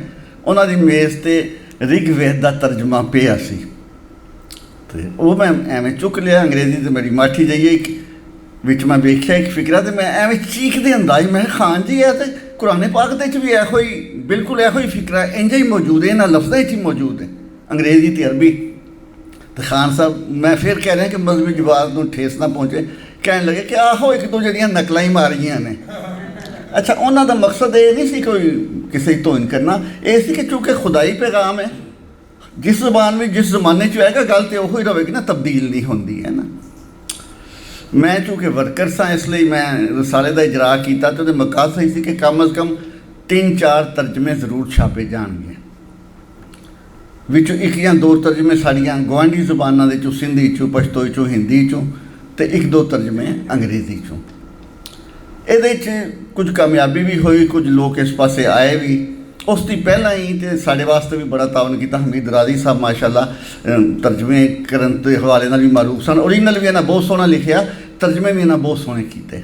ਤੋ ਕਹਾਣੀਆਂ ਸ਼ਾਨੀਆਂ ਕਰਦੇ ਰਹੇ। ਪੰਜਾਬੀ ਦੇ ਵਿੱਚ ਖਾਸ ਚੰਦ ਜਗ੍ਹਾ ਤੋਂ, ਜਜ਼ੀਰਿਆਂ ਤੋਂ ਤਰਜਮੇ ਆਉਣ ਦੇ ਖੁੱਲ੍ਹੇ ਆਮ ਨੇ। ਅੰਗਰੇਜ਼ੀ ਤੁਹਾਨੂੰ ਕਿਸੇ ਜ਼ਬਾਨ ਦਾ, ਛੋਟੀ ਤੋਂ ਛੋਟੀ ਜ਼ਬਾਨ ਦਾ ਨਾਂ ਲਓ ਨਾ, ਤਰਜਮਾ ਮਿਲ ਜਾਂਦਾ ਹੈ। ਪੰਜਾਬੀ 'ਚ ਜ਼ਿਆਦਾਤਰ ਤਰਜਮੇ, ਜਿਸ ਤਰ੍ਹਾਂ ਕਿ ਦੋਸਤਾਂ ਨੇ ਕਿਹਾ, 2-3 ਬੰਦੇ ਖਾਸ ਸਨ। ਮਸਲਨ ਸਿੰਧੀ ਤੋਂ ਡਾਕਟਰ ਮੋਹਸਨ ਅਬਾਸੀ ਨੇ ਤਰਜਮੇ ਕੀਤੇ, ਹੋਰ ਕੋਈ ਇੱਕਾ ਦੁੱਕਾ ਨਾਮ ਮਿਲਦਾ ਹੈ। ਪਸ਼ਤੋ ਤੋਂ ਪ੍ਰੋਫੈਸਰ ਆਸ਼ਿਕ ਰਹੀਲ ਸਾਹਿਬ ਨੇ ਕੀਤੇ, ਕਿਉਂਕਿ ਉਹਨਾਂ ਦੀ ਮਿਸਿਸ ਪਿਸ਼ਾਵਰ ਤੋਂ ਪਸ਼ਤੋ ਸਪੀਕਿੰਗ ਸਨ ਤੇ ਉਹਨਾਂ ਨੂੰ ਆਉਂਦੀ ਸੀ, ਹੋਰ ਕੋਈ ਨਾਮ ਮਿਲਦਾ ਹੈ। ਕਲਾਸਿਕ ਦੌਰ ਦੇ ਵਿੱਚ, ਜਿਹੜਾ ਨਵਾਂ ਕਲਾਸਿਕ ਦੌਰ ਹੈ, ਸੂਫੀ ਤਬਸਮ ਦਾ ਦੌਰ, ਉਹਨਾਂ ਨੇ ਬਹੁਤ ਸਾਰੇ ਤਰਜਮੇ ਕੀਤੇ, ਅੰਗਰੇਜ਼ੀ ਤੋਂ ਕੀਤੇ। ਸਾਨੂੰ ਸਾਰਿਆਂ ਨੂੰ ਅੰਗਰੇਜ਼ੀ ਤੋਂ ਸਿਵਾ ਜ਼ਬਾਨ ਆਮਦੀ ਕੋਈ ਨਹੀਂ ਇੱਕ ਲਿਹਾਜ਼ ਨਾਲ। ਉਹਦੀ ਵਜ੍ਹਾ ਹੈ ਕਿ ਜਿਹੜਾ ਪੰਜਾਬੀ ਤਾਂ ਵੈਸੇ ਹਰ ਮੁਲਕ ਵਿੱਚ ਮਿਲਦਾ ਹੈ, ਸਪੇਨ ਵਿੱਚ ਵੀ ਮਿਲਦਾ, ਫਰਾਂਸ ਵਿੱਚ ਵੀ ਮਿਲਦਾ ਹੈ, ਪਰ ਦੂਜੇ ਮੁਲਕਾਂ ਜਿਹੜੇ ਪੰਜਾਬੀ ਜਾਣਦੇ ਨੇ ਉਹ ਰਾਈਟਰ ਨਹੀਂ ਹੁੰਦੇ, ਲਿਖਾਰੀ ਨਹੀਂ ਹੁੰਦੇ, ਮਜ਼ਦੂਰ ਹੁੰਦੇ ਨੇ, ਮਿਸਤਰੀ ਹੁੰਦੇ ਨੇ, ਜ਼ੁਬਾਨਦਾਨ ਨਹੀਂ ਹੁੰਦੇ। ਉੱਥੇ ਰੋਟੀ ਕਮਾਉਣ ਜਾਂਦੇ ਨੇ, ਉਸੇ ਕੰਮ ਵਿੱਚ ਰਹਿੰਦੇ ਨੇ। ਕੋਈ ਹੁੰਦਾ ਹੈ, ਮਤਲਬ ਫਰਾਂਸੀ ਡਾਕਟਰ ਲੇਕ ਬਾਬਰੀ ਗਏ, ਜੋ ਕਿ ਪ੍ਰੋਫੈਸਰ ਸਨ, ਫਰਾਂਸੀਸੀ ਸੀ, ਉਹਨਾਂ ਫਰਾਂਸੀਸੀ ਤਰਜਮੇ ਕੀਤੇ। ਅਸੀਂ ਲੋਕ ਜਿਹੜੇ ਤਰਜਮੇ ਕਰਨੇ ਆ ਉਹ ਅੰਗਰੇਜ਼ੀ ਥਾਣੀ ਕਰਨੇ ਆ। ਫਰਾਂਸੀਸੀ ਕਹਾਣੀ ਜੇ ਮਿਲਦੀ ਹੈ, ਸਪੈਨਿਸ਼ ਕਹਾਣੀ ਮਿਲਦੀ ਹੈ, ਤਾਂ ਉਹ ਡਾਇਰੈਕਟ ਨਹੀਂ ਆਈ ਹੁੰਦੀ, ਉਹ ਅੰਗਰੇਜ਼ੀ ਦੇ ਜ਼ਰੀਏ ਆਈ ਹੁੰਦੀ ਹੈ। ਤਰਜਮਾ ਦਰ ਤਰਜਮਾ ਹੁੰਦੀ ਹੈ ਕਮ ਅਜ਼ ਕਮ। ਕੁਛ ਲੋਕ ਜਿਹੜੇ ਨੇ ਉਹ ਉਰਦੂ ਕਿਤਾਬਾਂ ਦੇ ਵੀ ਕਰ ਲੈਂਦੇ ਨੇ, ਜਿਹੜਾ ਕਿ ਕੋਈ ਮੇਰਾ ਨਹੀਂ ਖਿਆਲ ਕਿ ਕੋਈ ਨਾ ਦੇ ਵਿੱਚ ਵਾਧਾ ਹੁੰਦਾ ਹੈ। ਬਹਰਹਾਲ ਕੰਮ ਹੀ ਹੈ। ਅਤੇ ਮੁਸ਼ਕਿਲਾਤ ਜਿਹੜੀਆਂ ਪੰਜਾਬੀ ਲਿਖਾਰੀ ਨੂੰ ਮੁਸ਼ਕਿਲਾਤ ਨੇ, ਉਹੀ ਤਰਜਮਾਕਾਰ ਨੂੰ ਮੁਸ਼ਕਿਲਾਤ ਨੇ। ਪੰਜਾਬੀ ਦੀ ਜਿੰਨੀ ਕੋਈ ਵੈਲਿਊ ਉਹ ਨਹੀਂ ਤਰਜਮੇ ਦੀ ਹੋਵੇਗੀ ਨਾ। ਤਰਜਮਾ ਦੂਜੇ ਦਰਜੇ ਦੀ ਚੀਜ਼ ਸਮਝਿਆ ਜਾਂਦਾ ਹੈ। ਉਹਦੇ ਬਾਵਜੂਦ ਲੋਕ ਲੱਗੇ ਨੇ। ਸ਼ਾਇਦ ਸ਼ਬੀਰ ਸਾਹਿਬ ਨੇ ਬਹੁਤ ਸੋਹਣੇ ਤਰਜਮੇ ਕੀਤੇ, ਰਾਈ ਸਾਹਿਬ ਮੁੱਦਤ ਤੋਂ ਕਰ ਰਹੇ ਨੇ, ਰਿਸ਼ਮ ਜਮੀਲ ਸਾਹਿਬਾਂ ਨੇ ਕੀਤੇ। ਕੁਛ ਮੈਂ ਕੋਸ਼ਿਸ਼ ਕੀਤੀ ਕਿ ਜਿਹੜਾ ਮੇਰੇ ਕੋਲ ਯਾਰ ਦੋਸਤ ਭਾਈ ਨੂੰ ਅੰਗਰੇਜ਼ੀ ਆਉਂਦੀ ਹੈ ਉਹਦੇ ਮਗਰ ਮੈਂ ਪੈ ਗਿਆ ਕਿ ਭਾਈ ਇਹ ਫਲਾਣੀ ਕਿਤਾਬ ਦਾ ਤਰਜਮਾ ਕਰ। ਜਵਾਰੀ ਮੈਂ ਕਾਲੀ ਦੇ ਜ਼ਮਾਨੇ 'ਚ ਉਹਦਾ ਕਿਰੇ ਉਰਦੂ ਤਰਜਮਾ ਪੜ੍ਹਿਆ, ਉਹ ਨਾਵਲ ਦਸਤੋਫਿਸਕੀ ਦਾ ਬਹਿ ਗਿਆ ਮੇਰੇ ਅੰਦਰ। ਰਾਬਿਨਸਨ ਕਰੂਸੋ ਮੈਂ 6ਵੀਂ ਜਮਾਤ ਵਿੱਚ ਪੜ੍ਹਿਆ ਸੀ, ਉਹ ਬਹਿ ਗਿਆ ਮੇਰੇ ਅੰਦਰ। ਜਿੰਨਾ ਪੜ੍ਹਿਆ ਹੁਣ ਤੱਕ ਉਹਨਾਂ ਨੂੰ ਯਾਦ ਹੋਵੇਗਾ ਨਾ। ਉਹ ਜਦੋਂ ਵੱਡਾ ਹੋਇਆ ਮੈਂ ਅਮਲੀ ਜ਼ਿੰਦਗੀ 'ਚ ਆਇਆ, ਜਵਾਰੀ ਮੈਂ ਲੱਭਿਆ, ਕਾਲੀ ਦੀ ਲਾਇਬ੍ਰੇਰੀ 'ਚ ਅੰਗਰੇਜ਼ੀ ਮੌਜੂਦ ਸੀ। ਭਾਈ ਮੇਰਾ MBBS ਕਰ ਰਿਹਾ ਸੀ, ਮੈਂ ਕਿਹਾ ਤੇਰੀ ਅੰਗਰੇਜ਼ੀ ਆਈ ਹੋਵੇਗੀ, ਇਹ ਜਵਾਰੀ ਦਾ ਤੂੰ ਤਰਜਮਾ ਕਰ ਦੇ। ਇਸੇ ਤਰ੍ਹਾਂ ਰਾਬਿਨਸਨ ਕਰੂਸੋ ਦਾ ਇੱਕ ਹੋਰ ਦੋਸਤ ਨੂੰ ਕਿਹਾ, ਮੈਂ ਕਿਹਾ ਯਾਰ ਉਹ ਹਲਕੇ ਜਿਹੇ ਐਡੀਸ਼ਨ ਹੈ ਆਸਾਨ ਜ਼ੁਬਾਨ ਦੇ, ਇਹਨਾਂ ਦਾ ਤਰਜਮਾ ਕਰ ਦੇ। ਉਹ ਚੰਗੀ ਚੀਜ਼ ਜਦੋਂ ਬੰਦਾ ਪੜ੍ਹਦਾ ਤਾਂ ਉਹ ਦਿਲ ਕਰਦਾ ਦੂਜਿਆਂ ਤੱਕ ਵੀ ਪਹੁੰਚਾਏ। ਜਿਹੜੀਆਂ ਚੀਜ਼ਾਂ ਮੈਨੂੰ ਚੰਗੀਆਂ ਲੱਗਦੀਆਂ ਸਨ ਉਹ ਮੈਂ ਫਿਰ ਛਾਪ ਵੀ ਦਿੱਤੀਆਂ, ਦੋਸਤਾਂ ਪੜ੍ਹ ਵੀ ਲਈਆਂ। ਸੋ ਸਾਨੂੰ ਸਾਰਿਆਂ ਨੂੰ ਤਰਜਮਾ ਕਰਨਾ ਚਾਹੀਦਾ। ਜੇ ਸਾਨੂੰ ਕੋਈ ਜ਼ੁਬਾਨ ਆਉਂਦੀ ਹੈ, ਸਾਨੂੰ ਆਪਣੀ ਜ਼ੁਬਾਨ ਨਾਲ ਪਿਆਰ ਵੀ ਹੈ, ਤਾਂ ਸਾਨੂੰ ਚਾਹੀਦਾ ਕਿ ਉਸ ਜ਼ੁਬਾਨ ਦੇ ਜ਼ਰੀਏ ਉਹ ਜਿਹੜਾ ਸਾਡਾ ਇਲਮ ਹੈ, ਜਿਹੜੀ ਸਾਡੀ ਕਾਰੀਗਰੀ ਹੈ, ਉਹਦੇ ਜ਼ਰੀਏ ਉਸ ਜ਼ੁਬਾਨ ਦੀਆਂ ਚੰਗੀਆਂ ਚੀਜ਼ਾਂ ਆਪਣੀ ਜ਼ੁਬਾਨ 'ਚ ਮੁੰਤਕਿਲ ਕਰੀਏ। ਪੰਜਾਬੀ ਯਕੀਨਨ ਬਹੁਤ ਪਿੱਛੇ ਵੇ ਪਛੜੀ ਹੈ, ਅਤੇ ਇਹਨੂੰ ਵੱਡੀ ਜ਼ੁਬਾਨ ਬਣਾਉਣ ਲਈ ਜ਼ਰੂਰੀ ਹੈ ਕਿ ਅਸੀਂ ਦੇ ਜ਼ਿਆਦਾ ਤੋਂ ਜ਼ਿਆਦਾ ਤਰਜਮੇ ਵੀ ਕਰੀਏ, ਓਰੀਜਨਲ ਵੀ ਲਿਖੀਏ ਨਾ, ਅੱਛੀਆਂ ਚੀਜ਼ਾਂ ਲਿਖੀਏ। ਸ਼ਾਇਰੀ ਨਾਲ ਕਿਸੇ ਨੇ ਲਿਖਿਆ ਸੀ ਤਾਂ ਸ਼ਾਇਰ ਜ਼ਰਾਤ ਨੇ ਬੜਾ ਮਾਇਨ ਕੀਤਾ ਕਿ ਸਿਰਫ ਸ਼ਾਇਰੀ ਕਰਨ ਨਾਲ ਗਜ਼ਲ ਲਿਖਣਾ ਜ਼ੁਬਾਨ 'ਚ ਇਜ਼ਾਫਾ ਕੋਈ ਨਹੀਂ ਹੁੰਦਾ ਹੈ। ਕਿਤਾਬਾਂ ਵੱਧਦੀਆਂ ਨੇ, ਅਦਬ ਨੂੰ ਫਰੋਗ ਹੁੰਦਾ, ਜ਼ੁਬਾਨ ਨੂੰ ਫਰੋਗ ਨਹੀਂ ਹੁੰਦਾ ਸ਼ਾਇਰੀ ਨਾਲ। ਸ਼ਾਇਰੀ ਸਾਡੇ ਕਲਾਸਿਕੀ ਸ਼ਾਇਰ ਇੰਨੀ ਉੱਚੀ ਕਰ ਗਏ ਨੇ ਕਿ ਇੱਕ ਮਿਸਰਾ ਉਹਨਾਂ ਵਰਗਾ ਨਹੀਂ ਹੋ ਸਕਦਾ।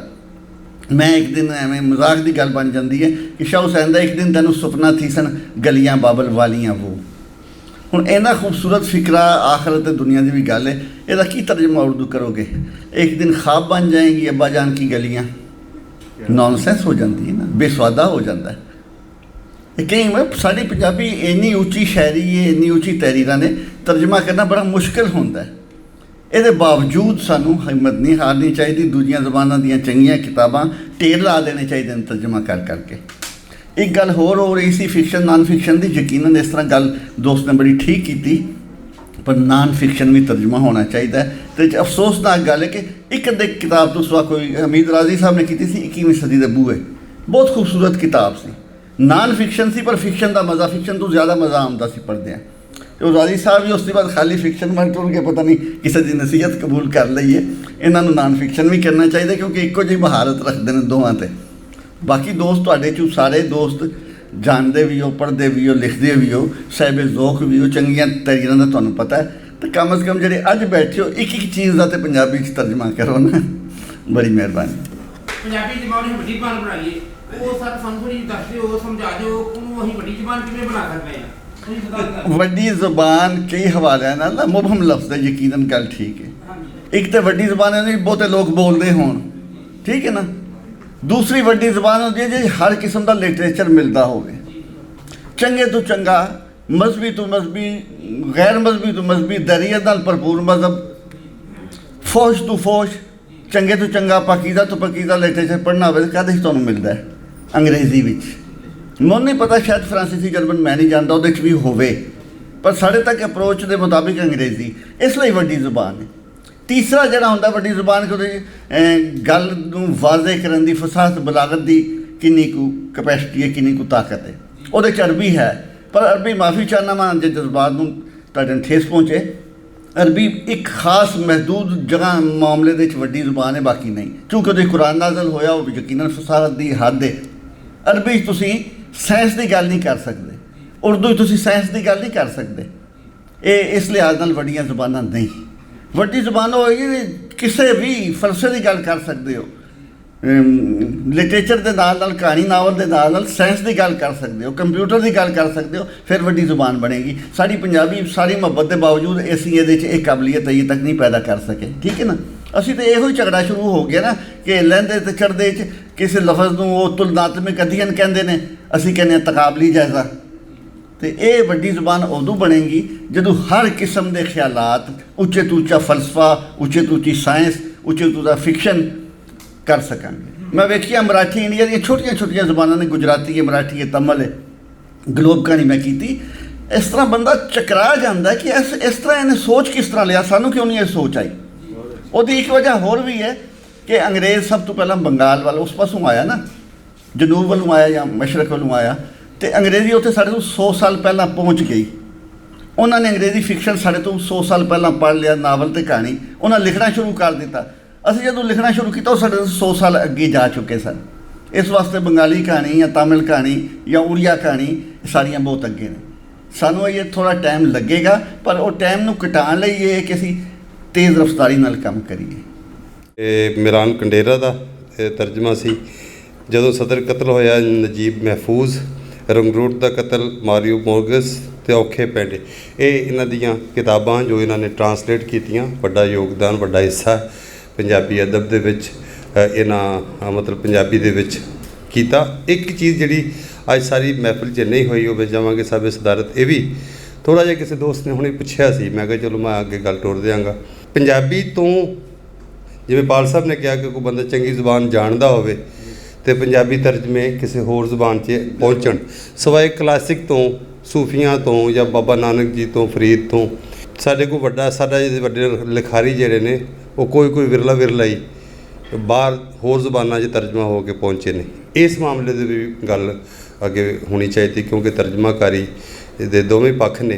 ਅਤੇ ਲਓ ਜੀ, ਹੁਣ ਸਦਾਰਤੀ ਜਿਹੜੇ ਪ੍ਰਧਾਨਗੀ ਵਿਚਾਰ ਸੁਣਨ ਲਈ ਮਾਣਯੋਗ ਹਮੀਦ ਰਾਜ਼ੀ ਹੋਰਾਂ ਨੂੰ। ਮੇਰੇ ਖਿਆਲ ਆਵਾਜ਼ ਤੇ ਠੀਕ ਆ ਰਹੀ ਹੈ। ਚਲੋ, ਬਹੁਤ ਸ਼ੁਕਰੀਆ ਜੀ। ਮੈਂ ਸੰਗਤ ਦਾ ਸ਼ੁਕਰਗੁਜ਼ਾਰ ਹਾਂ ਜੀ ਕਿ ਉਹਨਾਂ ਨੇ ਇਸ ਪਰਵੇਂ ਮੌਜੂ 'ਤੇ ਇੱਕ ਇਕੱਠ ਕੀਤਾ, ਔਰ ਸੱਚੀ ਗੱਲ ਹੈ ਮੈਨੂੰ ਵੀ ਸਿੱਖਣ ਦਾ ਮੌਕਾ ਮਿਲਿਆ। ਔਰ ਜਿਨ੍ਹਾਂ ਦੋਸਤਾਂ ਨੇ ਕਹਾਣੀਆਂ ਪੜ੍ਹੀਆਂ ਨੇ, ਮਿੱਤਰਾ ਸਾਹਿਬ ਨੇ, ਬੇਟੀ ਰਿਸ਼ਮ ਨੇ ਪੜ੍ਹੀਆਂ ਨੇ, ਔਰ ਇਤਸ਼ਾਮ ਨੇ ਜਿਹੜਾ ਹੈ ਉਹ ਨੂਰ ਰਾਸ਼ਦ ਦਾ ਕੁਝ ਜਿਹੜਾ ਉਹ ਤਰਜਮਾ ਕੀਤਾ ਹੈ, ਅਤੇ ਸਾਰੀਆਂ ਚੀਜ਼ਾਂ ਵਧੀਆ ਸੀ ਔਰ ਸਾਰੀਆਂ ਹੀ ਅੱਛੀਆਂ ਲੱਗੀਆਂ। ਅਤੇ ਸੱਚੀ ਗੱਲ ਹੈ ਕਿ ਮੈਂ ਤਾਂ ਕਹਿੰਦਾ ਹੁੰਦਾ ਕਿ ਜੀ ਕਿ ਪਾਲ ਸਾਹਿਬ ਨੇ ਗੱਲ ਕੀਤੀ ਸ਼ਾਇਰੀ ਦੀ, ਅਤੇ ਮੈਨੂੰ ਤਾਂ ਨਸਰ 'ਚ ਲਿਖਣਾ ਹੀ ਚੰਗਾ ਲੱਗਦਾ ਹੈ ਜਿਹੜਾ ਜੀ, ਔਰ ਮੈਂ ਬੜਾ ਉਹਨੂੰ ਵੇਟੇਜ ਦਿੰਦਾ ਹਾਂ ਕਿ ਜਿਹੜੇ ਸਾਡੇ ਦੋਸਤ ਜਿਹੜਾ ਹੈ ਉਹ ਪੰਜਾਬੀ ਨਸਰ 'ਚ ਲਿਖ ਰਹੇ ਨੇ ਜਿਹੜਾ, ਔਰ ਕਿਸੇ ਵੀ ਜ਼ਬਾਨ ਦੀ ਤਰੱਕੀ ਲਈ ਨਸਰ ਵਿੱਚ ਲਿਖਣਾ ਜਿਹੜਾ ਉਹ ਬਹੁਤ ਜ਼ਰੂਰੀ ਕੰਮ ਹੈ ਜਿਹੜਾ।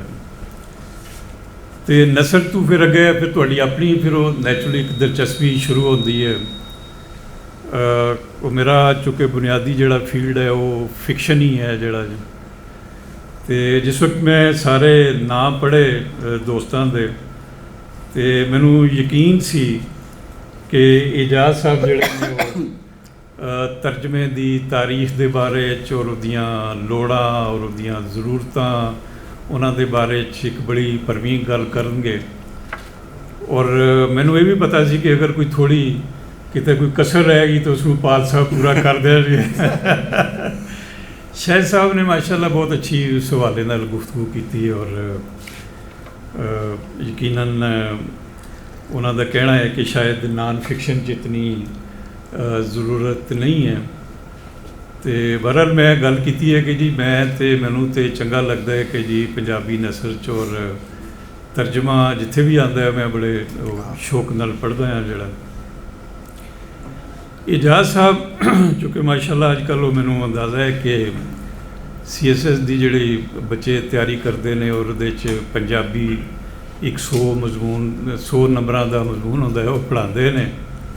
ਅਤੇ ਬਸ ਮੈਂ ਉਹਨਾਂ ਕੋਲ ਐਕਸਪੈਕਟ ਕਰ ਰਿਹਾ ਸੀ ਕਿ ਜੀ ਉਹ ਜਿਹੜਾ ਸਾਡੀ ਪਿਛਲੀ ਇੱਕ ਦਹਾਕਾ ਗੁਜ਼ਰਿਆ ਲਾਸਟ ਜੈਕਟ ਜਿਹੜਾ, ਉਹਦੇ ਜਿਹੜੇ ਤਰਜਮੇ ਜਿਹੜੇ ਹੋਏ ਨੇ ਉਹਨਾਂ 'ਤੇ ਵੀ ਉਹ ਯਕੀਨਨ ਚਾਨਣ ਪਾਉਣਗੇ, ਔਰ ਆਇੰਦਾ ਮੇਰਾ ਖਿਆਲ ਹੈ ਉਸ ਨੂੰ ਥੋੜ੍ਹਾ ਮਾਜ਼ਰਤ ਨਾਲ ਥੋੜ੍ਹਾ ਅਪਡੇਟ ਵੀ ਕਰਨਗੇ ਚੀਜ਼ਾਂ ਨੂੰ ਜਿਹੜਾ ਜੀ।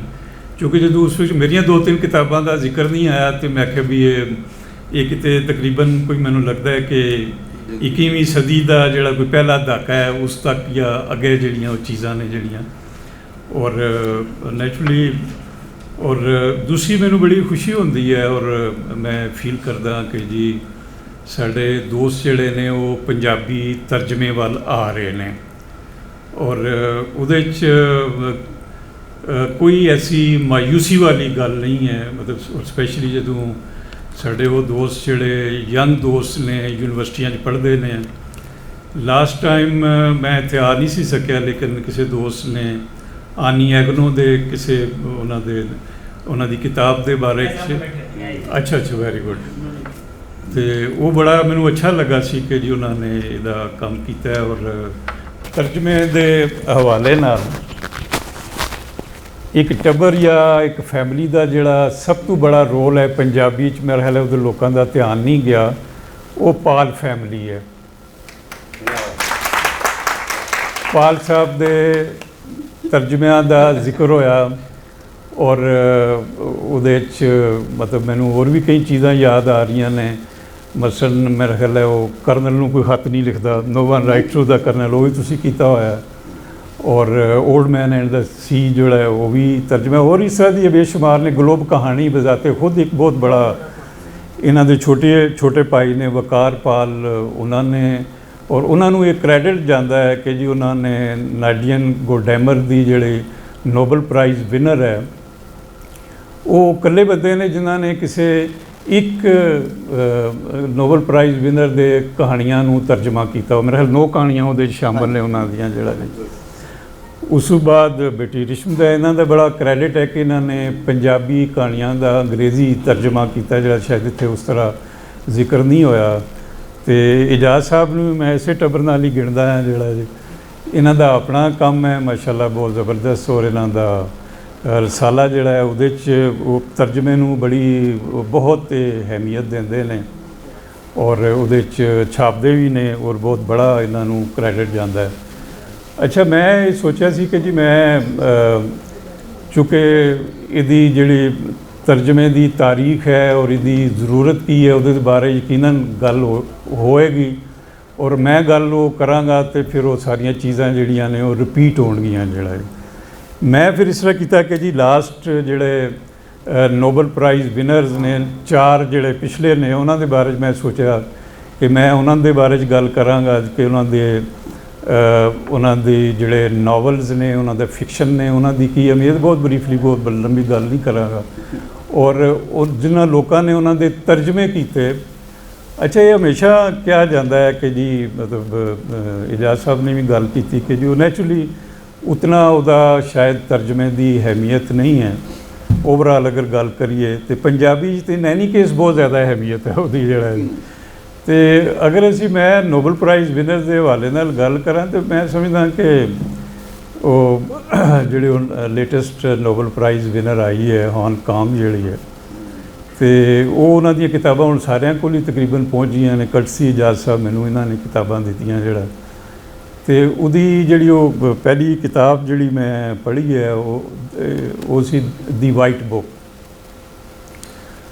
ਅੱਛਾ, ਉਹਦੇ 'ਚ ਉਹ ਬੜਾ ਜ਼ਬਰਦਸਤ ਇਜਾਜ਼ ਸਾਹਿਬ ਨੇ ਮੇਰੇ ਖਿਆਲ ਪੜ੍ਹੀ, ਉਹਦੀ ਬੜੀ ਜੋ ਚੀਜ਼ਾਂ ਮੈਨੂੰ ਬਹੁਤ ਸਾਰੀਆਂ ਤਾਂ ਕਾਮਨ ਚੀਜ਼ਾਂ ਨੇ ਜਿਹੜੀਆਂ ਮੈਂ ਇੱਥੇ ਰਿਪੀਟ ਨਹੀਂ ਕਰਾਂ। ਜਿਹੜੀ ਮੈਨੂੰ ਚੀਜ਼ ਜੋ ਸਭ ਤੋਂ ਅੱਛੀ ਲੱਗੀ ਉਹ ਹੈ ਕਿ ਜੀ ਉਹ ਮਾਦਰੀ ਜ਼ੁਬਾਨ ਦੀ ਉਹਨੇ ਗੱਲ ਕੀਤੀ ਹੈ 4-5 ਜਗ੍ਹਾ, ਨੇਟਿਵ ਲੈਂਗੁਏਜ ਦੀ ਗੱਲ ਕੀਤੀ ਹੈ, ਔਰ ਇਸ ਵਾਸਤੇ ਕੀਤੀ ਹੈ ਕਿ ਉਹਨੇ ਖੁਦ ਮਾਦਰੀ ਜ਼ੁਬਾਨ 'ਚ ਲਿਖਿਆ ਜਿਹੜਾ ਜੀ, ਔਰ ਉਹਨੇ ਲਿਖਿਆ ਕੋਰੀਅਨ ਜ਼ਬਾਨ ਵੀ ਜਿਹੜਾ ਜੀ।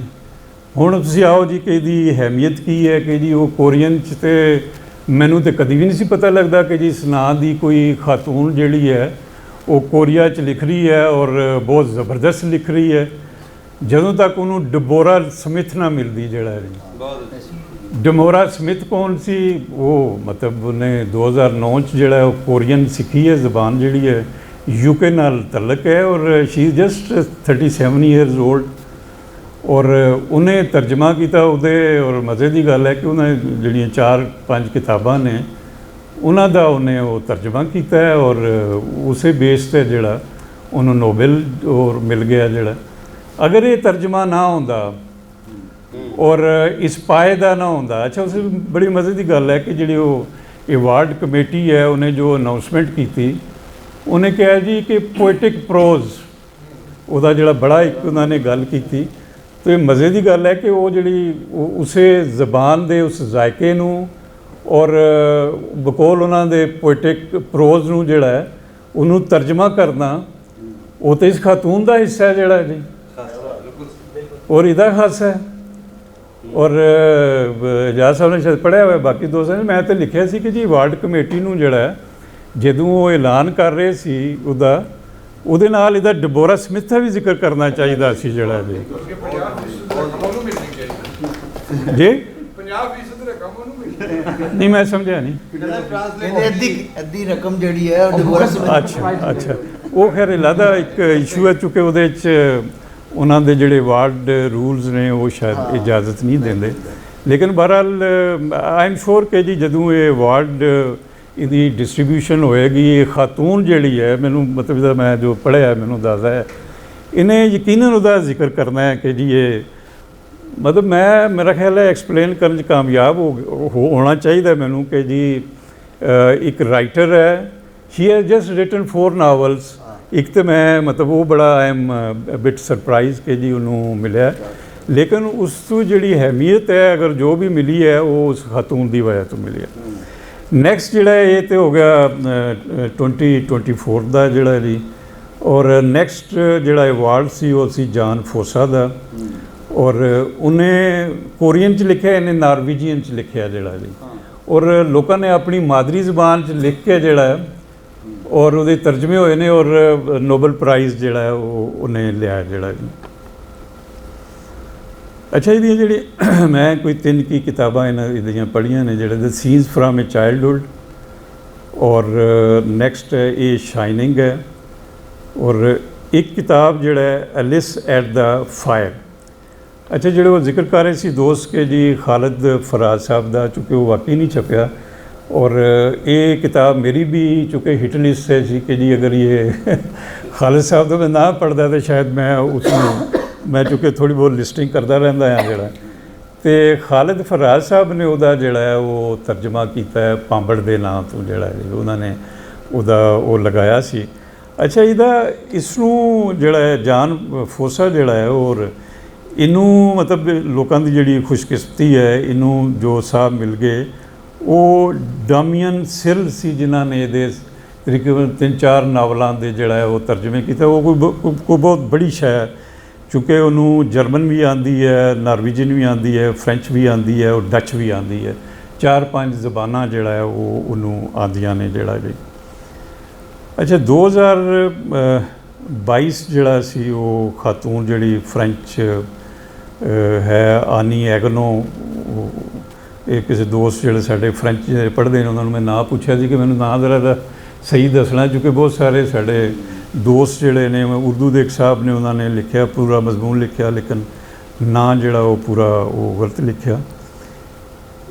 ਇਸ ਖਾਤੂਨ ਨੂੰ ਜੋ ਜਿਤਨਾ ਕ੍ਰੈਡਿਟ ਔਰ ਜਿਤਨਾ ਨੋਬਲ ਪ੍ਰਾਈਜ਼, ਅੱਛਾ ਜਾਨ ਫੋਸਾ ਔਰ ਇਹਦਾ ਜਿਹੜਾ ਆਨੀ ਐਗਨੋ ਹੈ, ਇਹਨਾਂ ਲੋਕਾਂ ਦਾ ਬਹੁਤ ਜ਼ਿਆਦਾ ਕੰਮ ਹੈ ਪਾਲ ਸਾਹਿਬ, ਇਹਨਾਂ ਦਾ ਬਹੁਤ ਬੜਾ ਫਿਕਸ਼ਨ 'ਚ ਕੰਮ ਹੈ। ਮੈਂ ਜਦੋਂ ਇਹ ਗੱਲ ਕਰਦਾ ਤਾਂ ਮੈਂ ਫਿਰ ਫੌਰੀ ਨਾ ਉਹ ਵਾਪਸ ਜਾਂਦਾ ਕਿ ਜੀ 24 ਜਿਹੜਾ ਮਿਲਿਆ ਹੈ ਅਵਾਰਡ ਜਿਹੜਾ ਹੈ, ਉਸ ਮਤਲਬ ਉਹਦੇ ਮੁਕਾਬਲੇ 'ਚ ਤੇ ਮਤਲਬ ਕੁਛ ਵੀ ਨਹੀਂ, ਇਹਨਾਂ ਨੇ ਡਰਾਮੇ ਲਿਖੇ, ਸ਼ਾਇਰੀ ਕੀਤੀ, ਪਤਾ ਨਹੀਂ ਕੀ ਕੀਤਾ। ਅਤੇ ਇਸ ਨੂੰ ਜਿਹੜੀ ਮਤਲਬ ਖਾਤੂਨ ਜਿਹੜੀ ਹੈ ਉਹ ਅਗੇਨ ਮਤਲਬ ਉਹ ਫਰਾਂਸ ਦਾ ਹੀ ਤਲਕ ਹੈ, ਤਾਨੀਆ ਲੈਸਲੇ ਉਹਦਾ ਨਾਂ ਹੈ ਜਿਹੜਾ ਜੀ।